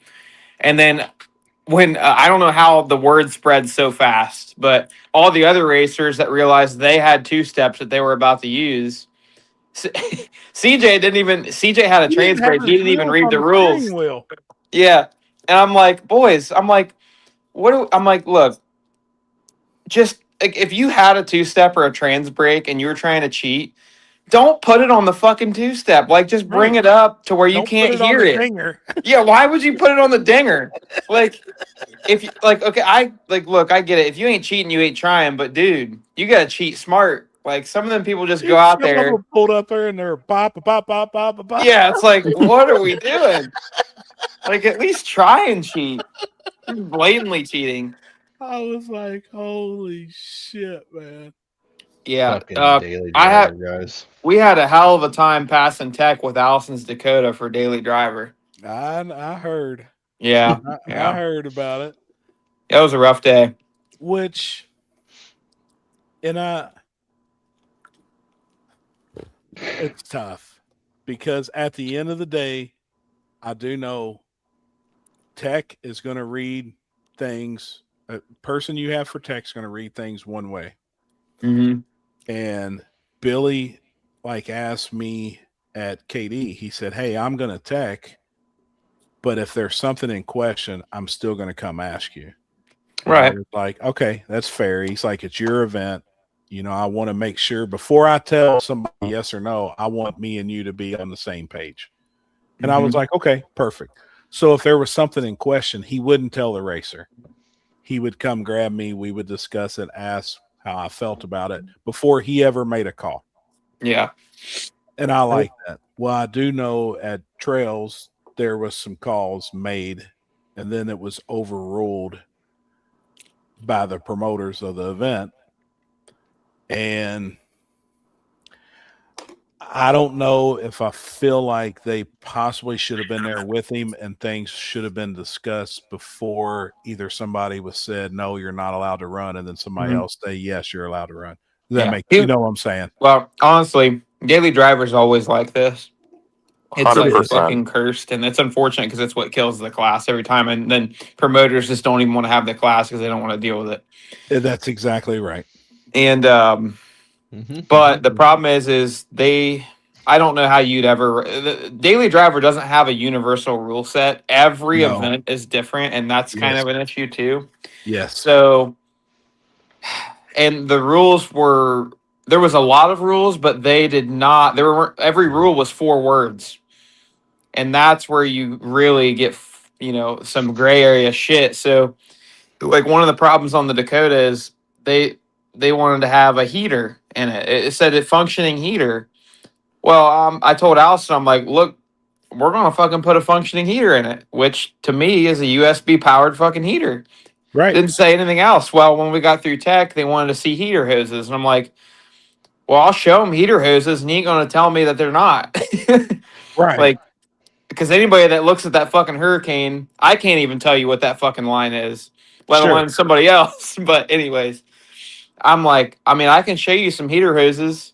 Like, what do you like? I mean, but at the end of the day, the rule says a functioning heater. If you wanted it to be the factory heater, well, that's a whole nother rule. It had to And say that. and I would have made it happen. Like, I would have went through the trouble if that's what the rule said. I would have put a damn heater box in her truck. As miserable as that would have been, I really wanted to see her race. But the rule said functional heater, so I didn't go through putting fucking. And so Sure. the other problem was there was a 4-door like 66 like real deal daily driver car. It was like a Chevelle or Malibu, one of them older Yes. Chevy. That And- didn't have a heater or radio. Yeah, from the factory. It was a From the factory. factory. It was a no factory heat delete and factory radio delete car. Well, so he come up and asked before he entered, Mhm. and I looked up, I Google searched, was that an option for that vehicle? And I be damned, it was rarer than chicken dicks, Yeah.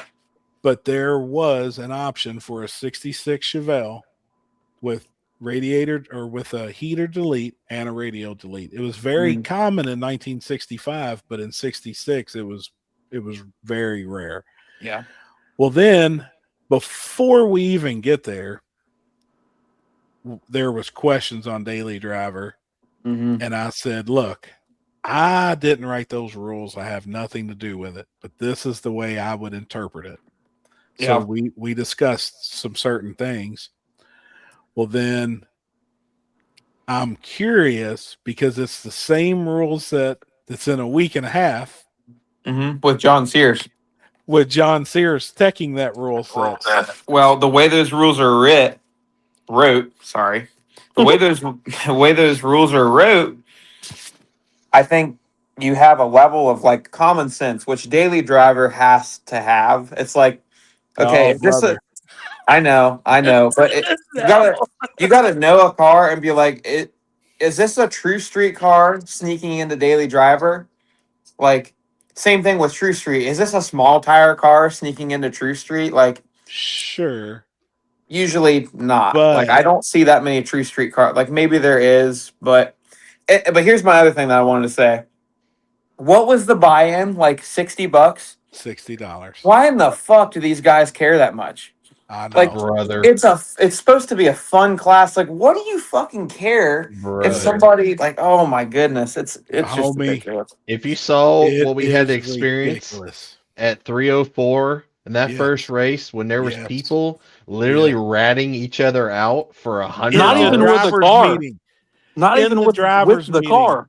Tommy, they are Ridiculous. straight blasting other dudes. I said, does anybody have any like?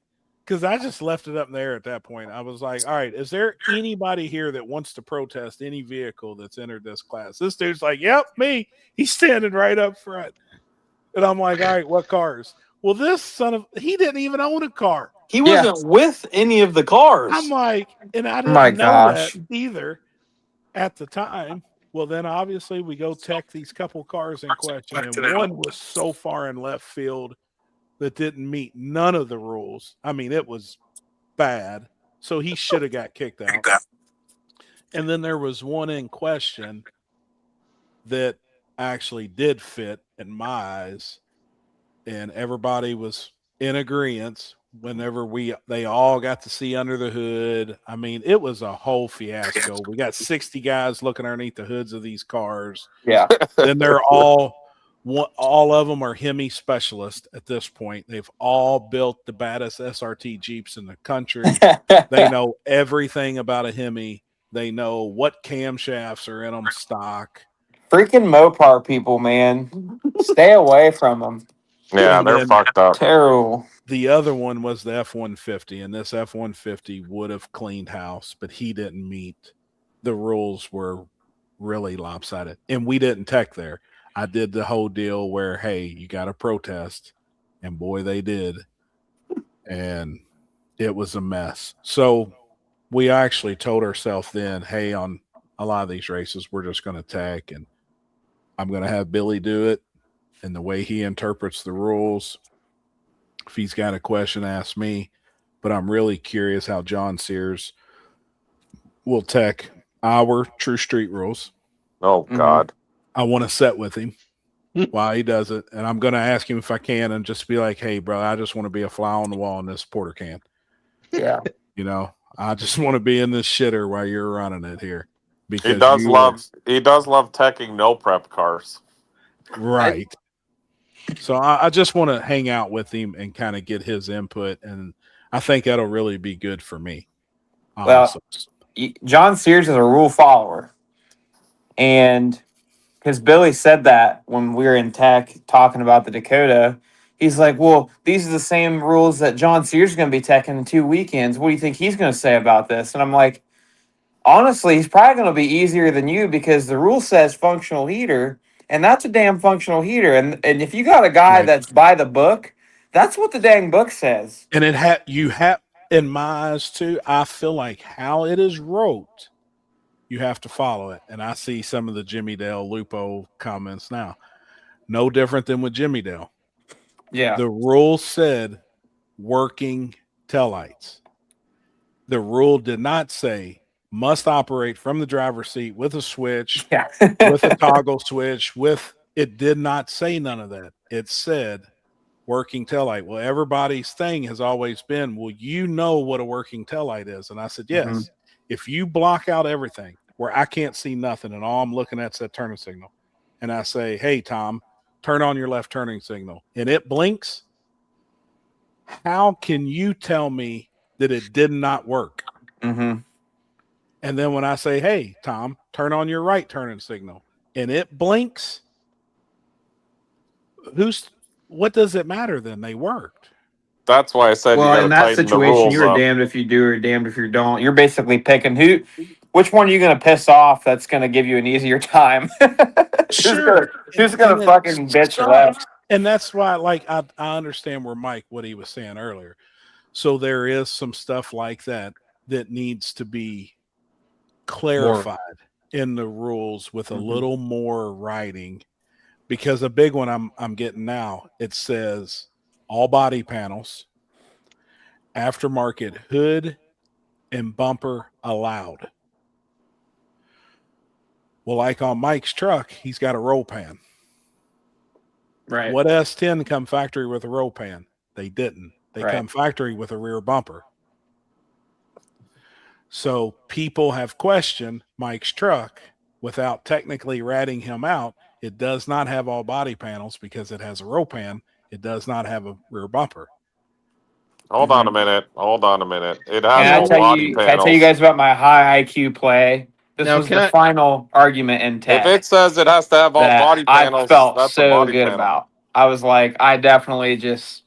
Anyway, so they were wanting to talk about how the Dakota didn't have it had leaf springs. It was stock suspension, but they're moved inboard of the frame. And he's like, well, it's not factory location. I'm like, they're the factory holes, just the opposite way. And then I was like, which is true. And and then he was like, well, the perches aren't in the factory location. I'm like, well, let me ask you this: if a guy does an axle flip on his full size truck, he no longer has the factory perches either. So you're going to kick him out because he lowered his truck?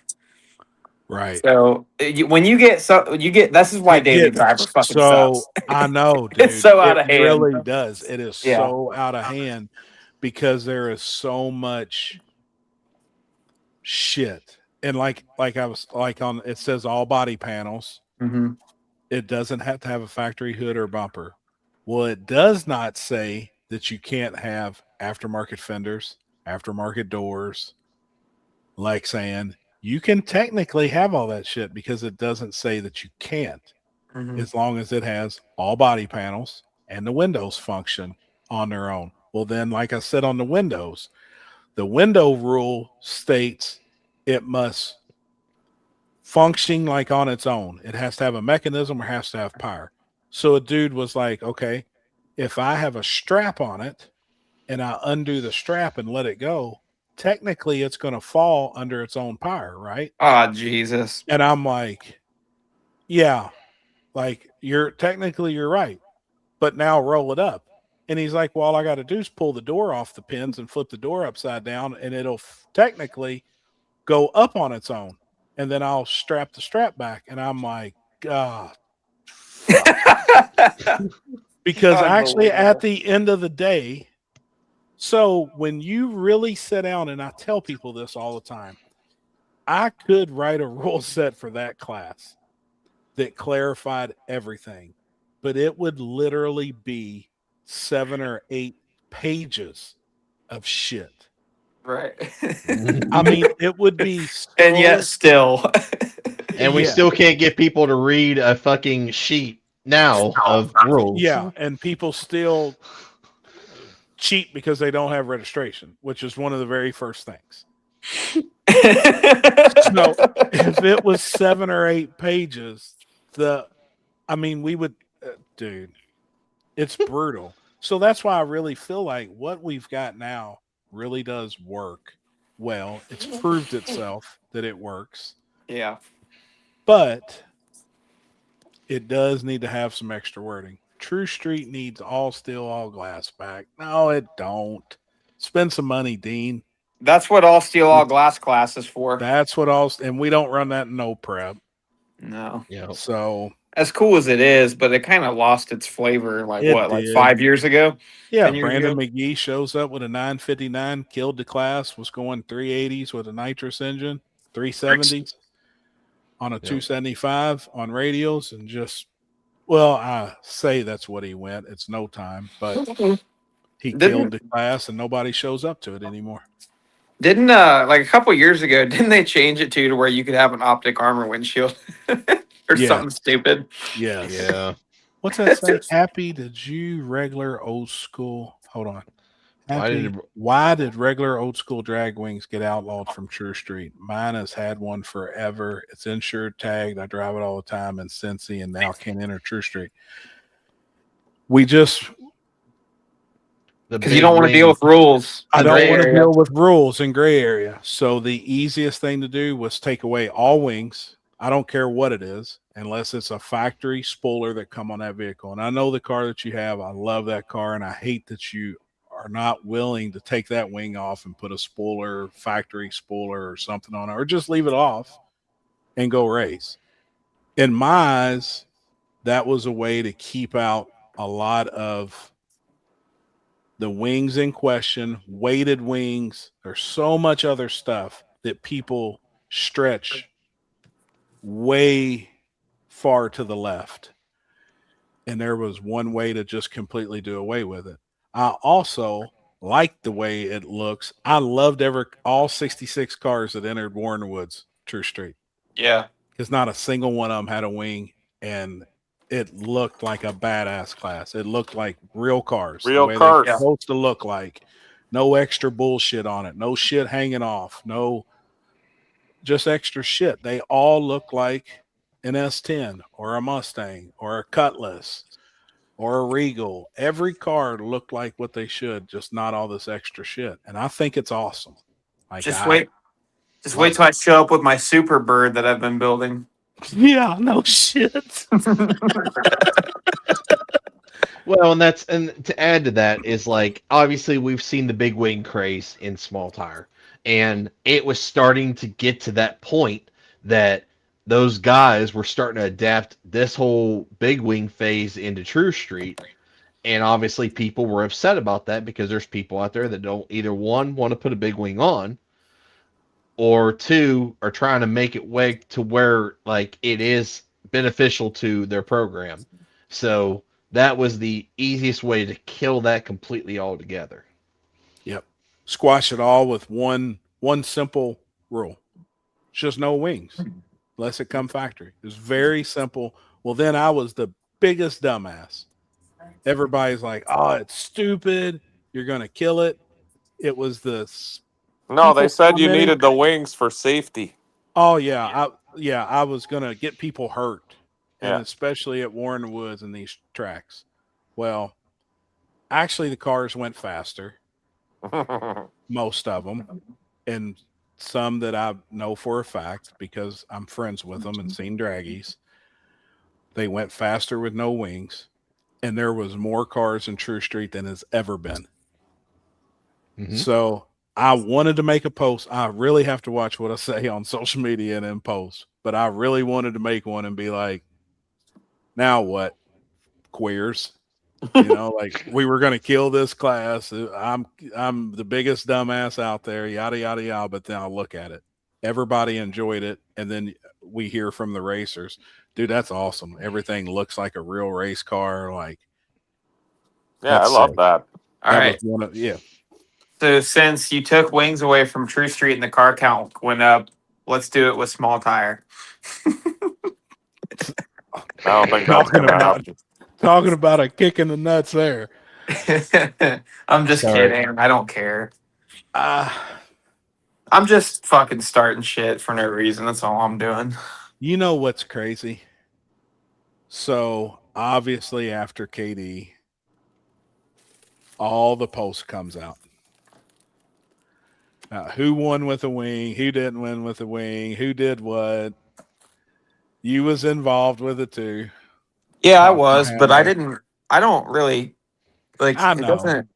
I didn't really. I think people took it negative, but No, I didn't.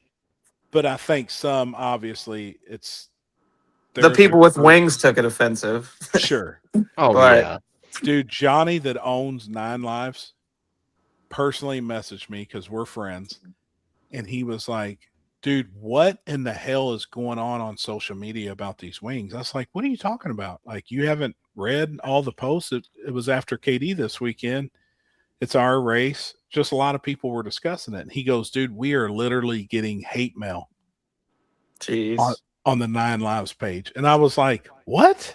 And he goes, are all these people talking in private or just like out in the open on their normal pages? I was like, no, it's just like public people's, names and shit, like nothing crazy. And he's like, dude, we're literally getting hate mail on us developing these new wings and the whole front wing with Ryan Mitch. Like, That's wild. people were blasting the old boy. And I said, hey, the good thing is it is social media.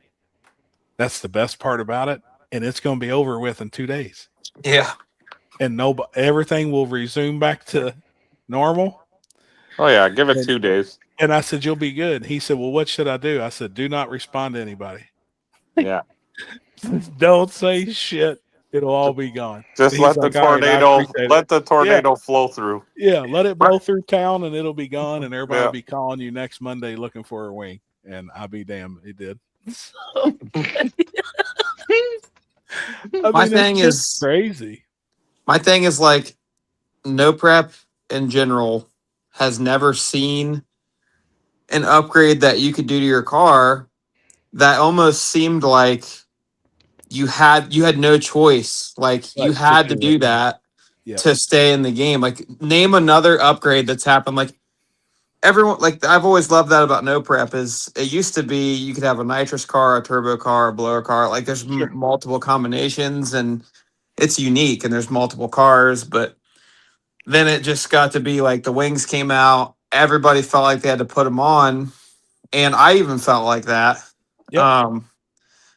But I made that post to try to motivate other people that because I'm one of those people. I didn't want to race and no prep anymore because like I didn't want to put a wing on my car. Yep. And I felt like it hurt the sport in a way because you kind of took away the surface limiting the ET. You had this upgrade that seemed to allow guys with big blocks that make 2,000 plus horsepower. They Yep. can now go 155, 160 in a Walmart parking lot. I agree. And now your LS turbo guys, which is like half the field, Yep. doesn't feel like they can compete. And so they just don't show up. I agree. So, in my opinion, I felt like it hurt the car count. I wasn't hating agree. on people that did it. I just, but the point of my post was I was like, look at all these guys that are winning without them. Like all you guys that are scared, like Yeah. I was, let's fucking get back out here Yes. Figure out how to win without him because we Yep. can. And that was I the agree. point of my post. No, I agree, and that's the way I took it. Like I 100%, I knew where you was going with it, and like I understood it. And I think there's two things that has happened as of recent that has changed the game, and I think they work with each other. Why people are able to do what they are. One, the improvement of the tire, which is the DO5. Mm-hmm. Mhm. So you take that DO5 with that wing, the downforce now, and those two developments in the no prep world added 30 mile an hour. Game changer. Mm-hmm. That was not there. But I still think it took both, because I think one without the other wasn't as beneficial. I think the wing is more beneficial, but then when everybody put the tire on too, dude, you talking about a game changer. I know people that still had never tried one. They put it on their car for the first time and went to dig or die and absolutely ran over the field. And he's a very good friend of ours, of all of ours. You was with him yesterday testing, Tommy. Yeah. So that dude had never put a DO5 on his car ever. You know, what's funny is I was so out of touch with small tire that the last time I'd run small tire was the trails race last year, and then I ran it again this year. Yep. And I asked Billy, I said, you got any CO7s you want to sell? And he's like, CO7s? He's like, I got DO5s. I was like, what the hell is that? I didn't even know. Like, that's how out of touch I was. Great. Well, and like those two improvements, that wing and that tire, changed the game, dude. Yeah. I think I want people to push like Larry. Larry's one of those guys that's trying to innovate ways to beat, figure out ways to basically inventing new ways to beat cars with big wings. And he's doing it. I know he still runs one, but like he doesn't want to. And I know that with this truck, which he built, we've all agreed that the last thing we will do is put a wing on it. And the first thing we will do is try everything and anything else. So just to like prove a point, I guess. Sure. Yeah. Did you say you're And not that's not, putting a I know big that wing always on it? sounds like it literally comes down to this. I don't like the way it looks on the car. That's it. And that's just an opinion. I don't care what your car looks like. I just don't want to put it on mine. That's it. That was always my point. I was not against them at all, but I could not stand the way they looked on 90% of the cars that they were on. Mhm. I think still today, I think the coolest one out there was Houdini's. Yeah. Like, I think that was the most like engineered, coolest wing that had ever been done. I mean, it was directly placed, to the third member. He was one of the very first to do it. And I mean, that was slick, but I hated the way they just looked. Like it looked terrible. Mike, Tommy still can't hear you. Oh yeah. If I've been talking over Mike, I'm sorry. It's Yeah, fine. he's called you about everything but Tommy. Oh. No, I'm I'm sorry. but That's terrible. I do agree. Yeah, Tommy, Mike, he was saying, I mean, they won't put one on, on that truck. Yeah, don't ruin that truck. It's so Pretty much nice. to prove a point. And yeah, that truck is sick. The way it looks like, I mean, I wouldn't either. I mean, that thing's beautiful the way it is. But also the places that we plan to race, the fucking wing's gonna slow it down. Like Absolutely. that's just drag. right. Like that truck's gonna work good enough and be on enough rubber that there's no way it needs a wing. Like Sure. Right. That's why I always laugh at the guys on the front I really side. want a backside race with it though, because I'm like, they're like, that thing's never gonna work. I'm like, we said the same thing about Billy's Camaro. It was not built for backsides, and then you've seen what it's done. No, it'll work. I Yeah. mean, it'll work. Look at Larry's car. That car was never built to do anything remotely close to that. And look what it's went out and done. It's won dig or die. I mean, Right. it just won King of Columbus. It's won that dude is a handful at the airport. Probably one of the worst services in the country. Mm-hmm. I mean, and that car was never intended. So, yeah, a truck like that, no matter what power plant's in it, where shit is, the right guys working on it, the right guys with the suspension, what's capable. I mean, we see it all the time, I guess my only other thing to add is like, besides just being egotistic about it not looking good, I genuinely don't want to go 160 at some of these tracks that were never meant to go that fast and without the front wheels on the ground. Sure, I'm with you. And that's Like, there should not be cars like, there's people that, I mean, they've been doing it for years, even without wings. Fucking hard tire cars were wheeling through the finish line at War in the Woods. So I'm not saying that's completely the wing, but I just think it pushed the ET limits of some of these tracks that now it's like, dude, this is like, I never wanted to go 100. I don't ever want to go 160 at War in the Woods. Like, that sounds terrifying, sure. but I don't know. Well, and so my biggest pet, the whole deal with you saying that, and I said it from the jump, was the safety of spectators at some of these tracks. And a car actually getting, if a front end of a car is 3 feet in the air at the stripe at 160 plus, Yeah. what it takes for that car to actually go airborne and go over the fence or over the wall is not a lot.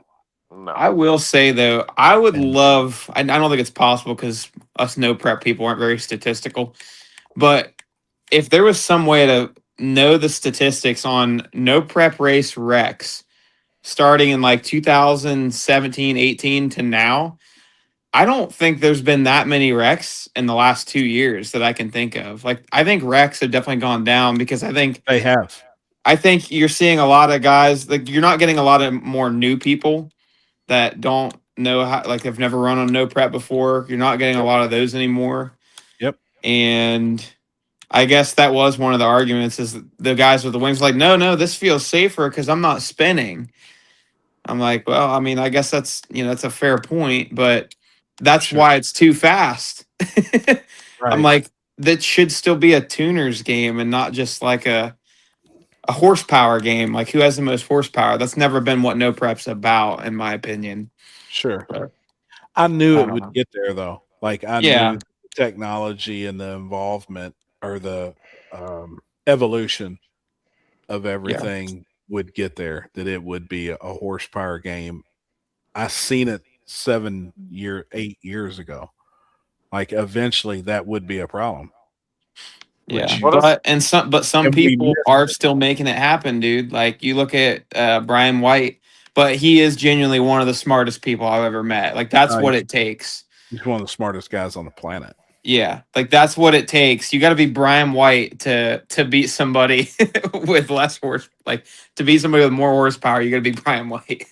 Yes, That's how smart you got to be. Motherfucker's got a GTD in his fucking car. I mean, his car is a GTD Mustang now. Dude, it is sick. I mean, and to have like that dude's knowledge, and he is doing it with so much less. Mm-hmm. Like, I want to do a podcast with him really bad. I've told him we're gonna do one day. you're not gonna, dude. He's so awesome. Like, I love that dude. I love chatting with him. Me and him message back and forth all the time. But in a podcast, I think it would be very limited, the information that you would get. Oh my it would God. be like interviewing Fauci. He'd be like, I plead the fifth. I plead the fifth. Yeah. No, Council. yeah. I don't know why, but he's shown me a bunch of shit, and I'm not gonna say anything because out of respect for him. But at KD, I don't know why. I'm like, dude, stop showing me shit. Like, you're being too nice. He's like, no, I like you, and he come look at my car. I'm like, I don't think I want to. Like, I don't even want that on my conscience. He let me look in that thing, and oh my God, I mean, it's insane. It's just ridiculous. It's insane. He did me the same way during the Winter Circle picture. Mm-hmm. So in the winter circle picture, he said, "Will you go lay down underneath the back of my car?" Mm-hmm. And I'm like, "Damn, actually, I'd love to because I'm curious." Mm-hmm. Well, then what? I seen and didn't see. Yeah. Well, yeah. Really Well, blew me away. He must and have then told opened- everybody, but he tells everybody not well, to tell no, everybody. no, There was just no. a few of us, just a very few of us. Mm-hmm. No, Tom, just a few, brother. I promise you. Ben gave it away at Cash Days on the live stream. Yeah, he did, and Brian was See, sad about it. When I saw that on the live stream, I looked at Katie and I said, "You know what's funny?" I was like, "Ford just built a Mustang that is exactly what that looks like." See, he didn't know that. So when I saw Wow. him at King of Columbus, I said, "Hey," I said, "I see you you installed a GTD Mustang into your Mustang." And he says, "What do you mean?" And I said, "Go look it up." I said, "It's going to be a carbon copy of exactly what you have." And he looked at it and he goes, "Holy shit." He goes, "I would have never known in a million years that Mhm. would even be a thing."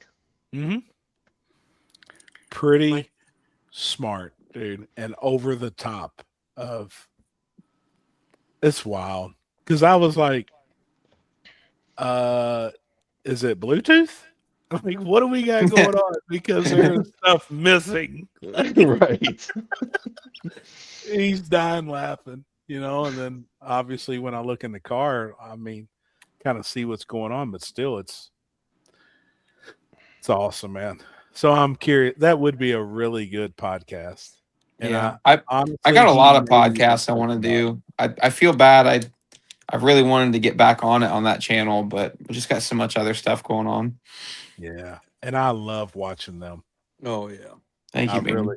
I really love like your all's podcast, your questions you have.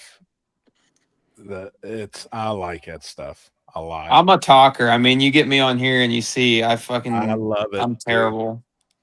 Me and you both. Look at me. Yeah, I've been on here like I guess it's been like an hour and a half or 2 hours already. It's ridiculous. I'm the same way, man. Well, shit, it is. Chris, are you done? You over it? It's 1 o'clock. You gotta get up in a few hours. I don't How even. many people are we still watching? Listen, right now? at this point, I don't even give a fuck about tomorrow. So tomorrow I can go. Oh boy, did you have a rough Tuesday? All right. I had an absolutely rough Tuesday. I got to the point that I told a guy that maybe the service that he got is just not for him. Really? I did because I was done. That What was it kind for of me. service did you give him, Chris? Yeah. What kind of service would you offer that he didn't Yeah. receive? Is this a Guatemalan reach around, or what are we talking here? I didn't Full, fucking is it a full service or Yeah, half service. I didn't fucking give shit first and foremost. but- maybe that's why he was mad. Yeah, this more lube mo- next time. Well, this motherfucker brought in his fucking 84 Corvette, which the fucking year I was born that nobody gives a fuck about, first and Worst foremost. year Corvette ever made. Yeah, it's a convertible. It's about gayer and fucking it's red, Two it's guys white. kissing. Yeah. It's white with red interior, which screams Oh, Ugh. yeah. yeah. Yeah. And this fucker wanted his windshield tinted. Okay. And obviously on a fucking 80s car, the window's obviously not going to be perfect. It's probably wavier than Yep. fucking the seismic zone. And it gets 10 on it. And he's like, "Oh, well, it looks all wavy to me. And that's all going to go away." I'm like, "No, it's not. Like, that's you have a 20, how old's that car?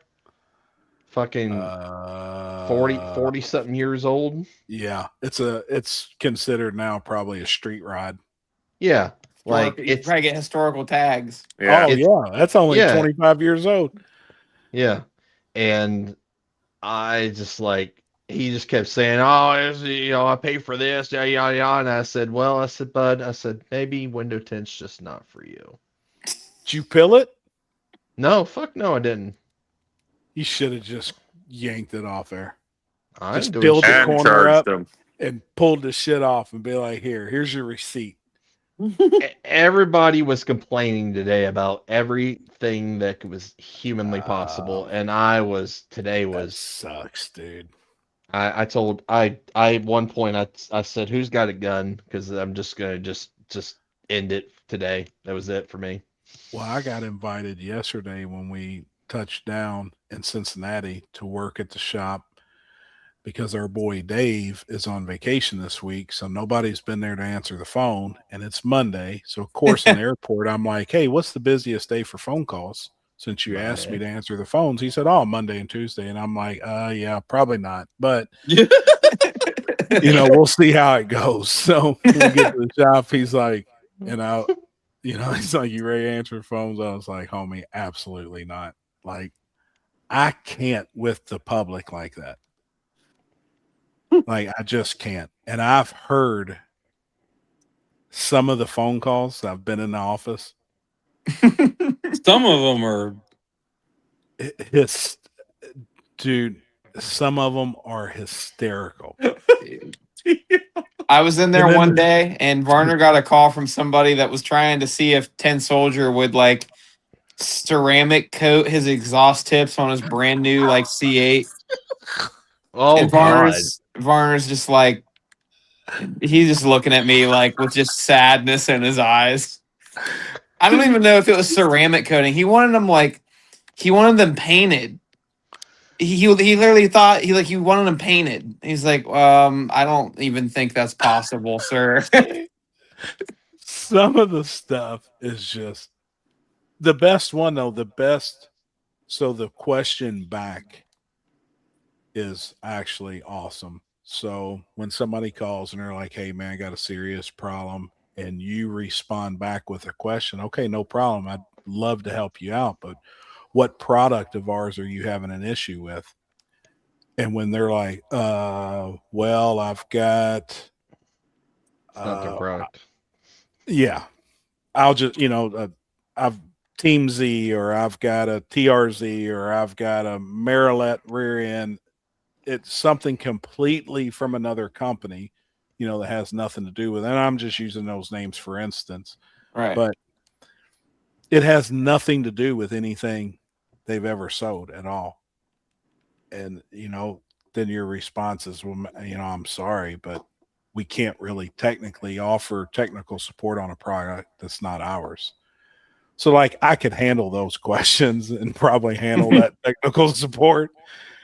But, I was like, man, I don't know enough about half of these products that you even sell to even be able to answer any phone calls. I was like, no, Jay, you got this. I'll hang out front and welcome everybody in for men's group and stuff. Like I got that.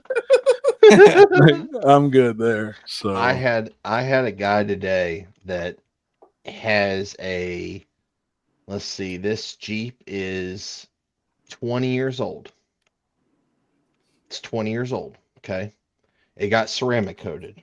Mhm. It's rock chipped to fucking hell and back. Well, It's a sure. fucking Jeep Wrangler. Yeah. And the fenders are painted on it, so it's got those plastic fenders, but they're painted because obviously it's a higher trim up. And he comes back today. This guy's super nice, but god damn it, dude. Mhm.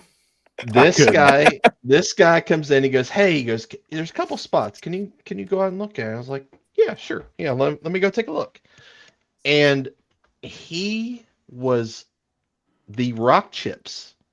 So when it got coated, the rock chips stuck out.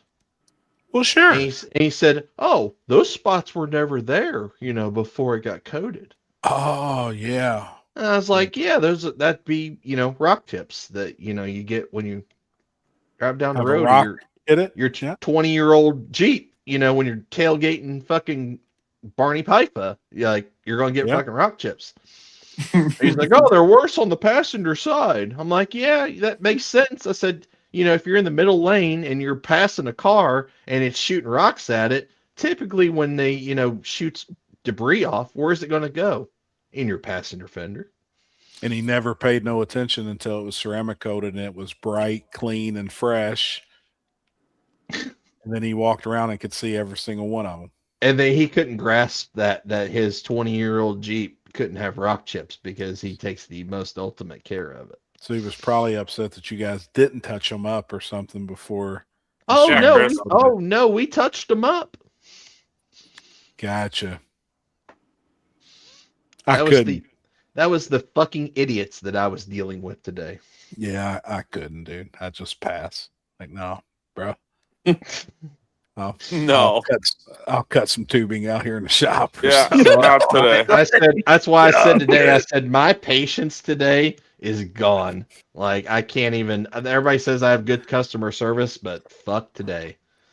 Yeah, I found get that the key to success is just leaving your phone ringer off all day and then looking at the messages at 6 o'clock. I'm with you on that, Mike. Now, I did learn that a while ago, and I still don't. But at races, I had some friends of mine that's put on a lot of races, pretty successful ones, and they said the first thing they do when they get to the gates, turn their phone off. Yeah, you have to. Mhm. And I was Yep. like, I probably should do that, but I usually am really good at responding, to people. And obviously, you know how it is. We all know how it is when you're putting on an event, your phone is blowing up. And I still try and respond, but I think I need to quit.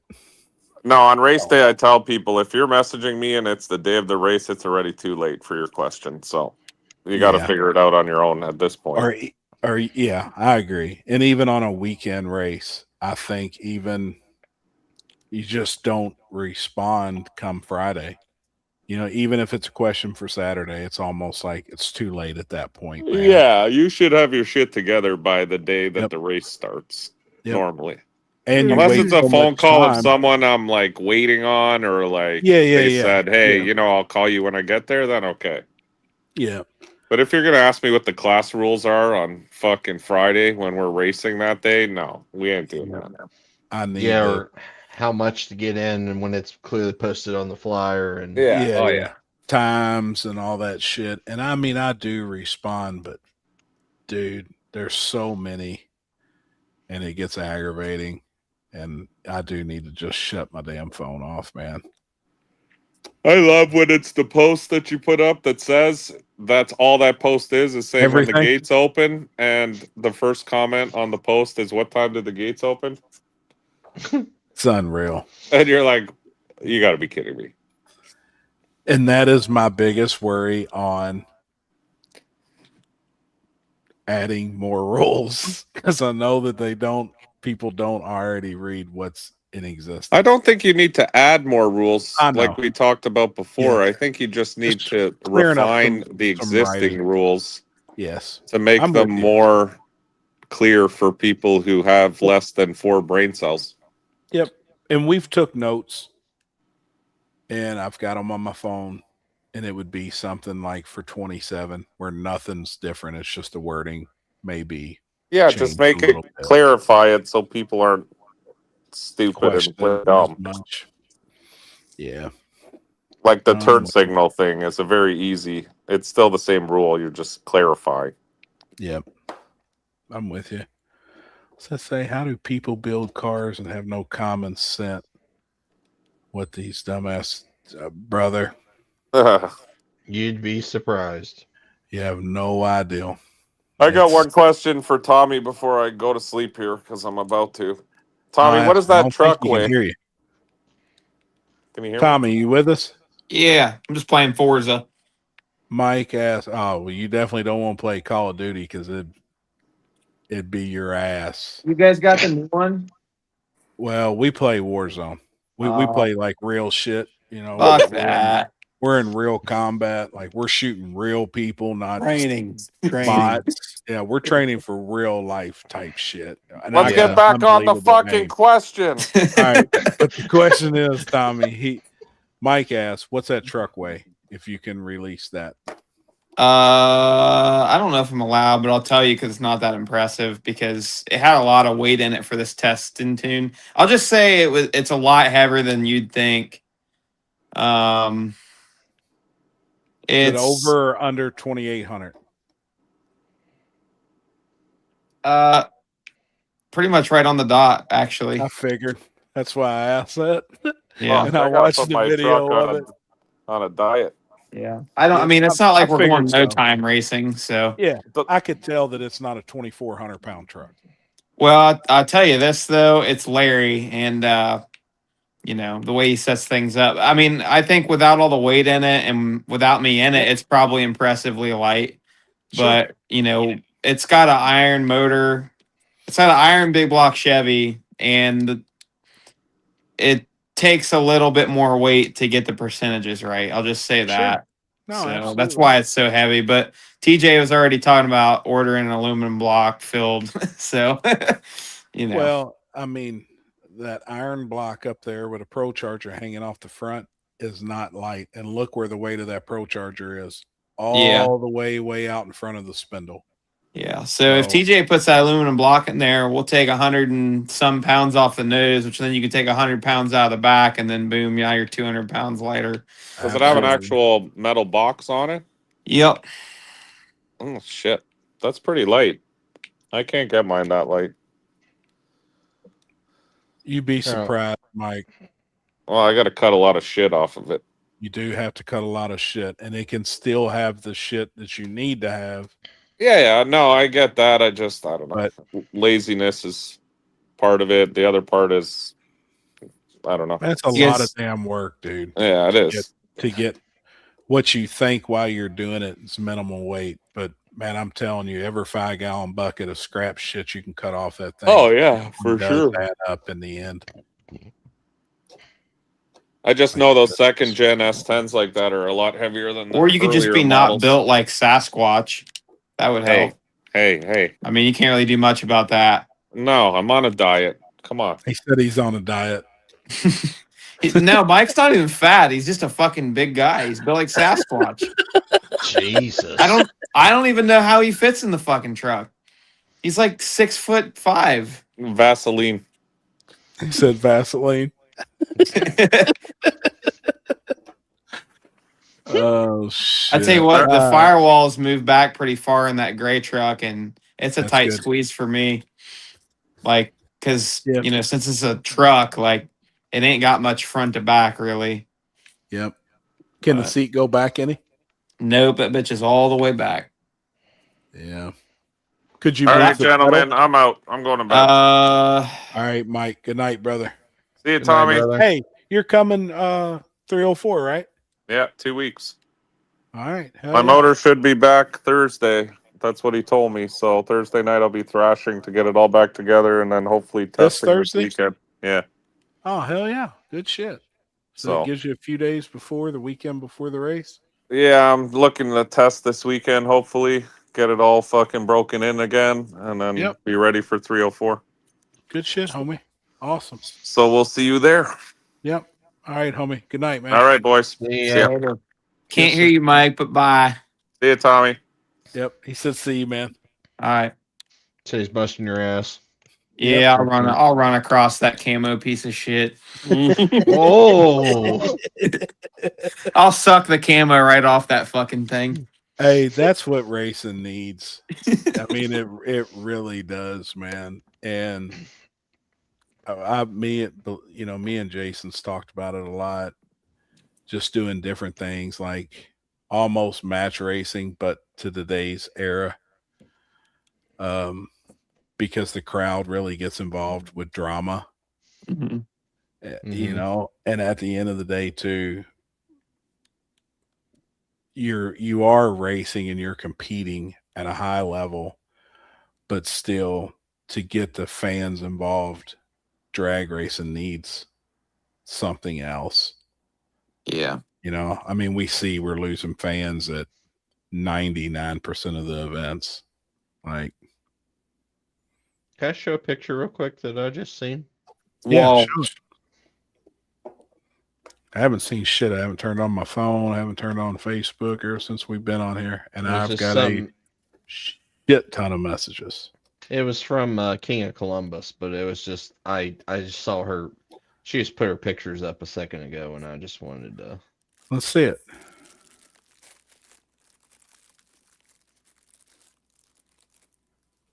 like just all the people on the starting line. Sick, dude. That's Why do you actually that's guys a really think? good picture. Why do you guys think that trails stood out so much? Like in a year where it's been tough to get cars and spectators, why you? I mean, I know they're good at promoting, but I I'll don't tell think you it's. why. I have my answer. We'll see if it's the same, Chris. I have two. Well, I have two. I have two answers. One. Well, I actually have three. Just kidding. One, weather obviously played an very important role because all week the weather was absolutely perfect for the weekend and didn't have zero rain chance. yeah, thank God, because that race is like every other year it gets rained out. Yes. Mhm. Yep. Or there's rain and it does happen. Yeah. Number two, the schedule for that weekend was very light, and they think the next closest event that there was in Tennessee.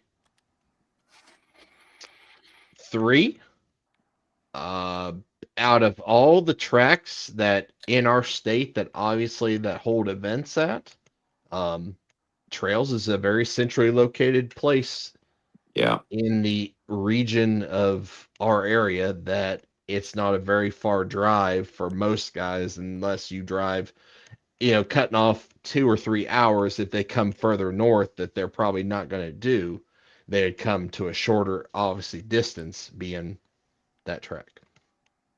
That was technically my answer. That is the best backside that this part of the country has to offer.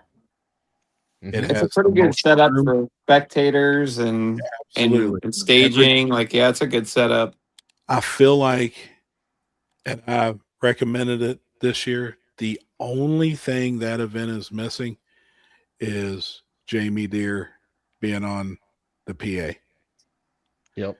If Jamie's there with his audio and his speakers, the crowd would be even more involved. Yeah. 1 year after he shows up and announces that event the following year, it'll even grow that much more exponentially. Now, whether or not it happens again there at that track or that event happens at another track, I think it'll continue to thrive just because they're going to pick another backside surface also that is awesome. And that event will continue to grow. It's just that is the backside in this area. We know that. But I think there has been backsides that's been offered to racers and they didn't show up. So if they don't show up for one and it's not a good turnout, well, then it just never gets its feet off the ground. It just never takes off. There has been some that's been offered that's awesome. And it just, And they're done it. I know. I mean, I know you've tried it, Chris, and you give the racers a awesome backside to race on.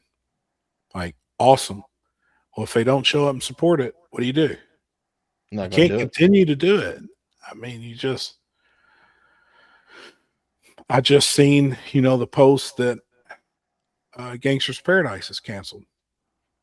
Well, and there was no explanation, but I don't think, Jeff had said, like, if guys aren't going to show up to support certain events, just ain't going to have it. And I think that's the way you have to be. I think that's one of the reasons that Trails does so well is because that race is once a year, and like that. I mean, that's just part of it. Yep, it's your one chance. Continue to grow. Yeah, this was the best. It set spectator record, and it didn't set car count, but it did set a spectator record. So I think next one will even be bigger. I think everybody there had a good time. I think that's one of the smoothest races I've ever watched happen. Brother, that was the smoothest race we've ever been a part of. And I know a lot of people give certain people credit for it, but the stars aligned perfect. Yeah, there's a lot of luck involved. That's just part of it. Can't nobody take credit for that. Yeah. The reason that race was so smooth is because there was no old downs, there was no wrecks, there was no dumb shit that happened. It was just the stars aligned, the moon was in the right location, the breeze was blowing right. I mean, it that was it. It wasn't anything else. Hmm. Like it was just perfect. And like I told Austin and them, don't base it off car count on a successful event. A successful event's when you look over and there's 75% of your spectators here and they're watching the finals. Yeah. Yeah. They got to see the race end. Yep. That is awesome. When Mhm. when spectators watch the final and they've been rooting for somebody all day, real race fans, that means more than anything Yep. because they'll And do it. you guys, something that I heard recently from someone else that I can't remember who I heard it from, but it might have been Larry, actually. I think we were talking this weekend, but somebody, one of our friends, you guys probably know who I'm going to talk about, but I'm not going to say any names, but they were thinking about starting a business where you could basically, they would travel to no prep events that these shithole tracks that don't have equipment that take 3 hours to clean up oil downs. They would just have like a Zamboni and, you know, maybe even a rotator, a dragger to like some of these tracks that don't have good equipment. Like as a promoter, how much would you spend on something like that? That's tough because I do know as a promoter, a lot of racers, a lot of races, promoters lose money. Right. So when something's going to be offered to them at a fee,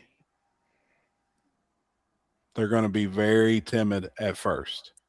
It would have to be really successful events.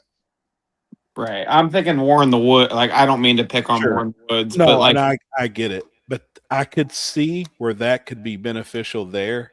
And that Mhm. event is so successful and we all know that it is profitable that I could see that would be money well spent at yeah. that event. Because that's the first thing I thought of when you said, you know, the spectators got to see the finals. That's what I could wish for that race. Like, if there's Sure. anything that can make that race better, which And it's that not is like our we need to. dreams. Like, you know, we push for that, homie. If Yeah. you actually knew behind the scenes, like how quick we want to run pairs, Right. but that is, we all know that's still probably the worst drag strip in the country as far Yeah, as a yeah. facility. The return road one is, you know, it's tight, but that's what makes it. Mm-hmm. The entry road coming down in, getting cars lined up around that turn in the middle of the pits. Like there's so much stuff that's battling it. If we could run a pass every 3 minutes, like is our goal at most places, it would be awesome. But man, Yeah. it's just, I it's guess so from the hard. outside looking in, I don't think any of the racers care about stuff like that. I guess we're just like, man, I if know. we had more equipment, the 3 hour oil downs, if they were cut Yes. down to just like an hour, that Hey, would be I a agree. game changer. I do agree, and I think that would be one event where that could be beneficial to both track owner, promoter, Mhm. and the people that's bringing the equipment in. But I don't think that equipment would be worth somebody purchasing and offering that service as a Right. business. Yeah. You know what I mean? Like, It's a very Yeah. few and far between, unless if they already have the shit because they already have a racetrack. that would be, yeah. And that's one thing. And But honestly, I would only offer that service to a couple of events that could benefit from it, yeah, that fit that shoe. because they're going to get turned down way more than they're going to get the job. Yeah, You know because what we I mean? know that people don't want to put any sort of effort into their race Right. Or spend money and or take a spend chance. money to put money into their race. Basically, is Yeah. what I was trying And to say. if that service was $5,000, we'll just use, you know, which isn't a lot of money. at the end of the day for that type of service. Many tracks and promoters don't make that. I bet if you told all the racers that go to War in the Woods religiously, let's say that, you know, let's all just like chip in $20 into the buy-in, and I bet most of them would. Like, They let's would. add $20 into the buy-in, and that means that we can have a freaking Zamboni. Yeah, that's going to cover this cleanup crew to come in and maintain. And I bet most racers would at a race like that. I know we're talking about a very particular event that doesn't. The rules that apply to that event apply to nowhere else. You're exactly right. And it's hard getting people to understand that, because that is one of a kind. It's turned into one of a kind. We all know it. You know, it's its own thing. But that would be something that I think Jeff would be interested in, honestly. But then, I mean, the place is already out of room. Where's the equipment going to sit? You know, like there's so many other things too that's already in the works for September that more EMS, a medical tent, police officers, legitimate security, walking around patrolling. Yeah, I guess the other event that fits that shoe would be like KD. They've never had good cleanup equipment, but honestly, like this last Cash Days at the Hill, it went pretty smooth. I don't remember. There's only the S10 got in the wall once. Yep. And then I don't remember there being any wheel downs really. We had no wrecks besides the one hitting the wall. Yeah. And we really had no oil downs to amount to anything. Yeah. We were very, very fortunate. And that has got better at every event. And I think that answers your question earlier too, or not answers, but goes with it. Yeah. The wrecks have went down, and they have. Yeah. I don't know if equipment's getting better or guys are starting to worry a little more about their safety and putting diapers on their cars or catch pans, or just everybody's. It seems like the wrecks have got less and less and less in the whole as the no prep world. We don't see many wrecks anymore. You don't see them like you did 5 years ago. I think the talent has just gotten pretty good. Like, sure, traction control, just the quality of tuners, the safety. You know, people are smartening up and thinking, hey, this diaper is not necessarily to help it clean up. It is to help my ass. Yeah. You know, when the rods come out of the pan on this thing, like I tried pounding that in people's head, like, hey, we're not trying to help our event out for say, a speed up and cleanups. We're worried about you. Yeah, for sure. You know, like, I mean, we had a guy that the exact same thing happened Friday night, and he ended up hurting a motor on the pass, and we saw a ton of smoke. We're like, fuck. Oh shit. We're like, fuck. Like, it was, I said, he just blew that bitch up. Like, knew exactly what happened. And that bitch had a diaper on it. And guess what? There wasn't a fucking lick of oil on track. There you go, dude.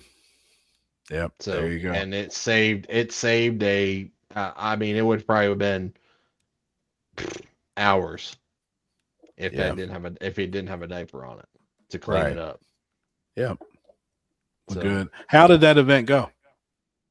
I mean, it went okay. Obviously the car count was not stellar at all. How was it? I haven't seen, or I don't know nothing. I've been there was I literally haven't seen anything, man. Yeah, I went live, and I went live during it and stuff just because I had nothing else to do. There were, hold on, I'll pull it up for a second. Billy drove the gray mare.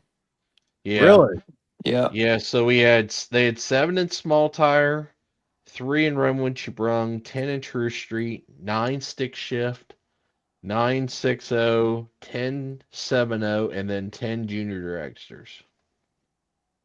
So True Street was the biggest heads up class. Yes. And your buddy that you want to buy the car from, that white Firebird, he actually ended up winning it. Badass car. He's normally on here. He probably was earlier in the night. Yep. Awesome. Yep. That's awesome. I mean, that is not a very good car count, Yep. but it's like, what do you expect today? Quaker has never had a good car count. I think its location is part of it. Where is that track? North. It's It's near Chris. it's about an hour. It's about an hour northeast of me, so it's actually really close to Holy like the end. shit. It's like Some bitch is in New Jersey. It's close to Youngstown, so it's actually real close to PA. It's close to Pennsylvania. They got a good bracket crowd. That's just Why kind the of what that index track is is. It's just more of a bracket track. Yeah. That's Now, why my- turnout index. Our race last year was about the same. The index classes definitely had a little bit more cars last year. Yeah. The backside did pretty well as far as car count. And unfortunately they didn't get to run Saturday because, well, I actually don't know why they didn't fucking run Saturday. It was a pretty stupid fucking. They kept saying it was going to rain and then it never rained. You think they were scared about losing their ass because the car count was so bad? I would happen to guess that's probably the reason. That's But, unfortunate, man. I don't even blame them. That shit sucks. I thought this was a 2-day event, and I thought all the index stuff was on Saturday. no, it was on Friday. So front side was Friday, back side was going to be Saturday? Yeah. Mhm. Oh, okay. I had it asked backwards then. Yeah. And I was going to run, and I didn't even run Friday. I was going to run 7-0, but I didn't. Probably a good choice. Probably was. I did take Tess and Billy for a ride down the track Yeah. with them both sitting in the back. That was pretty comical. Oh, shit. That thing pulls hard. Everyone's good for what it is, man. But So, all right, with that said on the car count, how many traveled from the PA side instead of Ohio? in regards to Let's say heads up classes, because that's more that I know.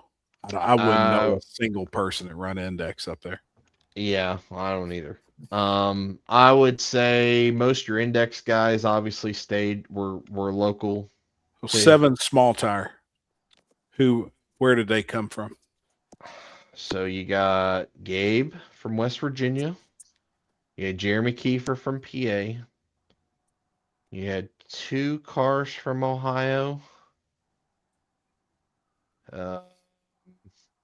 Who won? Another car. Jeremy Kiefer. Sigler blew up, didn't he? No, he got beat. Billy told me. Oh, I can't remember what he was struggling with. Can't I don't remember. know. I don't know what happened. I don't know if something broke or what, but he ended up getting beat. Hmm. Yeah, I mean it's I don't know if something broke or what Sigler has a happened. Pro Charger, right? Yes, I Hammy. want to say that was the problem. He's broke a lot. Yeah. He's broke a lot of Pro Chargers this year. Do you all have a spare, Tommy? No, but I will say, Pro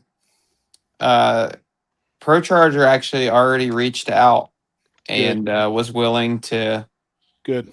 offer any advice and help with what we had going on. So that's a good sign. Good, man. They seem like good people. We were in cahoots with them, or at least Billy was a while ago, because if you remember, he was going to do a Pro Charger on the Camaro. Yes, sir. And then kind of changed his mind and backed out. And so he was in cahoots with them for a while. And I guess Raven is the guy that works there at Pro Charger that a lot of people work with. Yep. And he sent Billy a picture of our video on his computer on his desk watching us. And I was like, well, that's a good sign. Awesome. Yep. Because and if you watch when you go to watch our video, if you do, you don't have to because I'm annoying. I'm going to. We probably mentioned Pro Charger 27 times. Take a drink every time you say Pro Charger, you'll be wasted. Be drunk. Yeah. That's good. I watched the one where you all were firing it up and stuff the other night, but I didn't realize you dropped one tonight. So as soon as we're done tonight, I'm gonna watch it. But dude, that's good. I mean, though all these companies pay attention, I think, more than people realize. Yeah. Yeah. It's pretty awesome. cool. I feel very blessed to be in that position where, not it's a weird world because there's a lot of guys out there that work really hard, but they don't have a YouTube channel and they don't know how to. Some guys like they work really hard, they just don't know how to promote themselves in a way that makes them attractive to a company. And it's Sure. just that's the other part of racing is that's why YouTubers can get a bad rap, like YouTube racers, because we all got sponsors and like Sure. it's one of them things. But like we just figured out how to promote ourselves in a way. You know what I mean? It just is what it is. Well, everybody has the same opportunity. Yep. Oh, absolutely. I mean, that's. I always say that everybody's got the same 24 hours. Everybody's got the same opportunity. Like. Hey, I want to ask you guys something. When you watch our videos, how do you guys feel when you see like the Factor ads and the Brun ads and all that bullshit that we post? Like, you guys just skip past them, right? Which is what I would want you to do. Well, you don't ask me that because I already know, like, obviously what that does and stuff. So, like, Yeah. I'm out of the equation. No, yeah, Ask me And out. I do too. yeah, Like, I completely understand. I'm pretty deep, with YouTubers. So I mean, obviously, Yeah. I get it. Yeah, But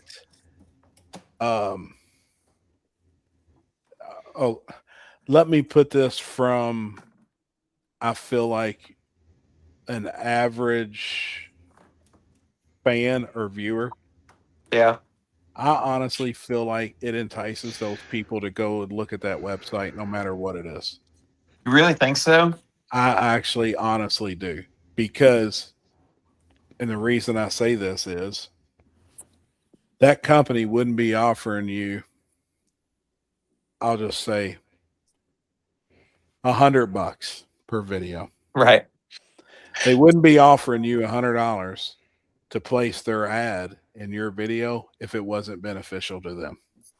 Well, so here's what's crazy to me is I don't get to see that stuff. So I've always asked, like we work with there's a company we work with called Algebra Media who like does the back end of all that shit because I wouldn't have time for that communicating directly with these companies. Sure. So, but I don't get to see that, like how many times they click that link or use that QR code or whatever. I don't really get to see that, but it must do really well because Factor, for Absolutely. example, they re-upped with us at the Yep. beginning of 2026 for the whole year. Yep. And like I'll just be upfront, like the ads make more than the YouTube video does. Sure. It literally doubled our income. Yep. And it's like I hate it because originally I felt like I was like, oh my God, I'm being a sellout. But I'm like, man, I'm just this is part of like how I make money. Like it's just kind of is what it is. And most people are cool with it. And I tell people to skip them. Like I'm like, I don't make more money if you watch them. I really don't. It doesn't matter. So like in the comments right now, one guy says, I hate that bullshit. One guy said, I let it play. Somebody else, I keep it going. Keep doing it. It's not hard for us viewers to fast forward if we don't care to see it. That's my thing. It doesn't take no effort for this dude sitting there watching it to fast forward past that if they don't want to watch it. And I do try my best to like write jokes in them and stuff to at least that make is them what funny. I think awesome because no matter what, like, I'm laughing at it because well, one, I'm fortunate enough to really know you and I've been around you quite a bit. So hearing your humor at some of this shit, like I'm dying laughing. Like, I mean, it shit cracks me up on some of it. Well, But, I can't take all the credit. Fucking ChatGPT writes half my jokes. well, don't be telling everything. Yeah, don't be telling leaking your secrets. man. I know, No right? shit. It's terrible. But Like for when we the did the people- Simply Safe ad, like that was like when we did the Oh, whole that shit was Yeah. funny. the yeah. Sasquatch thing, dude. That Hell was a yeah. fucking that was fun as fuck, and like I think that added a twist to the whole deal. Right. Absolutely. I wish I could do more of them like that, but it's like, why would I spend more than an hour trying to make this, because like if I spend 4 hours on it, I still make the same amount of money. And the same amount of people are going to watch it and the same amount of people are going to skip it, like no matter what. So, Yeah, but Yeah. you also do want those places to renew with you next year. yeah, for You sure. know? You want to put in your effort enough Yeah. to keep them people happy, because look what it's done for you guys. And Yeah. you know Mhm. that. I mean, dude, all of us are so proud of you, believe me. Oh, shit. Don't be too nice. No, you know You're that. just fluffing I mean, me look up. at you. No bullshit. Look where look what you got. All you wanted was a truck. You know what I'm like? I know the struggle of you wanting to go travel and drag race. Well, look at what you've got now, dude. Like, we are super. Look how young you are and where you're at in racing. Damn it, Happy. You're going to have me blushing. No, I could, dude. I used to do a lot of shit to race at your age. A lot of shit to race at your age. YouTube wasn't around then, and I had to do a lot of shit. But dude, we are super, super proud of you. Thank Like, you. for real, man. I mean, that's dude. Well, that's it's a 2-man team over here. I got I know. Allison. She's a I huge know, help. dude. You all are a perfect team. I mean, Yeah. power couple. I'm very lucky.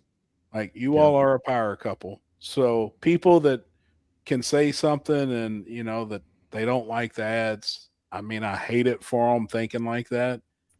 But they I got get to it. understand what it's doing. They got to understand what it's doing for you guys. Yeah. You know what I mean? I've always looked at it like, you know what? If I can make more money, I can put more into the videos. Content. We Absolutely. can travel to more races and travel. Like, I can go to states and tracks we've never been to where we can meet the people and come to their racetrack. Yep. I would get so many messages. Hey man, you guys gonna come to our local race? And I'm like, Yep. I can't afford to travel 6 states for nothing, Yep. But if I could make more money on a video, then I would, And most people never think about that. Most people never think about the cost of what it cost you guys to buy cameras. People Yeah. don't understand how much Allison works. Yep. They haven't seen her in person, what she's doing filming, or whoever's you filming, the editing, the effort that you guys put in to make all this happen. So a couple dollars that you all make from selling a Food Factor ad or Brunt boots or whatever it is, dude, they should be thankful that still what they're watching is free. Yeah. That's true too. I will say though, I recently did decline. DraftKings wanted to do an ad, and I talked about it with Allison. We both agreed. We were like, it's not worth the, Yep. because Billy did one and his was funny. We did a really funny DraftKings ad for him. It was But good. there's a lot of people that got upset about it, and I was like, it's not even worth it. And then the other one that we got that I just declined the other day was BetterHelp, which they're controversial because those are like online therapists, and I'm like, I'm not going to tell people to go get a therapist. Like, they need Jesus. Yeah. Facts. Yep. You're right, dude. I'll just do a That's free awesome. ad for Jesus every once in a while. Yeah. Yeah. Dude, and that's awesome. Like, Well, and I think that like if you're going to represent a brand or represent a company, you should you- believe in it first. absolutely. I mean, Yeah. I would be the same way to where I'm not going to represent something that I'm like, well, it's kind of iffy. Like I probably would never use it if they weren't paying me so and so. Right. Yeah, I really do like Factor. And this one that I'm really trying to get again is the Good Chop one, which I think the 10 Soldier Boys, they did one with Good Chop. and they cooked it at the track, and that was a good one. But Oh yeah. they sent like a box of steak and chicken and whatever you want to order. Like they sent us like fillets and T-bones and Dude, it like was so good. dude, they were good. That's better than what you'd get at like Kroger or Walmart or whatever for Oh sure. yeah. It was good. Yeah. And honestly, like me and Kenzie, through Jason and Brad, we did the Factor deal and got really, really hooked up. Mm-hmm. And their meals were Dude, that's really all. That's good. all I eat is Factor. I for mean, work. I had certain ones that I really liked, so that's what we tried getting the most of, and I really liked them. Like I enjoyed them, and they were quick, easy, simple. I do feel like though, I think some videos I watch from some people, they probably don't use, or support the company that they're doing the ad for. I feel like the way that you guys do it, you all do. For sure. You know what I mean? I feel like Yeah. with the security stuff, you have it. You're going to use it. I feel like I know for a fact, Brunt Boots, Alice, I don't know if I've ever seen that girl in anything besides her boots when we're at an Airbnb and she don't have her boots on. Yeah. Or You know? Tess, same way. She Tess always the wears same way. her brunt boots. Allison wears nothing but those boots. So that right there, if the people that don't believe what you are saying or advertising is real, well, they haven't seen you guys at events. Yeah. You know what I mean? Or they don't know you, like whatever. So, and I'm reading the comments here too, and people was actually saying like, yeah, I mean, like they support the shit. They're going to watch it. They support it. And it doesn't bother me at all. So in the grand, like the big picture here, what I wanted to work towards with this question is if I told you, so we've been working with Factor for like, it's been like 2 years now. Mhm.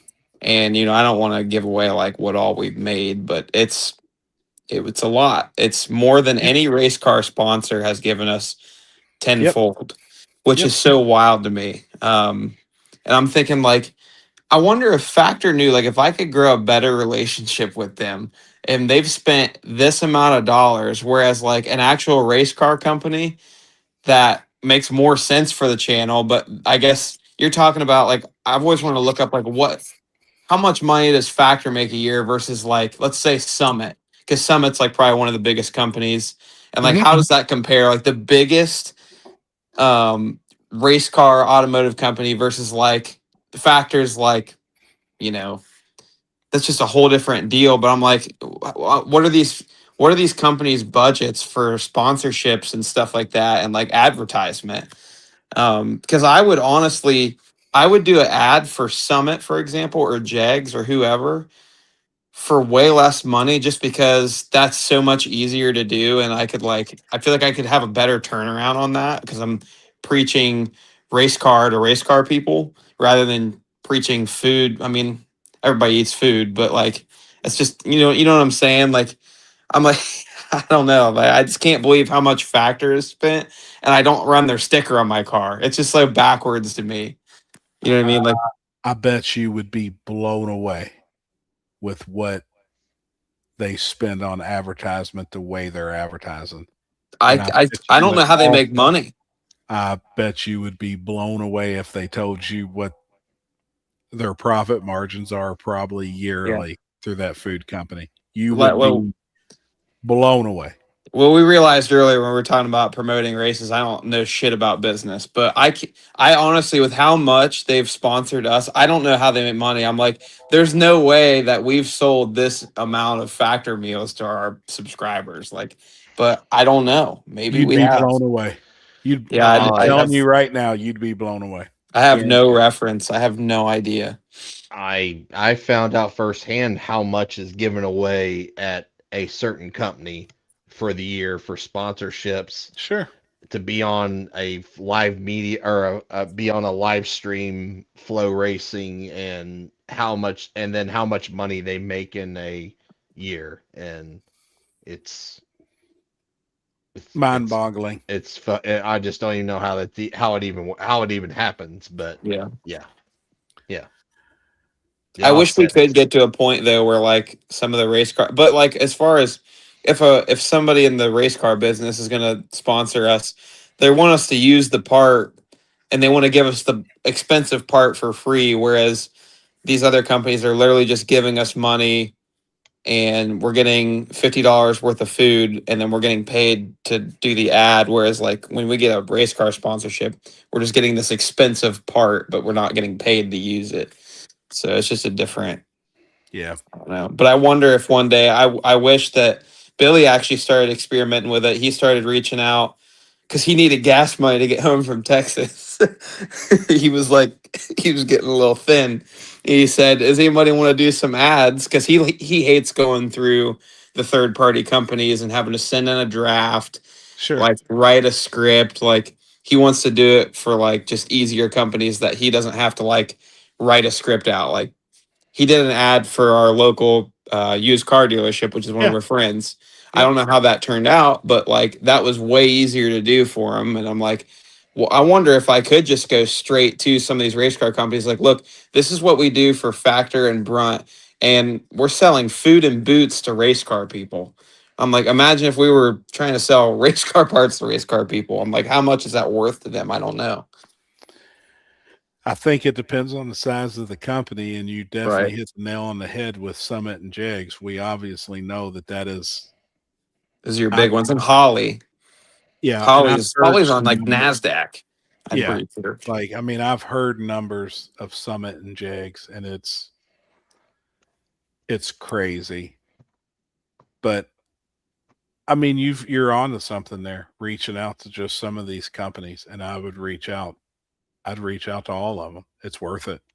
Because I'd much rather do ads that people are actually more interested in, like with parts and stuff. Sure, Like it's that just seems to easier. make more sense. Well, Yeah. it's easier. It'd be easier for you. You understand the part. You know what it does. Hmm. You could use it. They could also, I mean, you're advertising for them, which if it does well for you, they're going to sell more of it. Right. I mean, look at the views you're getting on the videos, the subscriber count, you've got it. It's going to continue to grow. So, I mean, I don't see why these businesses wouldn't be. And I tell you, like this weekend, we met the main dude from Mazir, Yeah. which Mazir makes the best starter in the world, the best flex plates in the world, the Water best pumps, water too, pumps right? Yeah. in the world. That's what most people know them for, Right. is their water pumps. But honestly, their starters are the best Huh. in the world, and their flex plates. But their Interesting. billet flex plates are expensive. Their Right. starters are expensive. But that dude, awesome. Hung out with us, come over and sit in the pits with us forever. Like super. And there's so many of those companies out there that would be worth reaching out to. I mean, imagine what Cletus would get paid. Like when he built that Oh my God. box truck with the 632, the blueprint 632 in it. Right. Could you imagine probably what Summit paid for that? Dude, I don't know. But that's a good point. I mean, There's no crazy. way he just did that on accident. Like I'm sure that was Oh, not at all. that was right. None That was a of that planned stuff thing. is by accident when it comes from that channel. No, absolutely. You know that. Not. You know what I mean? That is well thought out. Did you see they're testing those Charger they bought one of those Charger Daytonas, one of the ones that me and Allison drove in Arizona. It made 680 horsepower on the dyno, which is 10 more than advertised. And I'm curious how pissed Dodge was when they watched that, though. dude, I'm telling you, I don't think Because Dodge gives a shit. I think Dodge loves any publicity. Any publicity. That's the only thing I can think of because I mean, he tore that thing apart. yeah, they had to have known. Like maybe they thought, like, let's put out a car that's so bad that when we put out the good version of it with the Hurricane, that everybody would just love that car because everyone compares it to the terrible one. I don't know. I mean, that to me, like, just listening to him was the biggest piece of shit that Dodge has ever released, ever, or will ever release. Like, I was curious on stuff like that. I always think about stuff like that. I'm like, man, I wonder what these people even think about this. Well, I get like in the video, Cletus said he literally he bought that thing like that. I don't know that he was in cahoots with Dodge. I think he literally just pulled up to maybe. I like to think that they probably have a whiteboard in that office and they just write out all the craziest ideas they can think of. And they probably saw something about the most hated muscle car and they're like, that could be a good title. And then they Yeah. went and bought one for 50% off MSRP. Yep. And I mean, that video probably did really, really well. Oh, I'm sure. Because I mean, when you get to that point of content creation, like we're kind of still stuck in that, and that we're going to a race and we could all lose first round, and we're like, shit, what are we going to title this video? But when you have the capital to go out and be like, what's our video title and thumbnail first? That's how you make it big on YouTube. When you can afford to just you think of a title and like, okay, let's film the video now. Yeah. Right. Yeah. Then that's what Cletus does. Yep. They're able to do that. Lawhorn, that is a good question, but then I mean, Tommy, I don't how need does street. Tommy I see that sponsor question. street stuff, but won't sponsor Sam. Well, when was the last time? I think it's pretty easy to answer, but when was the last time that you seen Tommy do anything on the street? Yeah, I did quit street racing. I'll up and say that, and I was totally fine with it. And yes, that was a requirement, not to like out Holly, but that Yeah, was a requirement, and I sure. respect them for it. That's just one of their policies, and I think street racing, honestly, I never loved it. I liked racing at the pad, and I'll miss racing at the pad, but that time has come and gone, and it didn't hurt my feelings to give up street racing. I was cool with it. Yeah. So, yeah, and that doesn't mean that I won't go get in a slow car and race my brother off camera. You know what I mean? I just won't do it on camera. I won't be stupid. Yep. Right. Absolutely. And honestly, the real reason I was okay with it is because I knew that we'd never street race on Gen 2 anyways. Yeah. That channel always has been the mindset of just like kid friendly, and like we try not to cuss and all that kind of stuff. So, Sure. you know, yeah, it's kind of been the idea, I guess. So I knew it was going to be okay. Like, yeah. Yep. So yeah, that is a rule, and I'm sure that's why they don't sponsor Sam. But I don't know that. Honestly, I don't know who's street racing, other than some in the hollers of wherever. Like, I haven't seen anything. I mean, I know it's happening every weekend and small local Man, stuff, but I don't not know of much. anywhere that has street races. Like, Yeah, not much. There is one that I'm gonna be a part of coming up this month, but it's so far. I'm just going and hanging out, and may turn a light on here or there or something. But it's in Arizona. I mean, we're going to the middle of the desert. I'm actually flying to Vegas and then driving out and gonna hang out with one, but there's not much going on. It's dead. I will say that there is nothing else. Like, it'll never be the same as it was. You know, I even miss the golden days. Like, I watched some of the really old videos on SRC before I was filming and stuff, and seeing some of the stuff they got away with, 8 years ago was just like, it's never going to be the same, man. Shit's over. And you know what? There's been bad things that have happened, and it is what it is. It's street racing, man. Like, that's why it is what it is. Like, it's risky, and that's why if you're about that life, like, that shit it's fun and it's exhilarating for sure. Yep. I'll be the first one to say I'll put my ego aside. I'm not about that life. And I'll admit it. Yeah. But I maybe, I love racing at the pad. Like I said, that was like racing Frankenstein in the finals of the pad will be like no regrets there. Like, that was one of the coolest things I've ever done.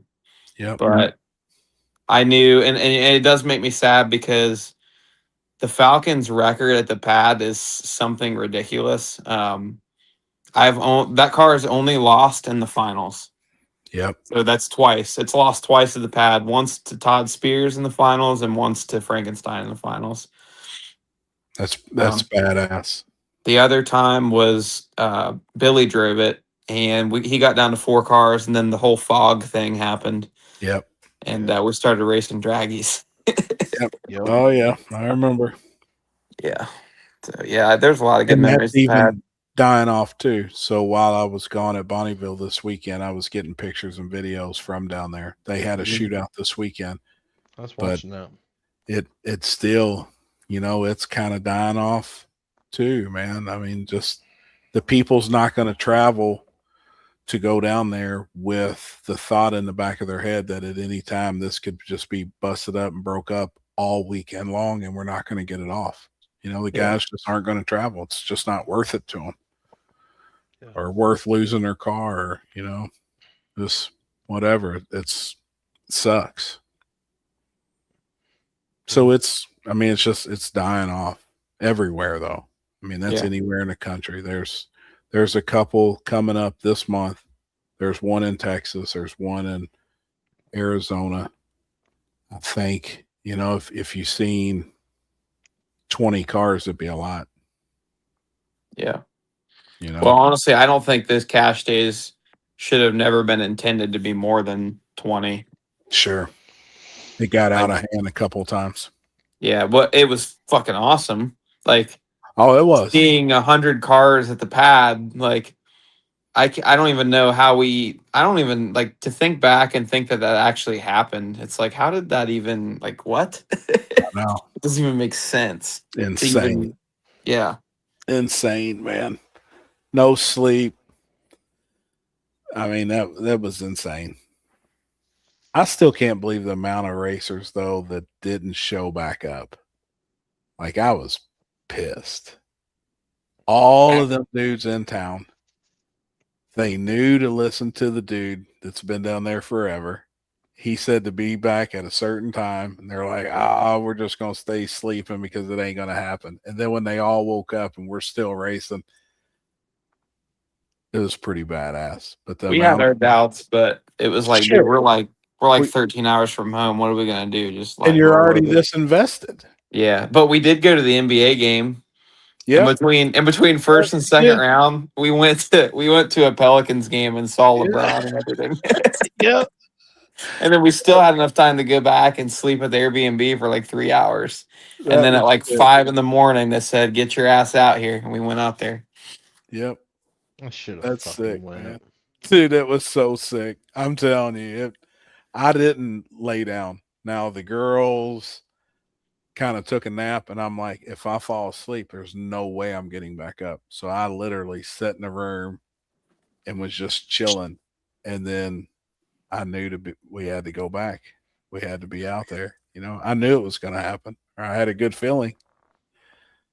Sure I will say, I always thought that I kind of built my OBS in a way that I could do Richard's daily driver shootouts.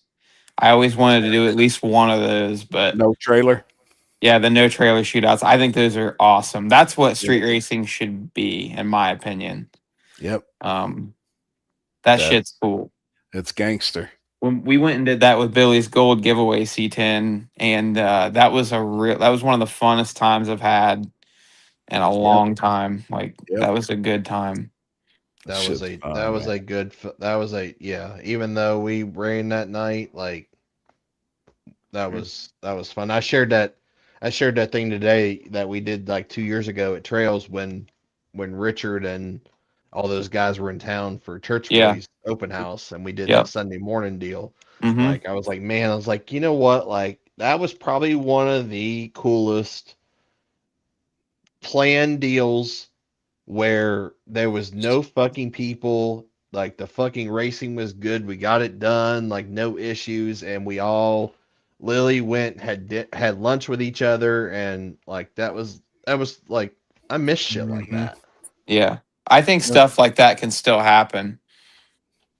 Yeah. But You just got to be smart about it and Got to be smart about it. Got to have the right people, right doing it. location for sure. Right location. Location's everything. Yep. Yep. I agree. Let's wrap it up. Shit, it's quarter after 2. We've been on here 5 hours and 40 minutes. Yeah, you guys can never let me back on this again. This is terrible. No, you got to come back on next Tuesday, but you got to come on at 8:30. All right. Yeah, bet. There's still 156 people still watching. That's unbelievable. crazy. I mean, That's that is wild. it is quarter after 2, and we got how many? 156. Oh, I'm sorry, 157 now. Just kidding. Unbelievable, man. Yeah. What are we doing this weekend? Is anybody doing anything? No, I don't have You shit. riding the hog, Alex? Oh It's gonna rain all weekend. No, we got go-karts Friday, and then Saturday was Street Rod Nationals here in Louisville, biggest hot rod show in the United States. I was probably going to get to Monte Carlo out and cruise around, just drive. Tonight was the kickoff show at a big fish place here in Louisville. It's called Mike Lenning's. It's really, really good fish. And tonight was like the big kickoff party. There was probably 1,000 cars. No shit. Yeah. Street Rod Nationals this weekend? Street Rod Yeah. Nationals, biggest show in the country. Yeah, I seen Kenzie posted the Paxton's little like show thing he's doing Friday. Oh, that's Friday actually at the track. It's appreciation night. So he'll be doing an autograph signing. So people come, he's I got did. his cards My with guy. his picture and Paxton Racing and the whole deal. And it's pretty slick, dude. And then Gina Rose printed us them string backpacks. Mm-hmm. So we're going to give those out to all the fans free and then put his autograph card in it. And they've got wristbands that says Pac-Man Racing, rubber wristbands, candy. I think they bought probably $600 worth of candy. It'll go in these bags, and it's free admission to get in and everything Friday night. So it's pretty cool. It's big for the kids. Oh yeah. They all show their carts and stuff off, and yeah, it's pretty badass. So we are doing that Friday night and Saturday. We're Yeah, look, supposed to it's- go to the lake, but it's supposed to rain. So yeah, Sports Dromley. Friday night. It's just kids though on Friday nights. Go-karts, Banditos, Crown Vics, but it's just kids. It's supposed to Yeah. rain here all weekend too. Same. Yeah, there ain't any really nothing. There's nothing on the schedule this weekend. 'Cause Nothing. really, originally it was just Gangster's Paradise. Yeah. Chris, maybe we should do a Top Golf date. I'm down. See if Billy's Katie's well, she don't have her daughter this weekend, so right on. Yeah, maybe we should do something. she'd be down. She loves you. Unless I don't think I loves have you. anything going on. If it's there's no racing anywhere, so Yeah, I don't think anything race. I think, dude, I really think the following weekend's going to be good though. Oh, yeah. Oh yeah. I think 304 is going to be good. We got to find a spot to stay. We still haven't locked anything down. I need to do that too. We need to get an Airbnb for all of us.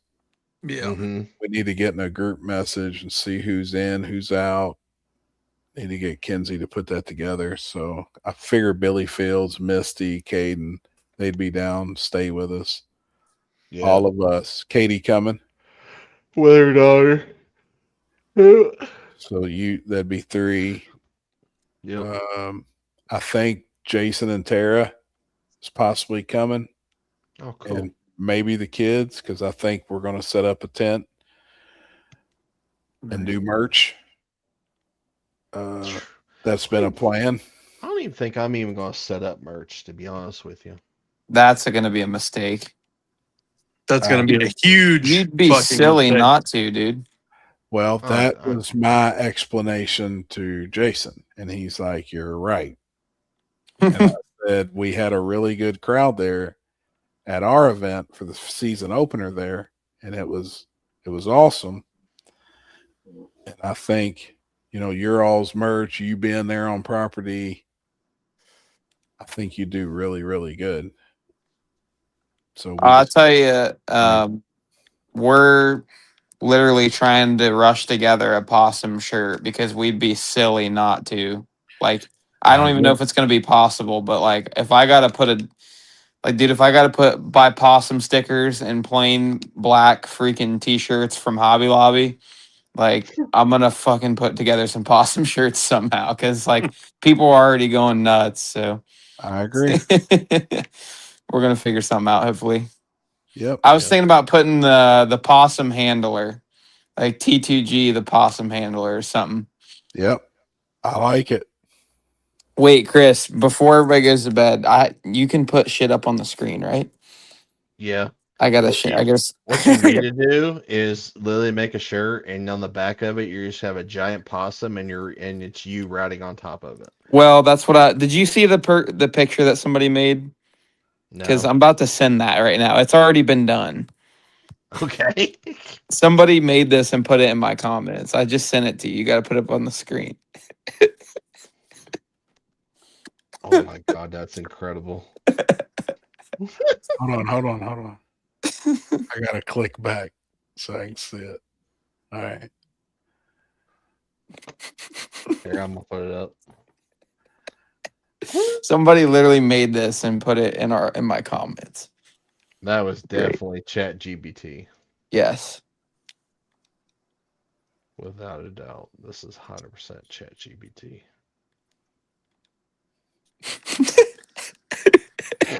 Oh my god. Dude. So maybe we should just make that the shirt. That's funny. That's funny. I love it. Dan, we lose him? Yeah. Oh, there he comes. I backed out. I was gonna go try and find. I had a shirt design, but I guess I can't exit out. Dude, that's awesome. I love it. Yeah, you got to come up with something and get some rush. I mean, I think it's really going to be good. I don't think the reschedule is going to hurt one bit. No. I think it's going to be a good race. I'm excited to be back there. I really, really enjoy the track owners. I had a good time with them. They're good people. Sure. We're going to party with them a little bit this time. I mean, they've asked us to come down and spend a few days on the houseboat that they have on a lake leading up to the event. Wow. That's the type of people that own the track. Like super, super cool and just really good people, man. I feel like the fans there too, the race fans are like really involved with probably everybody's YouTube channel. I do feel that way. So I think there's going to be a ton of very supportive fans that's going to be just like rooting for everybody that they watch. Yeah. And I think once people realize we're going to be taking this truck there, possibly, I think that's a whole nother deal. They're going to see me and Billy racing each other, and it's going to be a whole thing. Yep. I'll just call him out. If he gets his Camaro done, I'll just call him out. Dude, it's going to be awesome. Going to be awesome, man. Be fun. But yeah, I don't think anybody's got shit going on this weekend. There ain't none on the calendar. I just looked. Yep, not shit. So, and honestly, even the following weekend is really nothing meh. So nothing in our area, is it? Well, other if KD has a race, but right. So, but I'm not really that worried about that. In that I case. seen the comment earlier from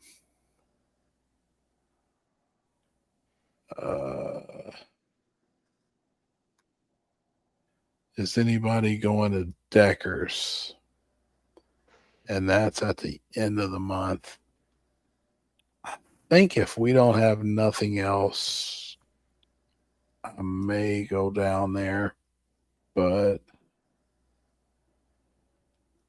I've yet to go there. It is an experience. better than it was because there actually is some rubber down now. I mean, Yeah. yeah, it is a ton better.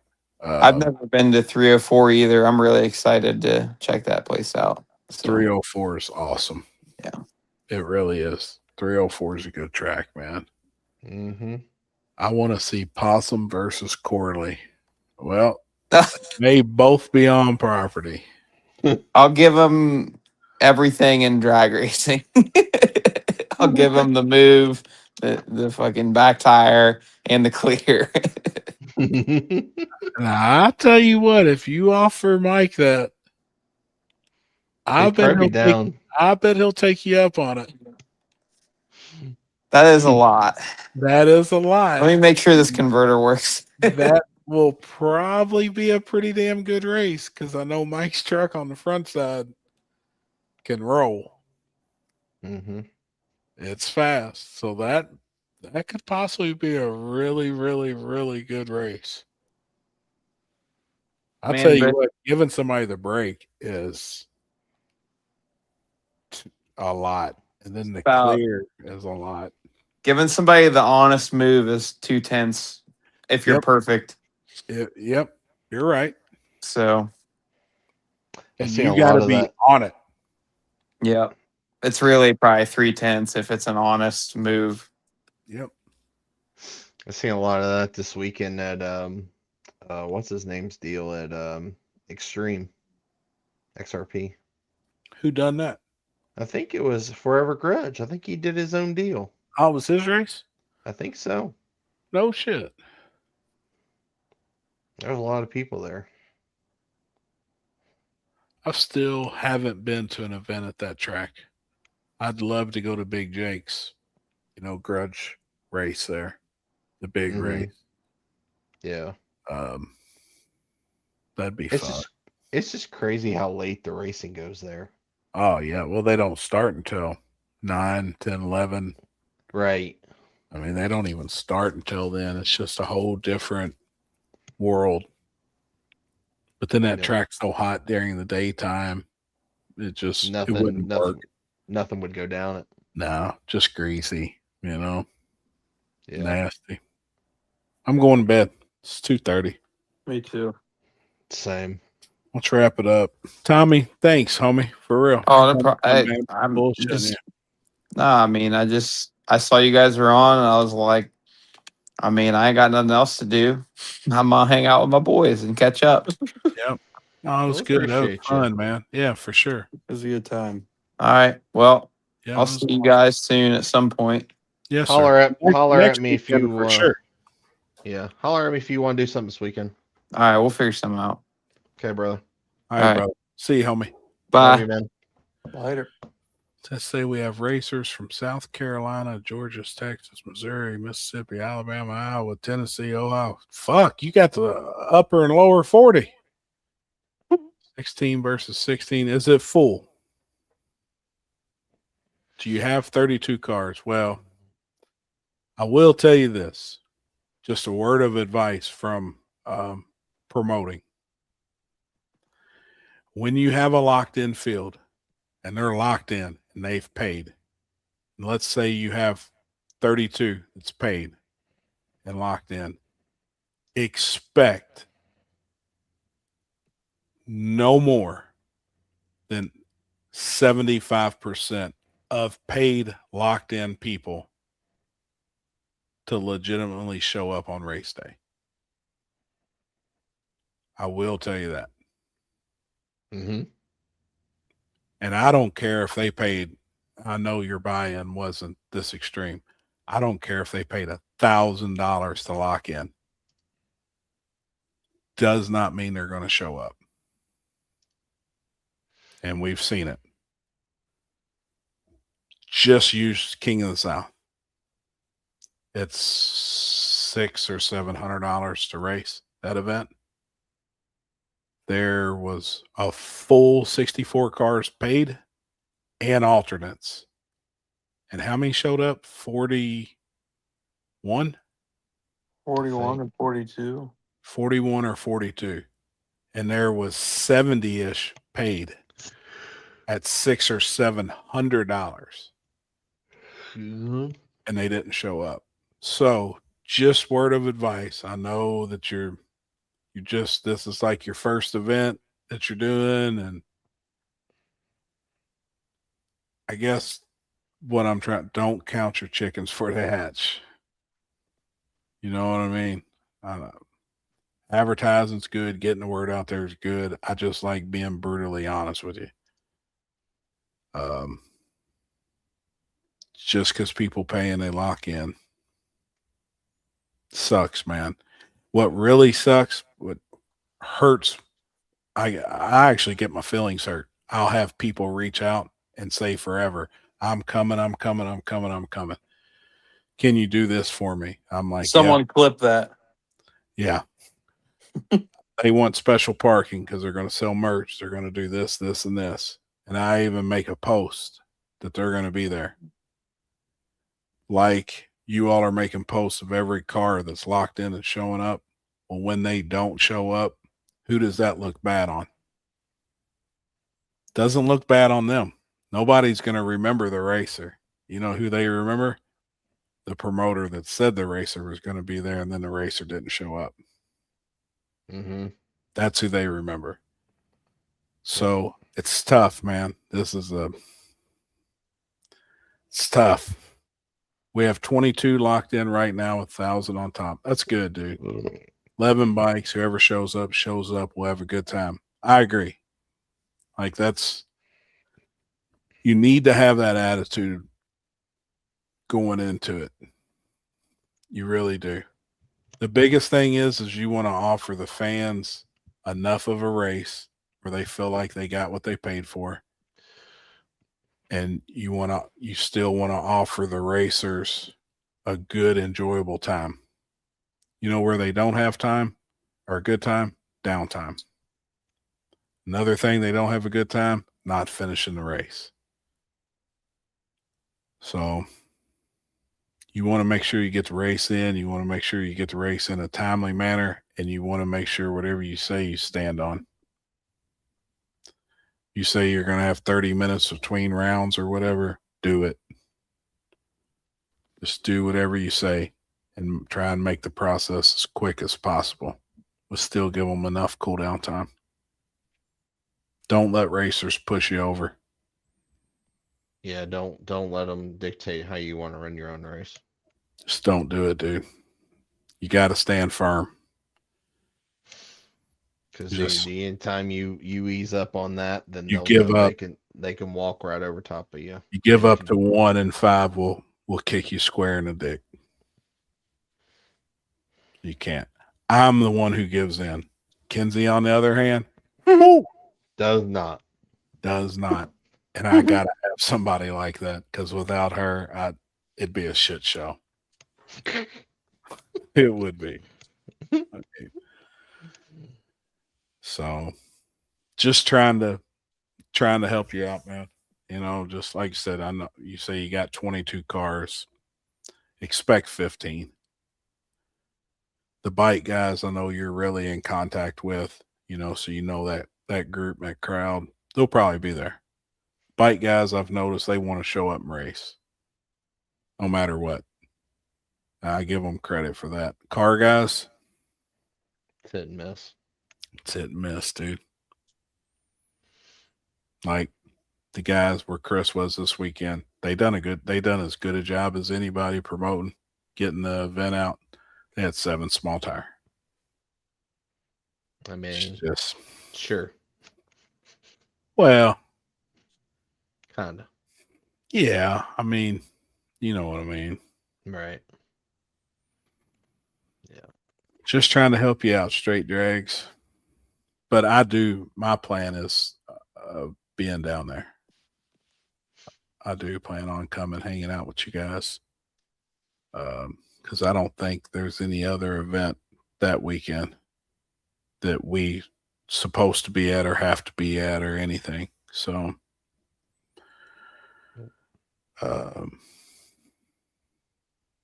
yeah, I guess next thing for us, besides Billy's event, and we got Cincy Street Nights on 4th of September. Then we got Warner Woods in September. Will be. I think me and Kenzie are going to Vegas. I think she's got to get that figured out with work. Going to Vegas and then going to Arizona.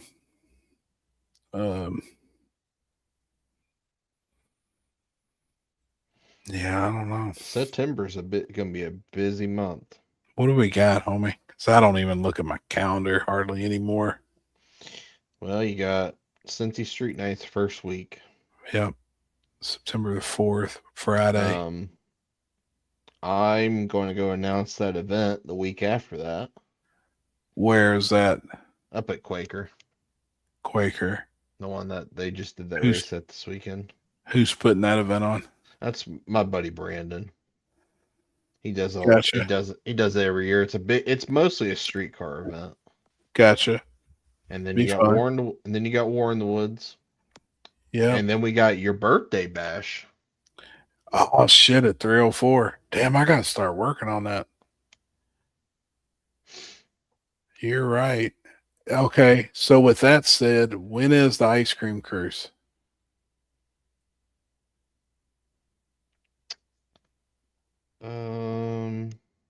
Yeah, my birthday's at 304.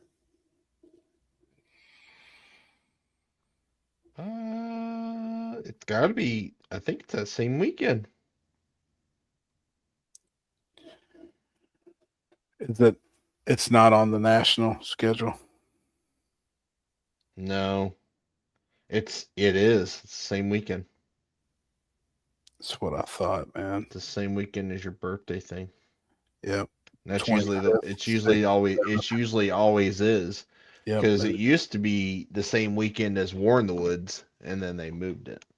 Yep. 21st annual ice cream cruise scheduled for September 25th, 6th, 7th. And what sucks is I actually that'd be the one that obviously.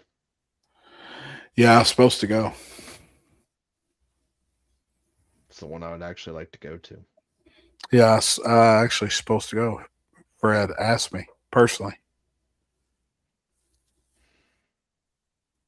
So That if Jason come, would I be able to go as well?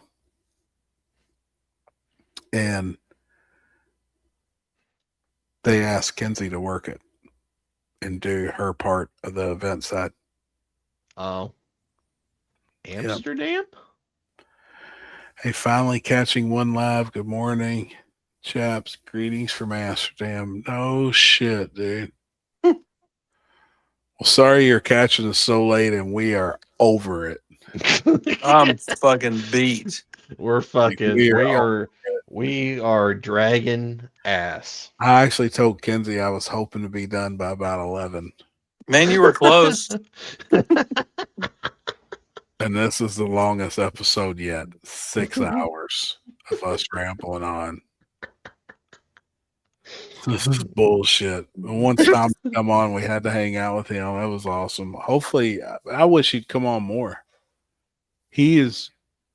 I think he would be a really good addition early in the show for as long as he can stay.